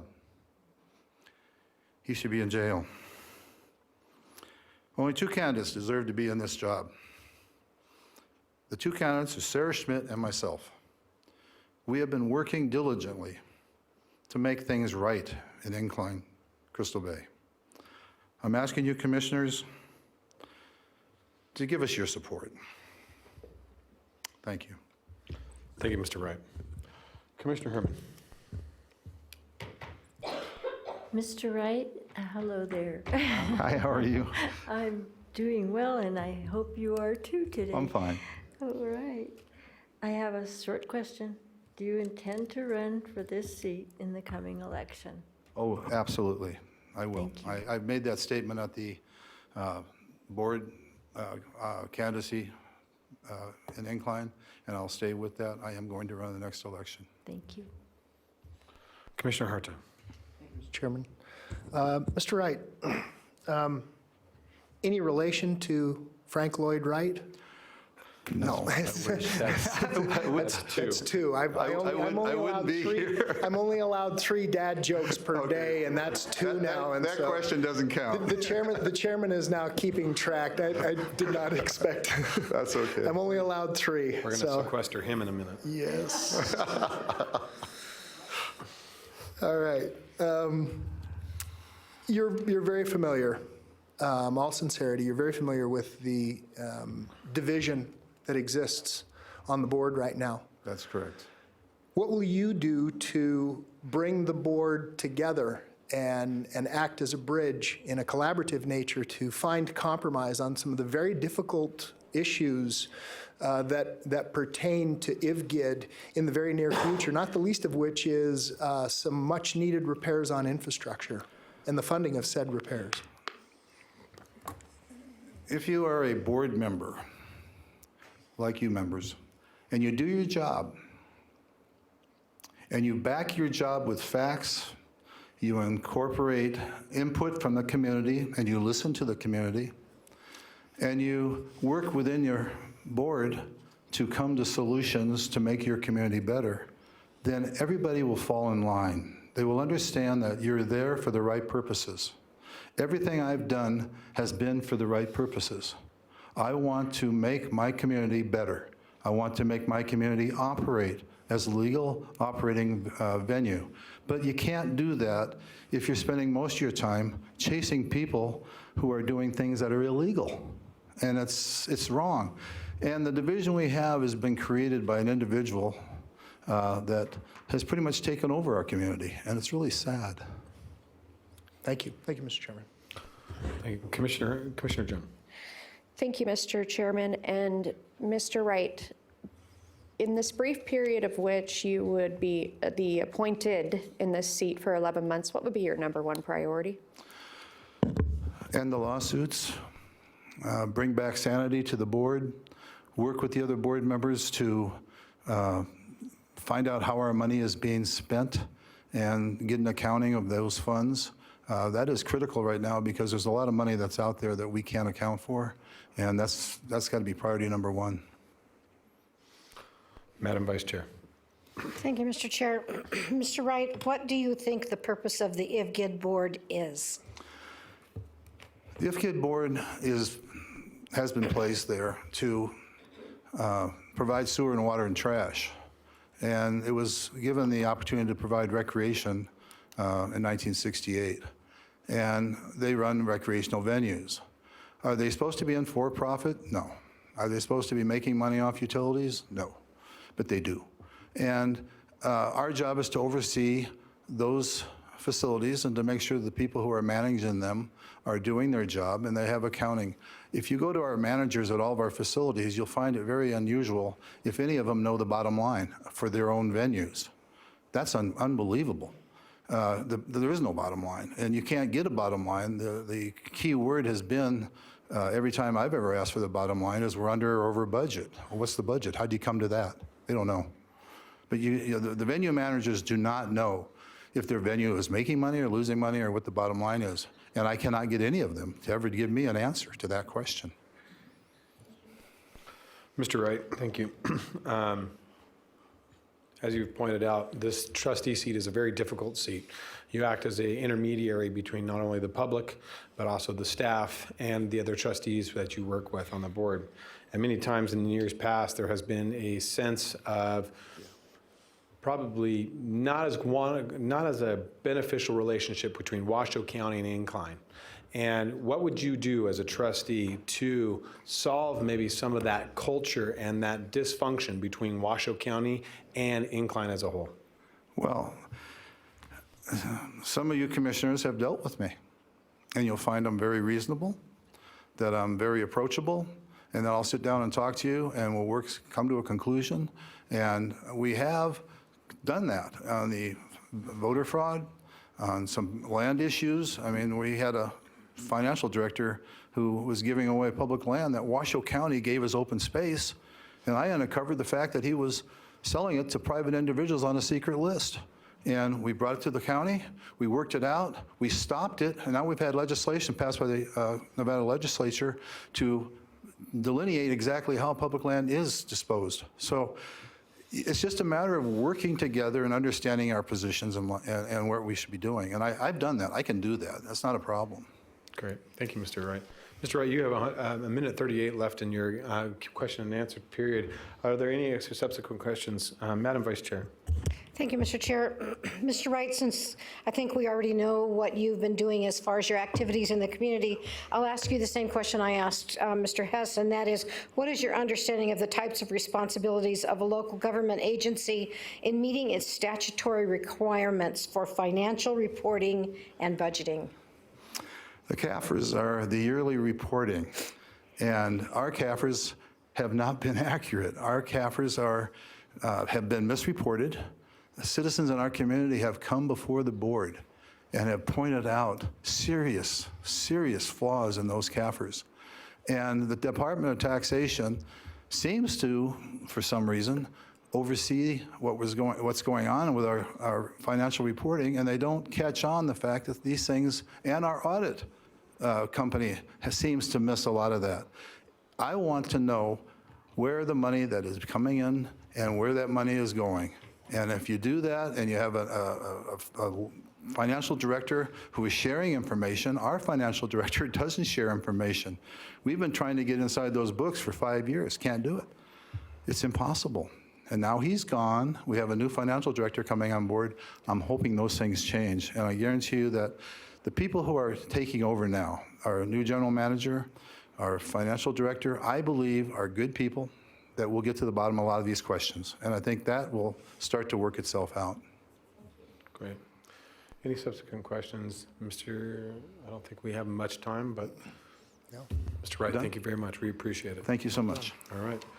Mr. Manager, if I'm correct in my checklist here, we are to our final applicant. Is that correct, sir? We are, Mr. Chair, and that would be Bruce Simonian.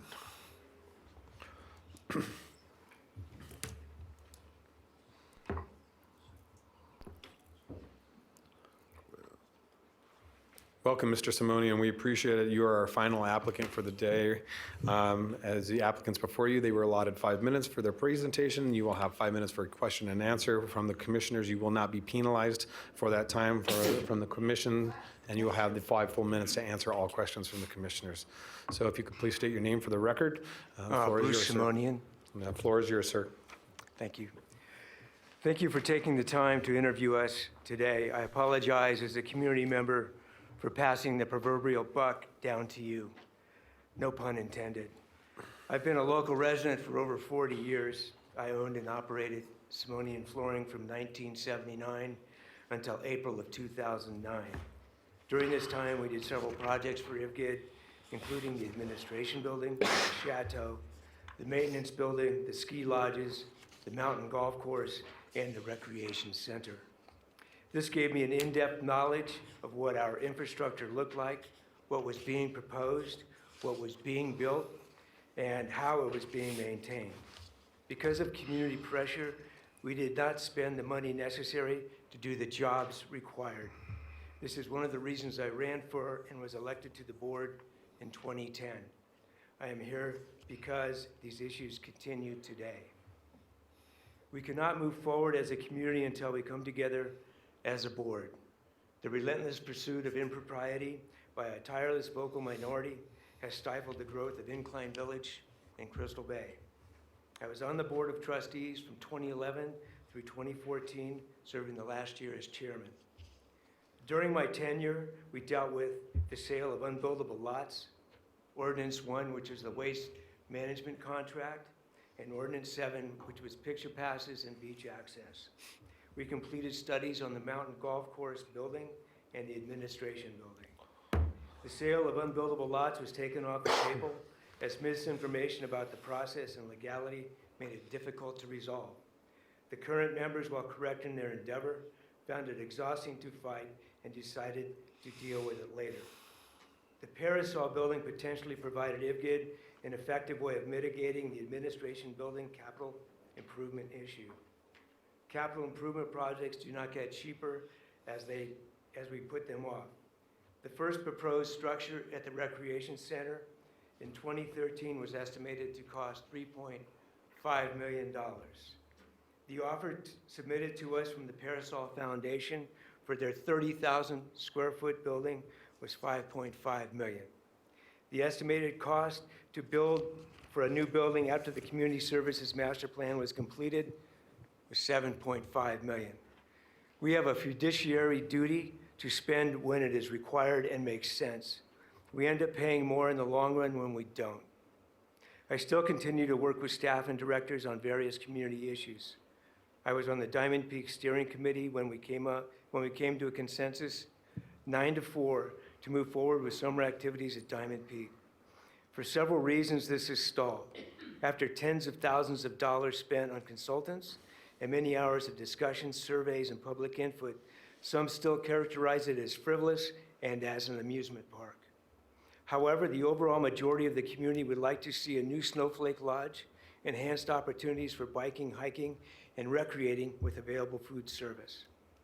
I ran for and was defeated for the board in 2018 by just a few votes.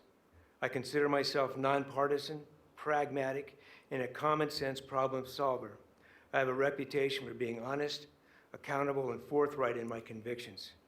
As a past board member, I have worked closely with varying points of view and adversaries to create consensus through compromise. Frivolous lawsuits, meritless complaints, and relentless attacks on board members, directors, and staff have created a demoralized environment. We are getting nothing done as these take up so much of our time. We have completed several master plans, and my hope is that we implement soon what we have been working on for so long. I am an advocate for transparency and communication at all levels. We have a mandate to repair, replace, and relocate our effluent pipeline. Rumors abound as we navigate rising utility fees, applying for grants, and collaborate with other agencies. Halting the rhetoric and working together, we can get this accomplished in an effective, efficient manner. As a member of the Public Policy and Public Action Committees, I have been working closely with local realtors in the community as well as Washoe County to develop a constructive, common sense approach to dealing with short-term rentals. I believe that all progress starts with us and we, not me and I. It is crucial to identify our mutual goals and realize that we all must compromise to move forward. Thank you. Mr. Simonian, thank you. Appreciate the presentation. We will start our last round. Commissioner John. Thank you, Mr. Chairman. Mr. Simonian, considering that this will be a short-term appointment, 11 months, what is your number one priority for your short-term goal? Pulling people together to get some things done. We have some community issues coming up, the 5 master plans that we've completed. I would like to see some implementation. I know that some things are on the board, as well as moving forward in a conscientious way to develop the affluent pipeline project so that the community stands behind it. Madam Vice Chair.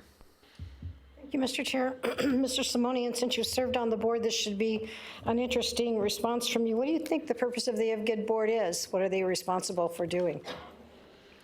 Well, you know, again, they're the liaison for the community to the staff and directors, and they need to be reflecting both sides of that equation because there's a lot of information that travels both ways. I think the communication is key from the community as long as there's an interpretive, rational response so we can get things done appropriately. Again, it's not, the board is not about 1 or 2 individuals. It's about 5 people working together to get the best results for the community. So, thank you. Great. Thank you. Commissioner Herman. Thank you, Mr. Chair, and Mr. Simonian. Simonian, is that how you say that? Okay. I have a very easy question, easy to answer. I'm 5'9". No, go ahead. And I'm just going to ask you, do you intend to run for this seat in the upcoming election? I've not made a decision. Okay. Thank you. Thank you, Commissioner Herman. Commissioner Hartung. Thank you, Mr. Chairman. Mr. Simonian, you mentioned a couple of things, consensus through compromise and a spirit of we, not me, and I. What will you do with the current makeup of this board to bring a spirit of compromise and be that member that bridges the gap between this board, because it seems to be divided at this point? I enjoy communicating with people and setting aside personal differences and ego. Again, it's getting things on the table and going underneath and finding out what might be causing some dysfunction so that we can communicate effectively. I spend a lot of time speaking with directors and staff employees, most of whom are friends of mine, having been in town for a long time, as well as digging in as deep as I can go to get people to work together. I facilitate, I'm a member of the Mankind Project, and I've worked with men and women of all demographics to get them to be vulnerable. And my question to them is, what's at risk? What are you afraid to give up to move forward? And let's talk about that. So. Okay, thank you. Thank you, Mr. Chairman. Thank you. Mr. Simonian, I'll ask the same question to you I've asked all the other applicants.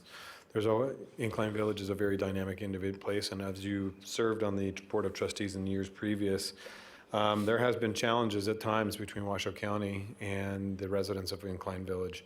As a trustee member, how do you pose to help change the culture, improve the relationship between Washoe County in your short period as a trustee there?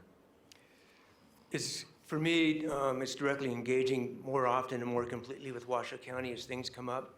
I find that some projects and some ideas tend to occur without, I would say we have input, but not the required amount of input to actually make a significant difference as far as some of the projects, whether it's erosion control on some of our roads with rocks in our drainage dishes, which have eliminated a great deal of parking, the parking for the new shared use path.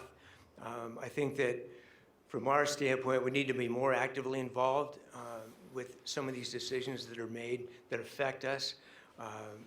And again, it's communicating effectively and being very proactive as far as what we want to know and what we want to hear and how much we can give back to you and what we want to receive back as well.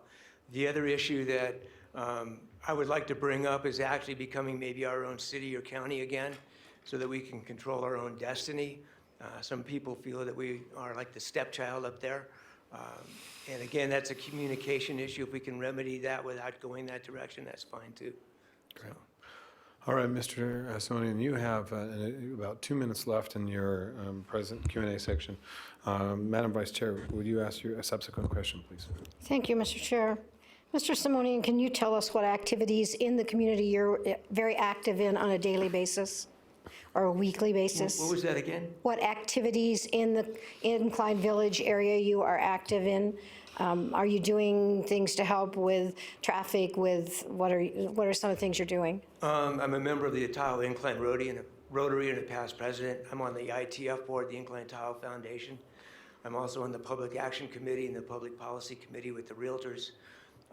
Just recently, I brought together NDOT, TTD, state parks, and I'm trying to think, and IVGID to sit down and discuss the traffic problem over on East Shore.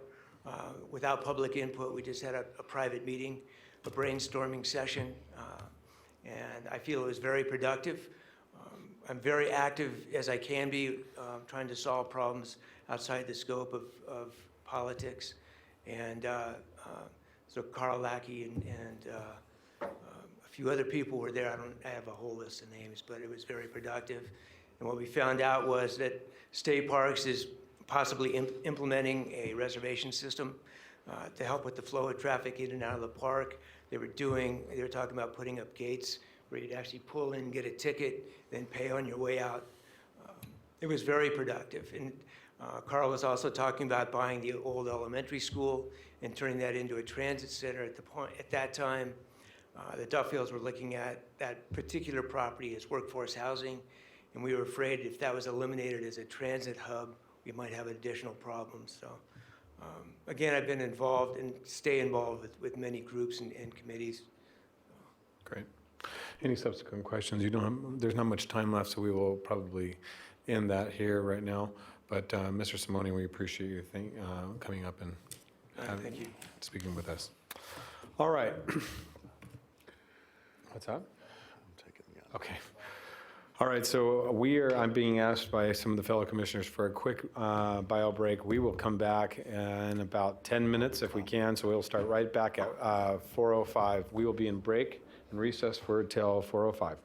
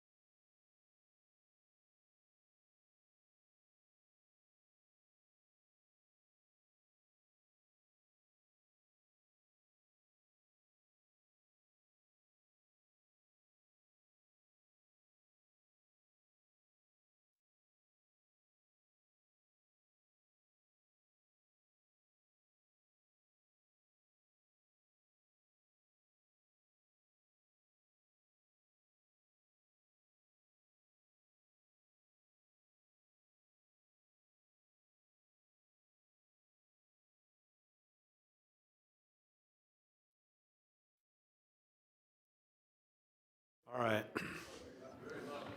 We're 1 minute short. Nope, there we go. Okay, thank you everybody for indulging us for the brief recess. So I'm going to bring us back into order here at this time. And so what we'll do now that we've completed all of the interviews of all the applicants, what we'll do is we'll call public comment. And so I will have Madam Clerk, if you'll please call public comment for the item, please. Thank you, Mr. Chair. First up, we have Mr. Michael Abel, followed by Mr. John Eppolito. And if you're the second name I've called, if you kind of move to the front of the room so we can queue up and move along with public comment. And Mr. Abel provided us with some handouts, which I'll distribute to the board. Great, thank you. Hold it 45. Okay, I'm going over. Mr. Abel, welcome. Thank you. Should I put this? Can I get the overhead, please? There you go, sir. Good afternoon, Commissioners. There's only one candidate that is the best person to be appointed to the IVGID board, and this person is Sarah Schmitz. You can see before you an exact copy of the petition that I offered to the IVGID community, signed by 447 of the district residents. These are real endorsements by real residents of Incline Village and Crystal Bay. In our community, Sarah enjoys a stellar reputation, one worthy of the trust that we place in our trustees. She faithfully attends the IVGID board meetings and is in regular contact with our interim GM, Indra Winquist. She has a comprehensive understanding of IVGID's financials, operations, recreational venues, capital projects, utility infrastructure, as well as its staffing needs. She's 100% up to date on the issues facing our board and is prepared on day one for informed decision-making.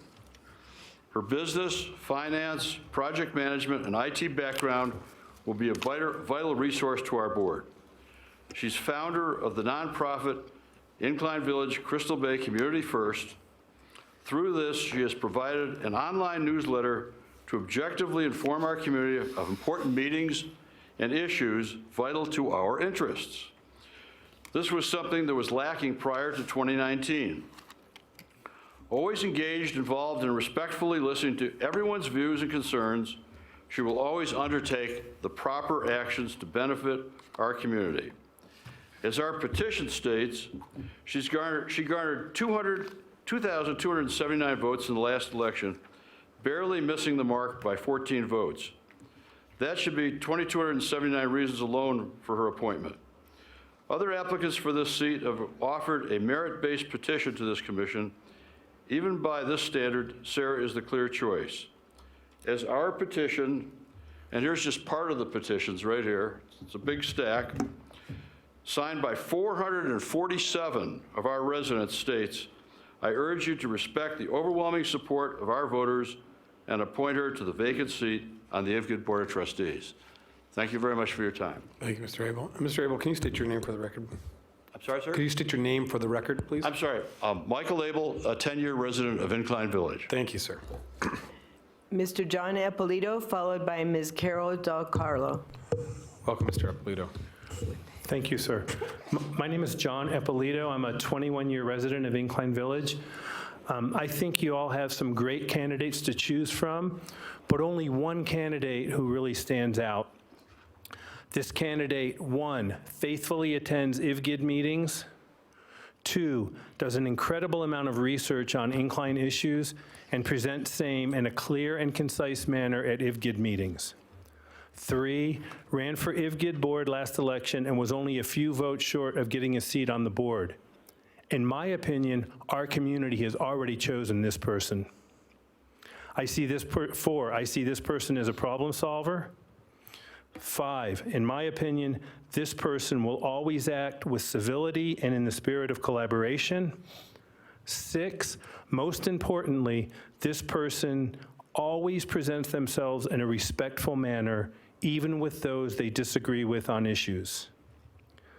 IVGID had a meeting a month or so ago where all the candidates who were interested in this position were interviewed. Somehow, after that meeting, additional candidates appeared. I don't even know how that happened.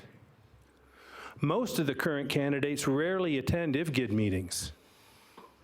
Some of the candidates were directly or indirectly involved with True Blue Facts, which was the biggest smear campaign I've ever seen in Incline Village. That campaign did more to divide our community than anything I've seen in 21 years.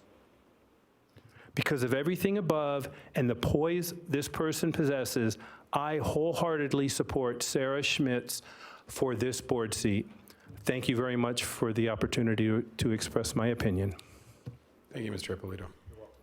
Ms. Carol Del Carlo, followed by Ms. Diane Becker-Hirsch, something with a B. I'm sorry, my computer won't let me see it.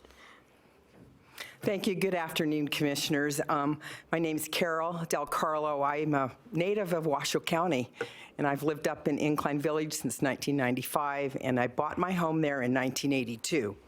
I'm here in total support of the best candidate offered is Sarah Schmitz, and I do appreciate everyone that is here as a candidate. I know it's not easy.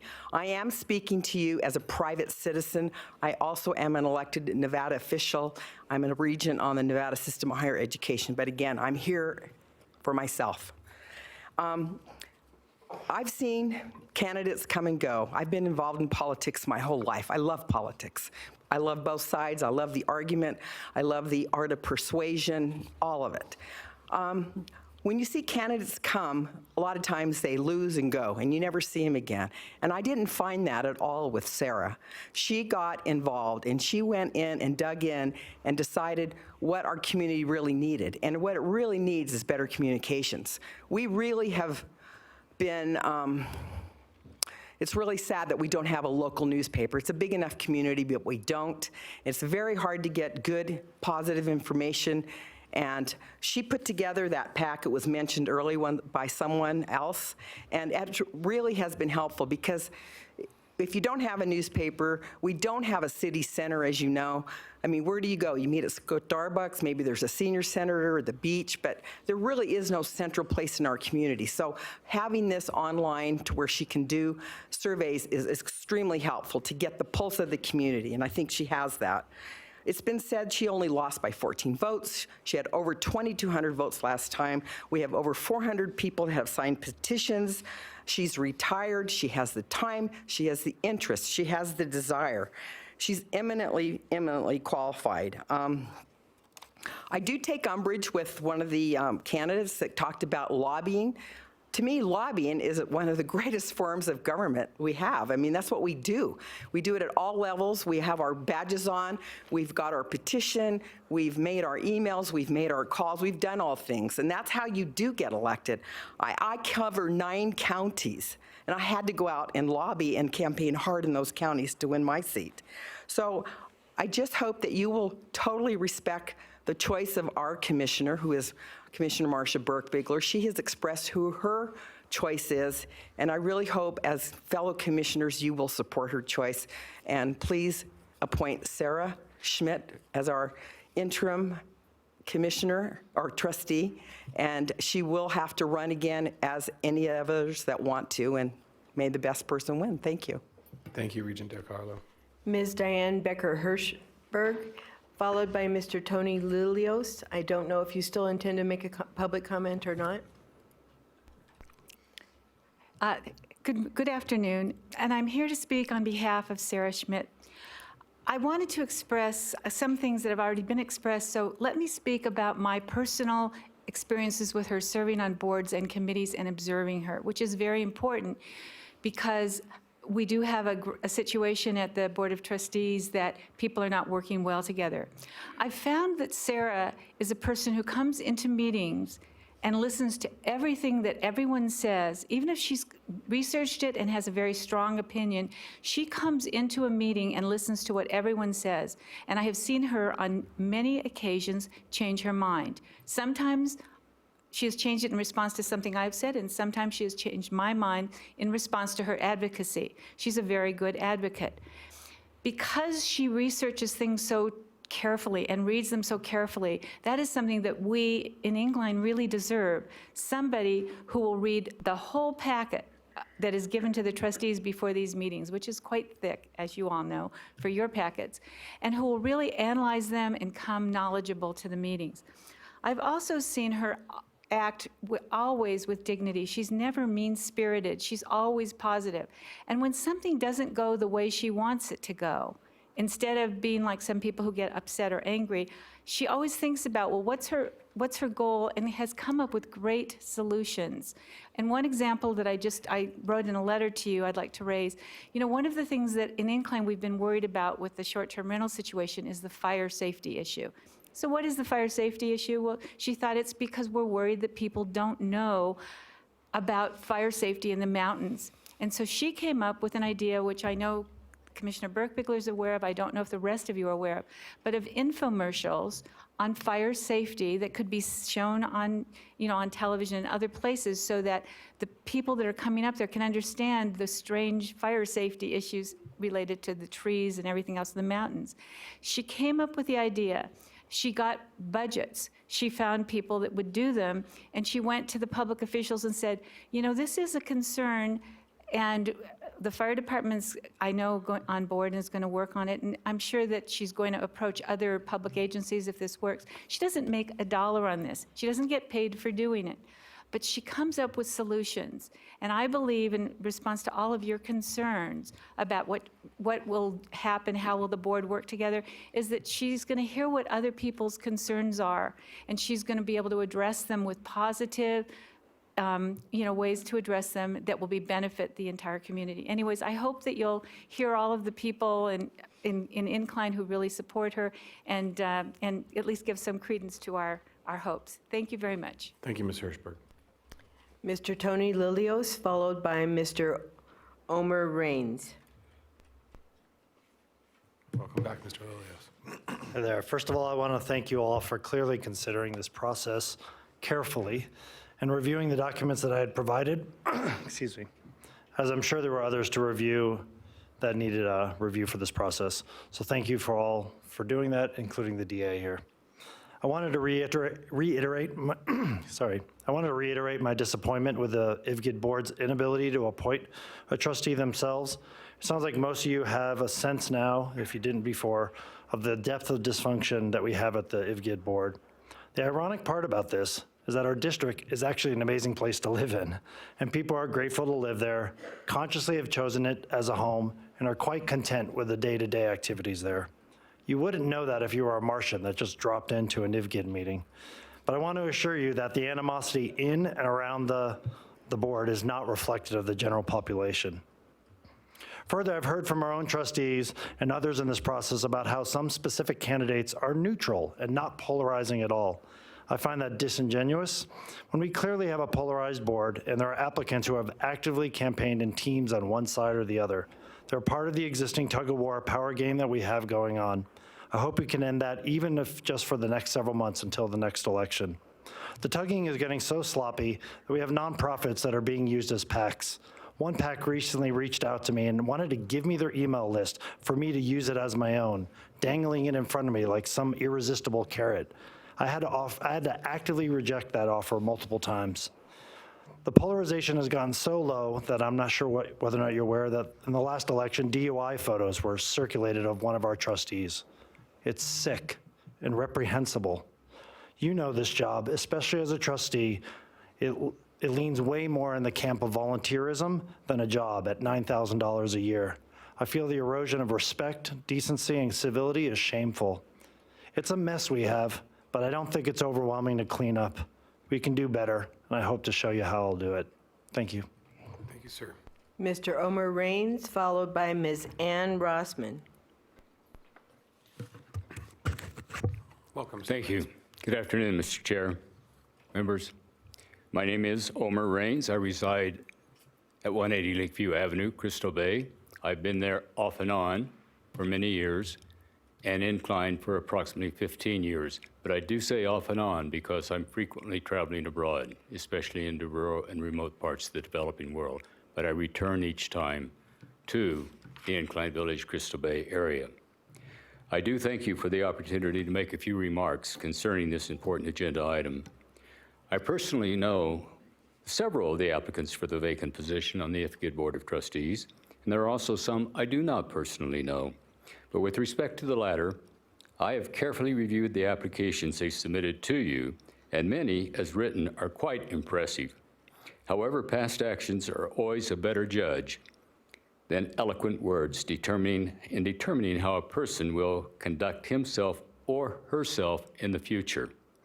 With that in mind, I strongly recommend the appointment of Sarah Schmitz. I recommend her to fill the vacancy that now exists. Her appointment would be a logical one. As many speakers have pointed out, she lost last election in 2018 only by 14 votes. Thus, her appointment as the next in line would be a logical one. And in my opinion, she is the only candidate who possibly should be, might not be, but should be acceptable to the community at large. It's logical. In addition, Sarah may be that member of the IFGID community, other than current board members, who is completely conversant with IFGID responsibilities and both current and future policies that will need to be implemented by the new general manager and staff. Simply put, I know from where Sarah comes, and thus where she is also likely to be when it comes to the many unmet policy decisions that must be made in the near future by the IFGID board and hopefully made in a transparent way, especially financially transparent way. This is really a critical issue to me, and I think most in our community. Unfortunately, that has often been lacking in the Incline Village area. Next, I wish to bring up an issue that Commissioner Hartung may have allayed my concerns about in his opening remarks, but I will bring them up out of an abundance of caution. I have reviewed the way in which this commission wishes to proceed today based upon the written material that was originally sent out. And I had serious concerns about the proposed format. From a reading of Nevada's open meeting law, it certainly appears that this commission cannot vote or even deliberate in secret, or the word used in closed session. The law NRS 241.020 was enacted to ensure that all deliberations are conducted openly. Thank you, Mr. Raines. I'm going to need you to wrap it up. Thank Is you, my sir. time up? Yes, May I- sir. Thank you. Okay, I would like to quote the language. No, your time is Very well, expired. Thank sir. you, Thank Mr. you. Raines. Ms. Ann Rossman, followed by Ms. Linda Newman. Welcome, Ms. Rossman. Hi, thank you very much. I had not intended on speaking, so I don't have a nice printout to read, but I've made a lot of scribbles during these presentations. And I just want to say, we got our home here in 2007, and it is my go-to place to relax, to just enjoy life. I have been to some recent board meetings, and I left absolutely sick to my stomach at the cronyism, the lack of civility, the intimidation that some of these board members have shown, particularly to Sarah. And I applaud this woman for her bravery in willingness to step up and step into this position. She's mature, she's courageous, she's articulate, she's a problem solver, she's professional, she's fiscally sensitive, and even more than that, she's humanly sensitive. She's wise, and she's constantly, like everybody else has talked about, engaged in so many things at once. I don't even know how she or when she sleeps. So I just want to give a big shout out for Sarah Schmitz to take that position. Thank you. Thank you, Ms. Rossman. Ms. Linda Newman, followed by Mr. Jack Dalton.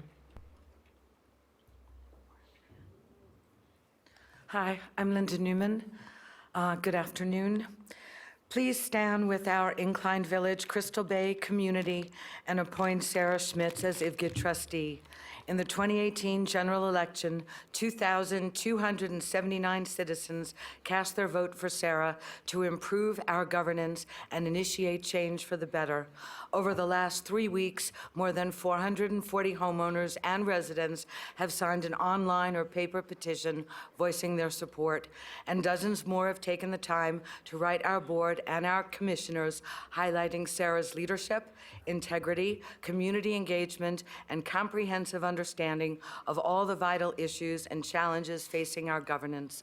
These are just a few of the attributes that define our choice. Our district is at a tipping point. The fifth trustee must be ready to hit the ground running. There is no time for inexperience, training, or learning what has transpired over the past few years to get up to speed. Watching board meetings on live stream is no substitute for Sarah's actual attendance at the meetings, reading the board packets, digging into the issues, and proposing solutions to our community's concerns. We are confronted with the necessity of replacing 6 miles of our failing effluent pipeline, a major component of our vital infrastructure that was identified more than 10 years ago. Instead of restricting funds collected for its replacement and initiating a solid and viable plan, the former board majority has wasted millions of dollars on inspections and repairs and allowed funds to be diverted to fund other projects. False and misleading statements plague our financial and accounting reports. There are chronic violations of Nevada law and Government Accounting Standard Board statements in our budgets and comprehensive annual financial reports. Board policies and practices live on paper but die in practice. Our audit committee exists in name only and has failed to exercise any oversight. This all points to a lack of internal controls with dangerous consequences that undermine the public trust. We need to ensure the sustainability and vitality of our district with the addition of a trustee that has the personal and professional integrity to ensure financial transparency, complete and accurate communication, and team building to ensure the very best management practices. Sarah has the commitment and the skills, along with the support of our community, to do so. She is the best candidate for the job. Please stand with us and cast your vote for Sarah Schmitz. Thank you. Thank you, Ms. Newman. Mr. Jack Dalton, followed by Mr. Glenn Rossman. Good afternoon. I'm Jack Dalton, Incline Village resident for 5 years. Only 14 votes separated Sarah Schmitz from the second winning candidate in the 2018 election. This afternoon, you have an opportunity to somebody who's well-informed and experienced in the government of Incline Village to nominate her and elect her to point for a short term, 9 months. There's going to be another election. That another election is only 9-10 months away. So I urge you to support not only the people who voted for her in the past and only 14 votes short. There was 440 signatures. 167 were hand signatures. They weren't online. These are people who signed. Now, why did they sign? They knew what Sarah has been doing for the last several years. She's been active in a host of different environments. She's been active with the commissioners, not only our commissioner, but the regular commissioners and the administration here in Washoe County. She's been active in a variety of things, and so I urge you to appoint her to this 9-month period. Thank you. Thank you, Mr. Dalton. Mr. Glenn Rossman, followed by Mr. Willie Crucell.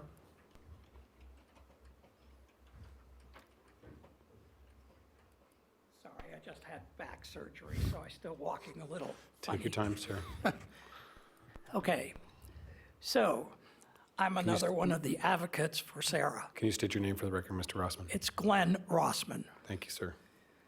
Okay, by background, I am a retired certified public accountant, and my entire career was doing taxation, but also doing work with very large company that grew from nothing to multiple billions of dollars. And I certainly was exposed to financial statements, decision-making, the need for a lot of energy to go into these things and the need for analysis. I haven't seen those things here. So the times that I've been involved in IVGID meetings, they're completely wouldn't be respected in a commercial environment. They're, in particular, I don't know if any of you have read the financial statements, but they're 100 pages, which I didn't know till I had to make a copy of them. They're not very readable, and it has nothing to do with your technical experience in not-for-profit and business accounting, which there's a mixture of both. There's most of the information you need is contained in the footnotes. There's a different name for that, CFRs or something, but that's what it is. So my ability to urge you to do something is not only should you support Sarah, but you should support Sarah's desire, and I know she has this, to create a robust audit committee. The audit committee that I saw was one person, and the committee meeting took 10 minutes. Well, let me tell you something. I was in audit committees for years. They don't take 10 minutes. And proportionally, there were a lot of people brought into those meetings to give their view so that the audit committee could start to talk to the board of directors and say, okay, we've covered the waterfront. I'm sure you're all aware that the SEC is all over companies to do this. And so I think that's the big hole that I see. Now, you've heard this from many others, that the financial statements don't necessarily make sense, and they're not being properly attended to. And then, of course, there is this question of reserves, and where are they? Well, you can't tell that unless you read the financial statement footnotes, all 60 pages of them. And guess what? There isn't a reserve for the sewer. If there is, it's not adequate, and everybody knows it. And I couldn't get a straight answer as to why. So I encourage you to get Sarah in there and stir it up a little. Thank you, Mr. Rossman. We appreciate it. Mr. Willie Crucell, followed by Ms. Margaret Martini.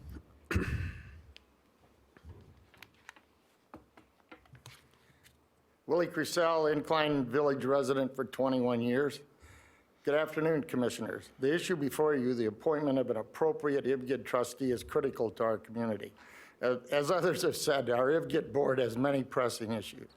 Among these issues are setting up a proper reserve account, replacing 6 miles of our leaking effluent pipeline, and replacing our burnt cedar swimming pool. IVGID has a $1 billion infrastructure that needs a lot of maintenance to stay functional. Our board has not set up a reserve account or a reserve study to maintain that infrastructure. Even the smallest condo complex in Nevada is required to maintain a reserve study and a reserve account. In 5 years, only one major infrastructure project has been completed. This was the Diamond Peak culvert, which was at the point of imminent failure. We need an effective board of trustees. If you really want to fix the IVGID board and get it running properly, the choice is clear. I've had the opportunity to observe Sarah working tirelessly on projects for the improvement and betterment of Incline Village, such as the successful speed sign project, which she worked on with Washoe County. She founded a 501(c) nonprofit dedicated to informing our residents of things happening in our community. She will work hard to facilitate our interim GM's desire to change the IVGID culture, and that is important. I know that she will bring her strong work ethic and creativity to the IVGID board if appointed. There's only one candidate here today who has the financial knowledge, the desire, and the competence to do the job of IVGID trustee immediately. 2,279 votes in 2018 and 447 signed endorsements by our residents attest to the trust that our residents are willing to place in Sarah. I urge you to appoint Sarah to the vacant spot on the IVGID board. Thank you. Thank you, Mr. Crucell. And our last person signed in this afternoon is Ms. Margaret Martini. And she's got a handout, which I'll deliver to the board. Thank you, Madam Clerk. Welcome, Ms. Martini. Margaret Martini. I have been an Incline Village resident since 1966, which is just a few years beyond when IVGID was even formed and the village was even sold to the Artwood Consortium. Anyway, so I've been there a lot. I've been to many, many, many IVGID meetings, and I do want to echo what Mr. Carlo said. We are not lobbyists here wearing this badge. We are supporters of the best candidate, and we have taken the time to come down here.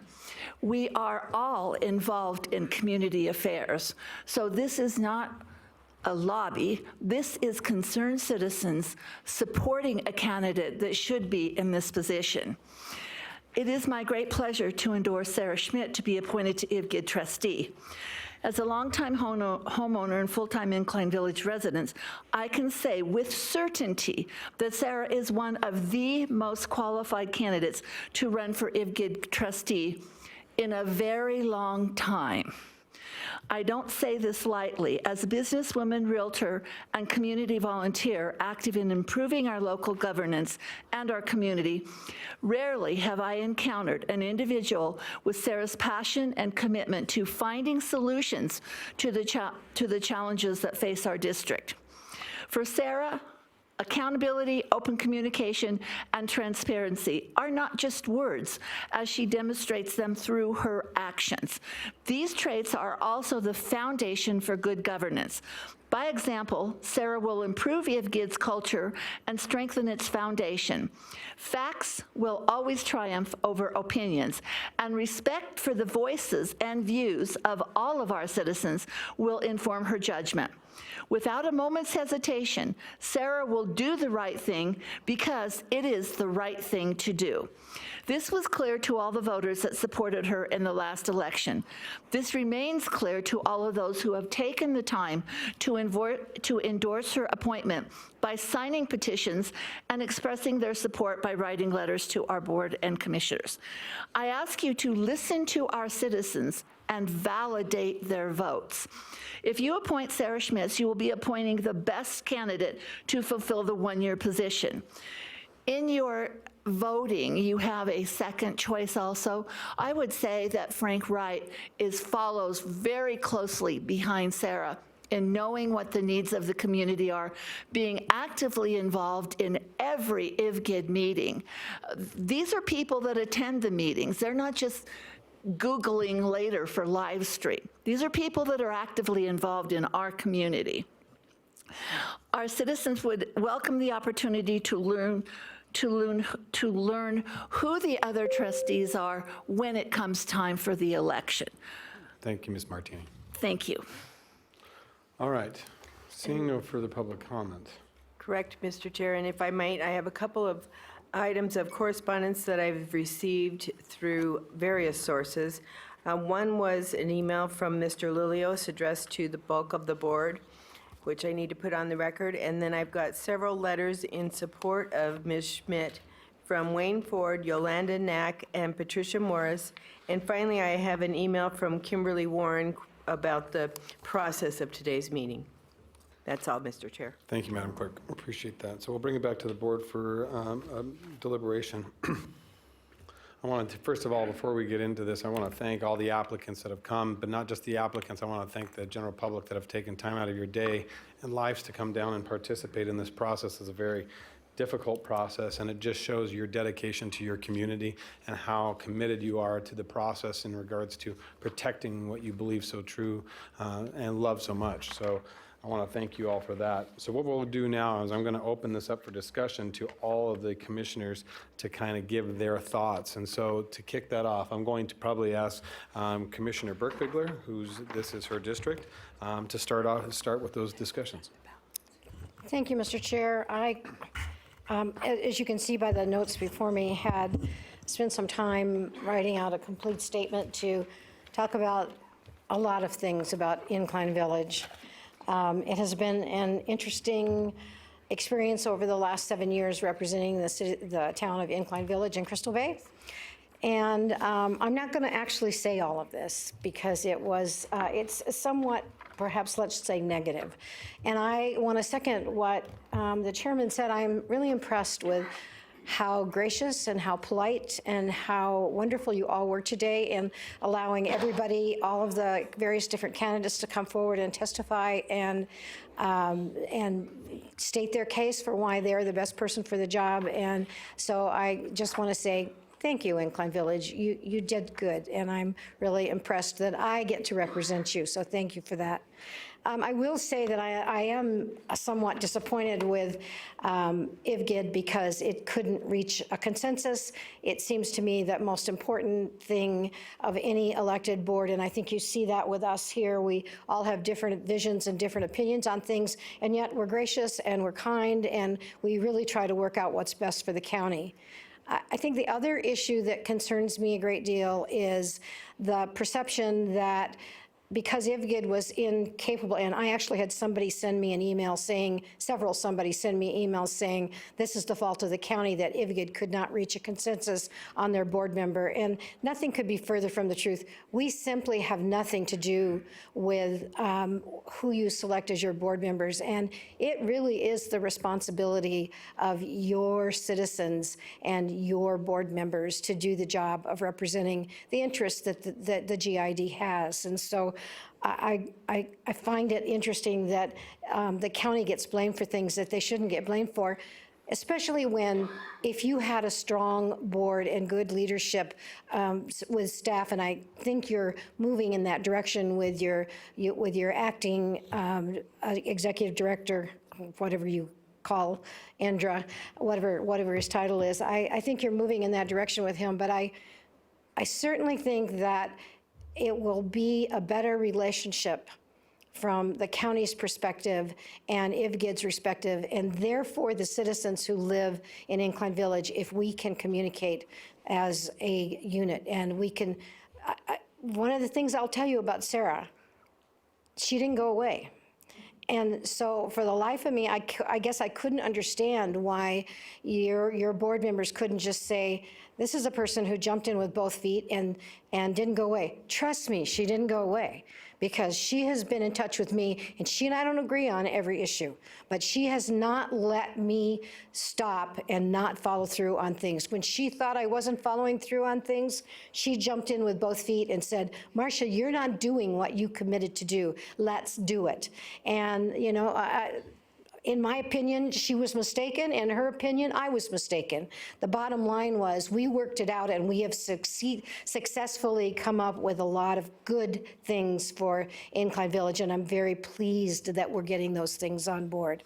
So with that, I will turn it over to the other commissioners to make a statement. I just simply want to tell you, I really think that it's clear to me who would be the best person for this position, and I hope my other commissioners will support me, but I think you all know who the two people I will be putting on my list will be. Thank you. And with that, I'll say thank you, Mr. Chair. Thank you, Madam Vice Chair. Commissioner Joan, do you have any comments you'd like to make? Okay.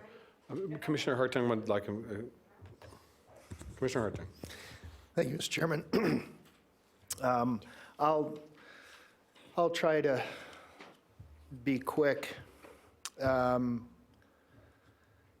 was very unsettling for me when I watched the meeting when the chairwoman started the meeting by saying that it's likely the board wouldn't come to a consensus and the decision would be sent to Washoe County. I don't think I've ever started an issue in a meeting when I was chair, and I only served here as chair for less than a year, but I have served as chair for the Truckee Meadows Water Authority, for the Western Regional Water Commission. I'm vice chair of the Flood Management Authority. Never have we started a meeting and an issue with saying that, and that's disappointing to me. And I'm sorry, Ms. Wong, if you're listening, but it's unsettling to me. Each one of these 8 candidates, you have wonderful qualifications and great characteristics. And when we set this process up, the chairman and myself, we decided to do a process that first of all, that we've used on a number of occasions, but we also knew that no matter what, we would come to a vote because we can do that. And the fact that IVGID could not come to a consensus was, again, unsettling. If you couldn't decide on the 4 applicants that you had chosen, eliminate them and choose one of the 3 that were left over. That's compromise. That means nobody got anything that they wanted, but everybody got something that they wanted. I'll start with this. Mr. Scholes, I like the fact that you mentioned listening and communicating. That's a wonderful attribute. It's wonderful, and it's hard to do that because many times what we find that we're doing is we're not listening to what someone is saying, but yet we're trying to formulate what we're going to say. And so I was very impressed with that. Ms. Profant, you're part of the Crystal Bay Incline Vision Extended Relation Committee, and you've really worked in some very specific places, and that's very impressive. I mean, you've been involved in the community. I think that you would do a wonderful job. Ms. Schmitz, you've been before us on a number of occasions. You've been very proactive. I mean, there's no question that you understand the community well. Mr. Lilios, I was surprised that you said that you would not run, or essentially would not run, but that surprised me. But I did like the idea of civility and collaboration, and you were uncomfortable with the preordained decision. Mr. Hess, the fact that you had said that the board needs to lead, that's I mean, of course. I mean, I could not agree more. And work to come to a community resolution and the financial reporting. I mean, that's extremely important, extremely important. Ms. Tonking,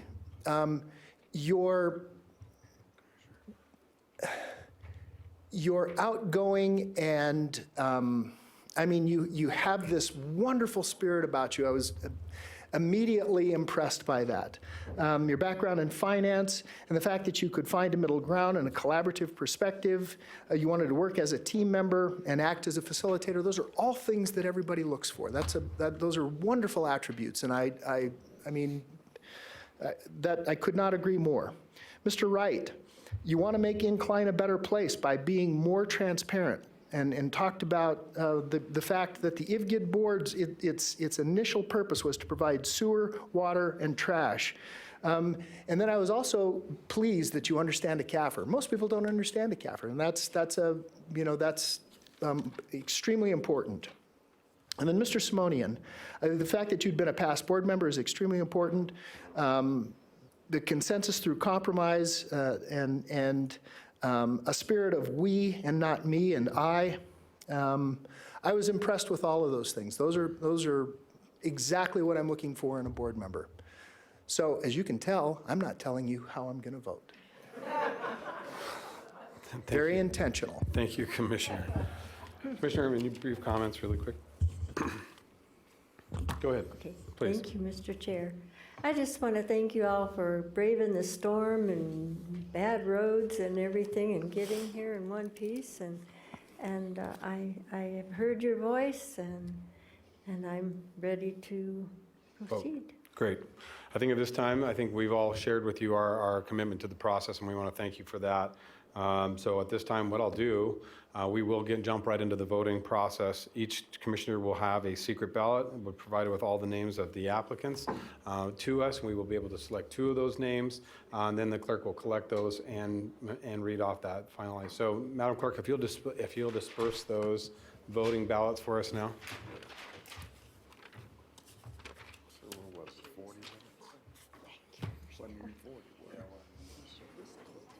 Thank you.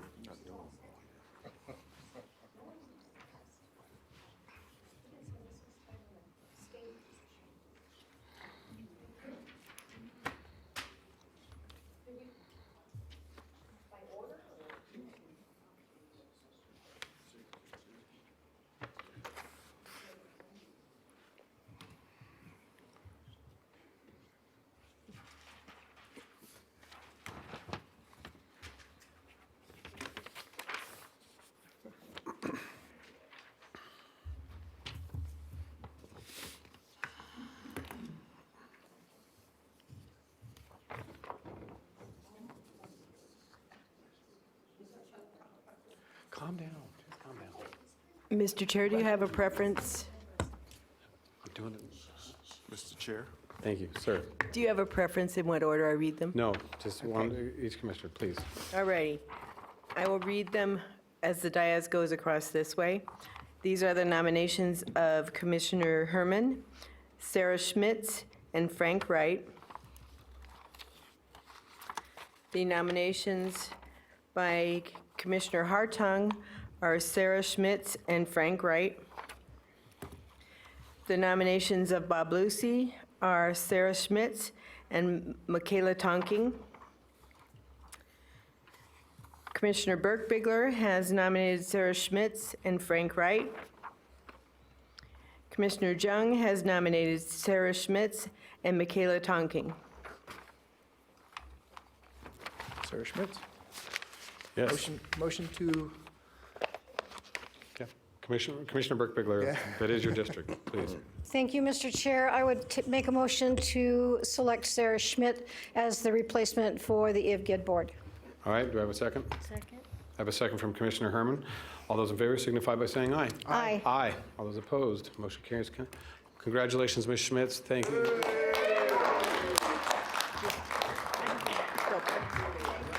Thank you, everybody. Please, we have one final order of business. One final order of business. Yeah, go get her oath signed. Okay. Everybody, we still are in our meeting. We do have one last order of business. If we could just finalize our meeting here, please. So I'll ask you if you'd be just quiet or if you'll disperse quietly to the back and to the waiting area, please. Mr. Manager. Yes, item number 24, public comment. Comment heard under this item would be limited to 3 minutes per person and may pertain to matters both on and off the commission agenda. The commission will also hear public comment during individual action items with comment limited to 3 minutes per person. Comments are to be made to the commission as a whole. Thank you. And Mr. Chair, we have a request to speak by Sarah Schmitz. All right. Ms. Schmitz, the floor is yours. Sarah Schmitz.